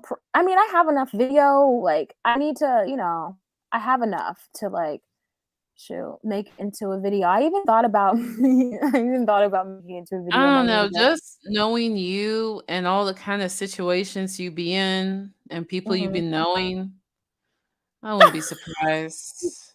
They make the wait. episode about her. And they call you, "Oh, can you can you describe what happened? Oh, we need to do reenactments of the scene. Can you show us what happened?" No, I'm Just talking now. I just don't want her to be in knowing my neighborhood. Like, I just want her to get out. Like, I don't want her here because I have to sleep with the taser next to me. Like, I'm gonna show you my taser though. Where is it at? Hold on. Hold on. but don't do it, Jessica Yaniv, please. Her name Jessica Yaniv. So What's it called? Jessica Yaniv. Oh. Yeah, don't do it, Jessica Yaniv. Okay, so it was on my desk. So this is Oh what my I gosh. have. Don't do And it, Jessica Yaniv. I'm not gonna do it because like no, but this is just a little thing. And I will turn this on and go beep. So Wow. good. So I have that. We all got one for Christmas because of her. So Oh my god. It's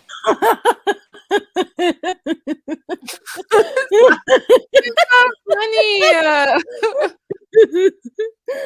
I got a taser for Christmas because of my neighbor. Ugh. This is not good. It makes me mad. Yeah. So I don't know, but next time something happens, there will be a next time. But they might have kicked her out this time for a bit. I don't know. Well, I'll see if her car is there No, tomorrow. I don't trust them. Whatever decisions they make for her, I don't trust them. Period. No, period. I'm just waiting. Low for real. Get Just this. say, Her "Look, be mom behind me." leaves for 2 days and she gets arrested by us because her mom has been the person that's kind of been keeping her away from here. And she leaves for 2 days.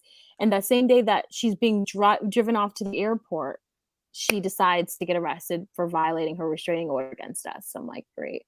So we know her mom was the Do one it who was. again. I hope she do it again. I hope she do it again. Step. Y'all got cameras? Security cameras? So here's the thing. We have cameras, but with the incident that happened with them, the camera was like on their side. And so we, obviously we have cameras for like my car, my mom's car and all that stuff. We don't have cameras directed at them. So we don't have we just have footage of them running out of the house and that's it. I will send money for an extra camera. I want to see this. I want to see that. Point a camera at them. I want to see that. Yeah, like they're like, I don't know, but I'm sure something like, I'm sure something will happen again, but I just don't know. And I thought about making a video about her, but no one would watch. We don't know who she is. But when she's finally in jail, I would like to see that video. Mm-hmm. Yeah. You could actually, I don't know. You could like try to get on Dr. Phil or something. Dr. Phil, she's not coming on there. Are you kidding me? Are you kidding me? And that's funny you say that because all of the shows are like literally 4 miles away from me. Oh, really? Yeah, the studio of like You Steve definitely Wilkos could get on some and all that. show. No, If anyone in her family, you got the footage, and anybody in her family is willing to come on, y'all can get on. no one's doing that. No one's doing that. So, yeah. But I guess we can wait until 4 hours, 1 more minute. Oh my god. It'll be 4 hours. But yeah, it's definitely a crazy. She's absolutely like, she's. I don't know, but I stay recording when I walk out the house on my phone, when I get to the car. I stay doing all that because if you don't do it, she will come for you, or at least like yell out of her window and say whatever or do something. So, yep. Yep, she's definitely like insane. So, yeah. Anyways, You have so many stories. You can do story time. You can do story time. Yeah, you can do story times. Yeah. I don't have shit like that. Doesn't happen to me. You could do hella story times. Is the whole household racist? I think the racist seed comes from the mom. I don't think the dad is racist. I really don't. I think it's the seed, because the mom wears the pants in the family, and I think that's just the racist seed comes from her. You can tell the mom is racist. How can you tell? I just think she's the one who, like, I remember when my brother she has like how she feels about black men. She doesn't want any of her, like, she treated my brother like when he was in high school, like she never wanted my brother to ever hang out with any of her children. I don't know. It was just like little stuff.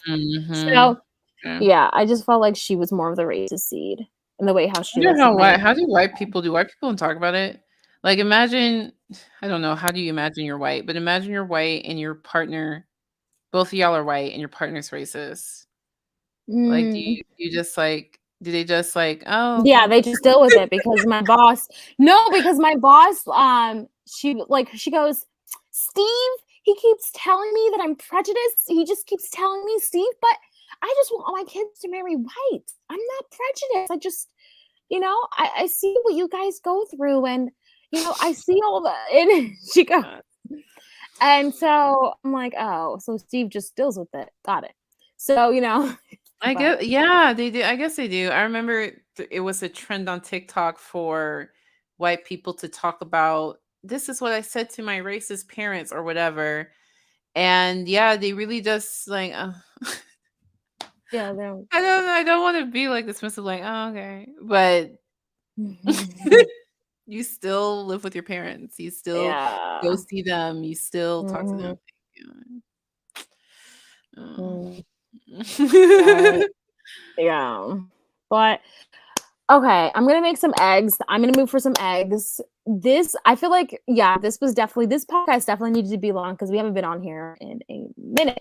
But if you look into why the Ace family wants your phone number, it's because they're selling your information. I totally believe that. And they make it really hard to opt out of it and remove your phone number. Yeah, but I just, oh, really? Well, I mean, that's the risk you just gonna take. Maybe they'll sell your number, but you just have to say stop to whatever comes next. Oh, Davida goes and spark the taser. Oh, no. Yeah, don't spark the taser. That's what I meant when I said don't pull it. Jessica Yaniv, whatever her name is, because that's what she did. She was in an interview and she sparked her taser. And she's in Canada, and apparently it's illegal to spark your taser randomly in Canada. So the police came because it was like a live stream or something. Oh, really? It was it's not legal here for me to spark my taser. No, I don't know. I don't think it's illegal here, but in Canada it was. And it was an interview with what's her face? Blair White. And so Blair White was like, was that a moment for you? I just remember that. Oh my gosh. What was I gonna say? Oh, I forgot. Oh, Canada, my friend. So she recently, the friend who I went to Ireland with, she went to Canada and she drove there because it's 6 hours away. And pepper spray is a weapon there. So they like at the border, they were like questioning her and her friend, like, what are you doing with the pepper spray? Like it's actually a weapon there. wow. Yeah, you can't bring so I'm not surprised about the taser because you can't bring pepper spray into Canada either. Mm-hmm. Yeah, Canada. Mm-hmm. Canada. Oh, Canada. So but Speaking of Canada, I watched that movie, Turning Red. I recommend it. I liked it. Turning Red. Yeah, I liked it. I think you would like it more than Encanto. I don't know. Maybe I don't know if you'll watch it, but if you do watch it, let me know, and then that'll help me gauge what your taste is like. Turning Red. Duly noted. I am on like a romance movie trend right now, but I will watch Okay, it. it's not romance. There's I'm probably gonna nothing watch. romantic. Yeah, I'm probably gonna watch A Proposal tonight. But Oh, okay. The proposal. but all right, guys. I'm about to be out of here because I'm hungry and yeah. It's been real. And yeah, we'll definitely be back here next week. We might have Marissa, not another housewife, on. I'll let her know that we're available at 9 p.m. for the podcast. So 9 p.m. Central Time for the podcast. And so we'll see what happens. We'll see if Not Another Housewife comes on. If you're unfamiliar with Not Another Housewife, on my channel, An Honest Conversation, I have a video. It's about like I'm like this in the thumbnail. I forgot. It's about like my skin color, and it talks about Not Another Housewife, Marissa's husband. But if she does come on, we're gonna be like, super nice and respectful. But we are gonna ask questions, because if you see that video, I'm obviously heated down from then because I think I was maybe yelling in that one. But yeah, I think it's great that she wants to have a conversation, an honest conversation. So yeah, cool. Okay. Well, yeah. That. But anyways, thank you guys for watching, and we will see you soon on the next live. Bye, guys. And we'll post if this video is if you guys are just coming to the end or, whatever, we're definitely going to post clips off of this video too. So, alrighties. We'll see you guys later. Bye.